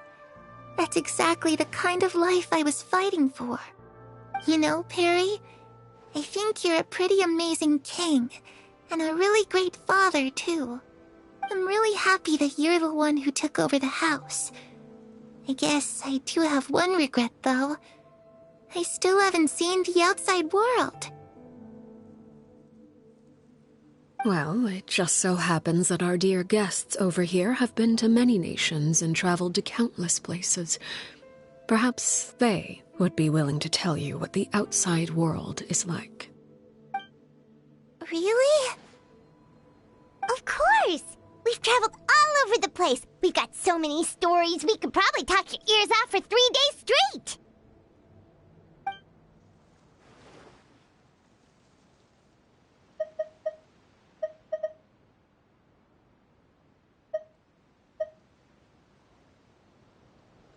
you know? I used to dream of being a bard. Playing the lute while singing into the winds of freedom. Even if there was no one there to listen, I would have continued to sing no matter what. Ah, that's where Mora comes from. I never knew that before. If I had some Mora, I would buy 3 new dresses. One for me, one for Perry, and one for Mother. It's just too bad Perry doesn't like wearing dresses. And Mother, well, she probably wouldn't accept something like that either. I guess I'd just have to keep them all for me then. I could wear a different one every day.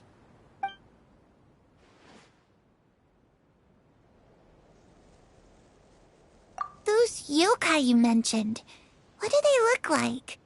I once saw a drawing of this one guy with horns on his head and a super scary face. Are there any yokai like that?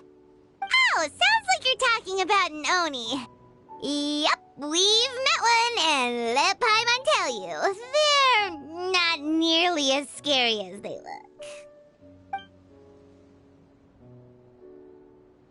I was always too afraid to skip Mother's fighting lessons.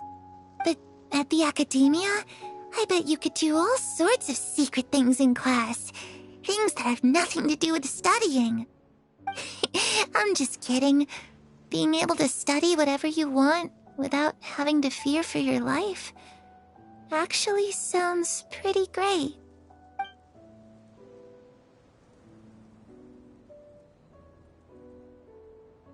The situation was super dangerous. Lenny and Lynette were accused of committing a crime, and they were going to have to stand trial at the Opera Epicles.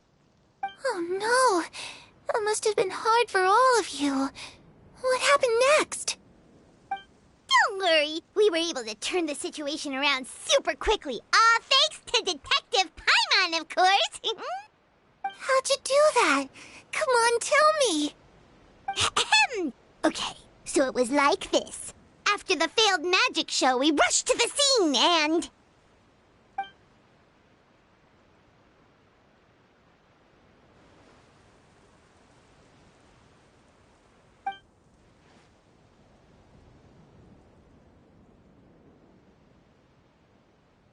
Shadows don't have the capacity to learn or grow. Any new information they encounter is quickly forgotten over time.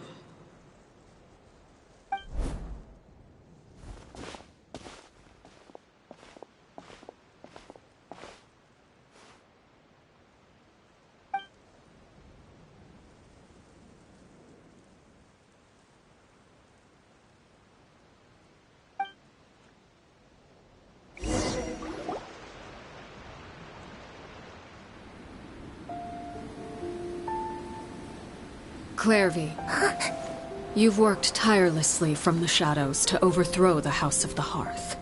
Now, by my authority as the Knave, I shall announce how this matter ends. You are hereby expelled from the House of the Hearth. You are no longer tied to this place, nor are you bound by its rules.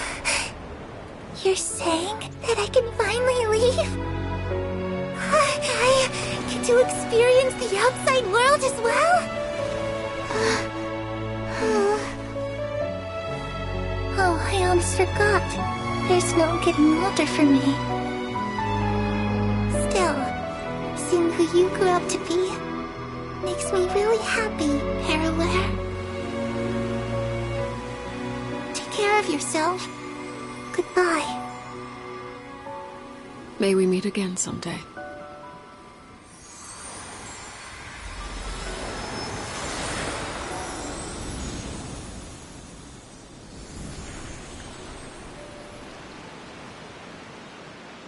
Clairvy. She left so soon. Paimon didn't even get to finish her story. I also have certain sentiments left unsaid. I wanted to tell her that the aurora I saw in Snezhnaya was just as beautiful as the ones in the pictures. But a shadow's memories reset at dawn. Had we delayed any longer, we wouldn't have had the time to say goodbye. Whatever regrets may linger, let them be lost to the coming of a new day. Father? It's Linny! Hey, Linny!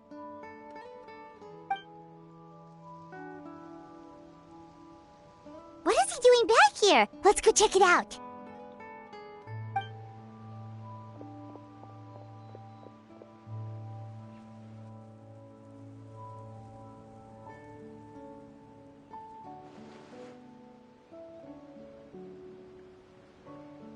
Father, the bottled flames have been administered.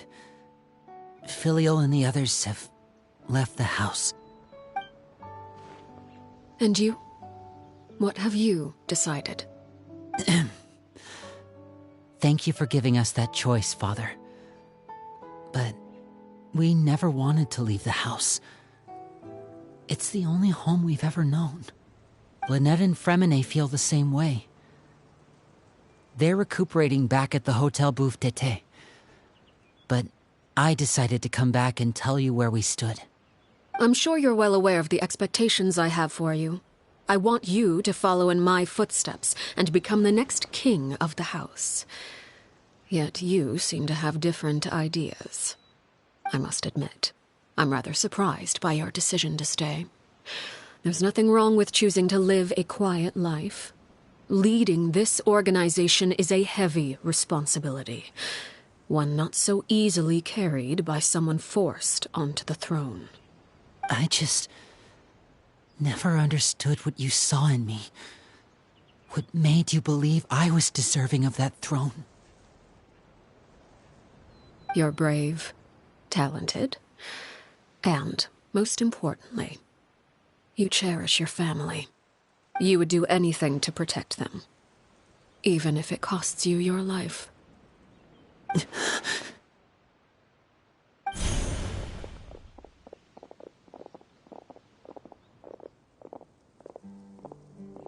Speaking up back there was so brave of you, Linny. It's all thanks to you that we were able to convince Father to back down. You're a hero, Linny. Hero? Father is the real hero.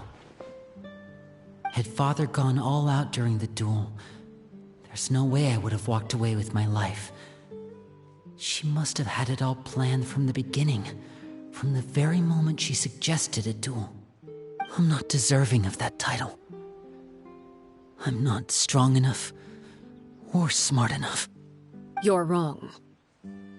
In my opinion, all you need to be deserving of the throne is conviction and the necessary strength to act on it.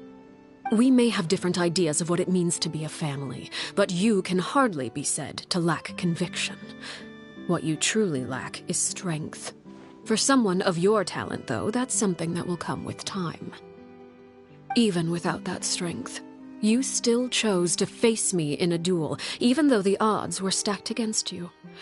That capacity to honor your convictions is what I truly see in you. Father.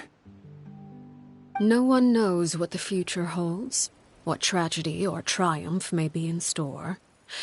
Being at the head of this organization requires the strength of will to face whatever comes.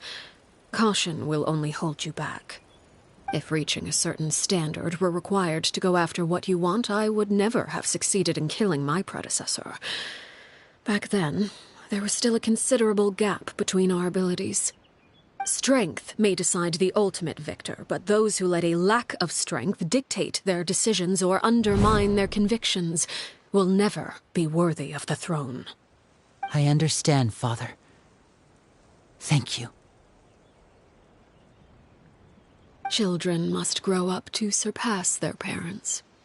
Only then can a family continue to flourish.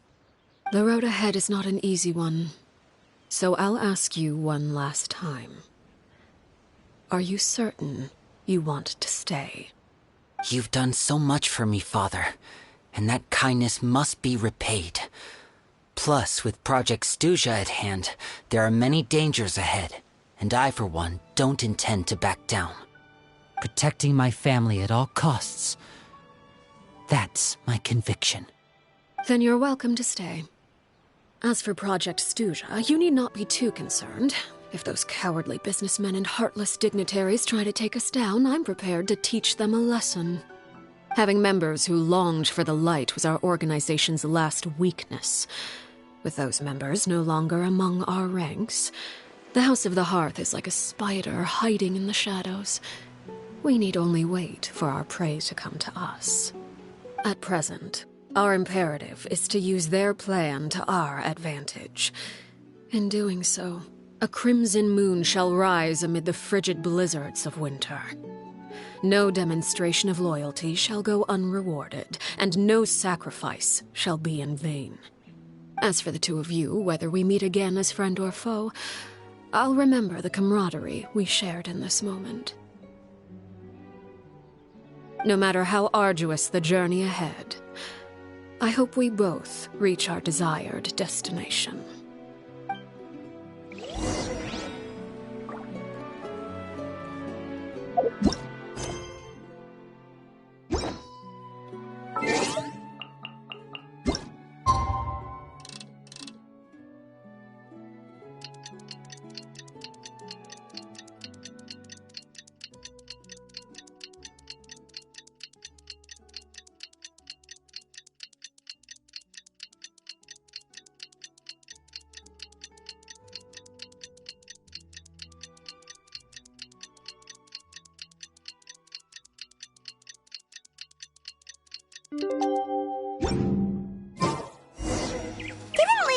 Lynette and Fremine were recovering at the Hotel Bouffe d'été? Oh, Paimon wonders how they're doing. Maybe we should go check on them.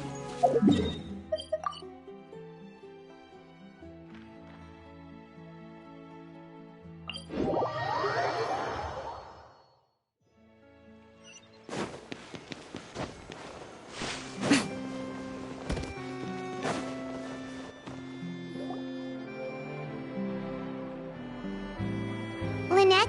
Fremine? How are you feeling? Much better. Whew, what a relief! What about you? Are you feeling alright? I knew you'd come out unscathed. Us, on the other hand, well, we've been bedridden for 2 days. I couldn't even turn over. Oh, and I wanted to ask, is Clairvy gone? Linny and the other members have left Poisson and returned to the House of the Hearth. According to him, there haven't been any more sightings of a spirit roaming the house. I see. I'm glad. Father came to check up on us 2 days ago and told us about what happened with Crusabina and Clairvy. Actually, I've met Crusabina before.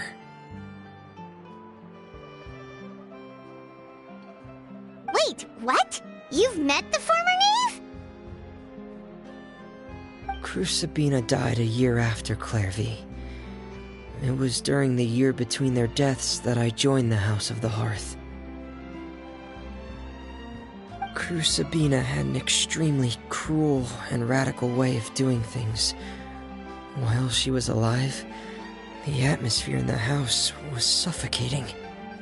When I joined, though, the experiment she valued so much had already come to an end, and all the people involved, dead and injured alike, were gone. Crusabina never talked about the past with us newcomers. A couple of months after I joined, Father killed Crusabina and burned all her files. With that, the names of all the people subjected to her experiments, Clairvy included, were lost to the flames, along with the painful memories they represented. Father took in Lenny and me a couple months after that, but she never mentioned anything about Crusabina or Clairvy. It really seems like something she was planning to keep to herself. The last time you talked to her, did she mention why she kept it a secret for so long? She said she didn't want us to be affected by the darkness of the past. She was worried we'd develop a false sense of gratitude towards her if we knew about it. The foundation of a family should be free of any corrupting influence. Whatever happened in the past, it has nothing to do with who we are now. And that's what Father told us in the end. But I still thanked her for everything. It was only after hearing about what Crucibina did that I finally realized how insignificant our lives could have been. The members of the house meant nothing to her. To say that she valued them in any way, even just as a tool, would probably be giving her too much credit. If Father hadn't taken over the House of the Hearth, I probably would have already... Father rarely brings up the fact that she saved us. She doesn't believe that being indebted to her should be what ties us together. But even if we didn't owe her anything, we would still choose to stay. Because this is our home. We may have arguments or times when we feel wronged. Some people may even choose to leave. But as long as Father is here, we will always have a home. Whether the path before us is bathed in sunlight or shrouded in shadow, we'll follow Father wherever she chooses to go. So I wanted to say thank you for helping us make it through this crisis. Without your help, we could have lost a lot more along the way. Oh, we didn't do anything, really. Of course. You're welcome anytime. Are Filial and Nantoy okay? I actually saw them at a cafe this morning. They didn't recognize me. From what I could tell, they were drinking coffee and talking about one of the operas that started running recently. They seemed happy. If I had to take a guess, I would say they finally found the kind of life they always wished for.